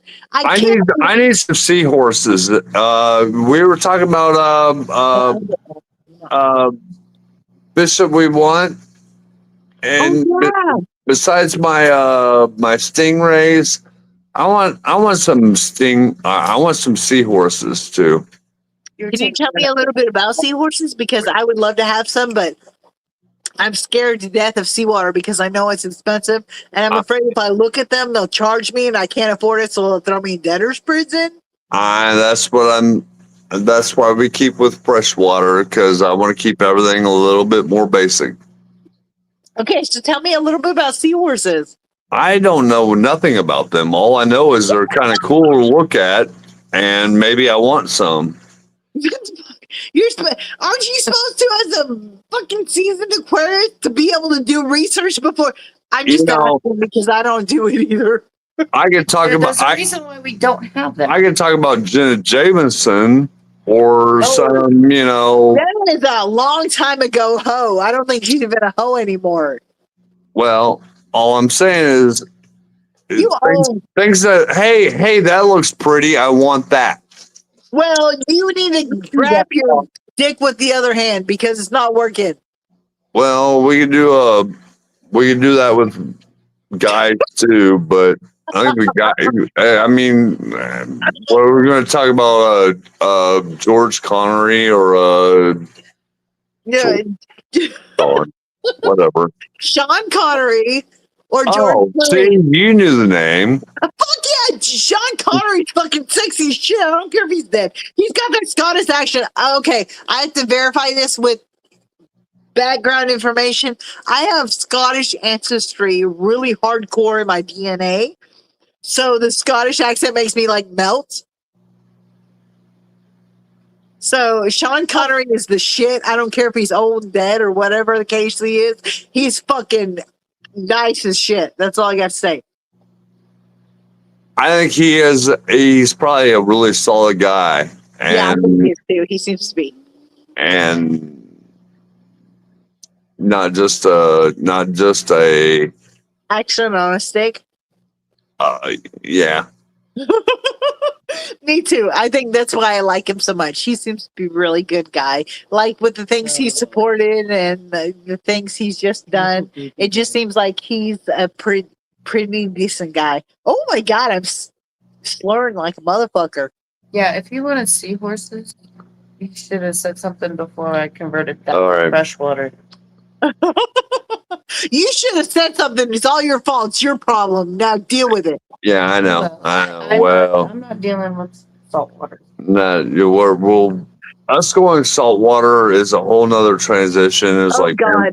we have so many freshwater fish. It was like if we transition to doing saltwater too, this house isn't big enough for it. Let me tell you something. If I tried to do saltwater, they would charge me for just thinking about it. And then I would go to debtor's prison, which we are not supposed to have anymore, but I would still go to debtor's prison. So Well, that tank came with everything for saltwater, including the protein skimmers and shit. protein skimmers and everything? Yeah. Ooh. It's a fluval all in one. I still would shit myself before I know what to do with it. Sorry, that was horrible. That was a really like gross thing. Get 'em out and put freshwater media in it and called it a freshwater tank. Really?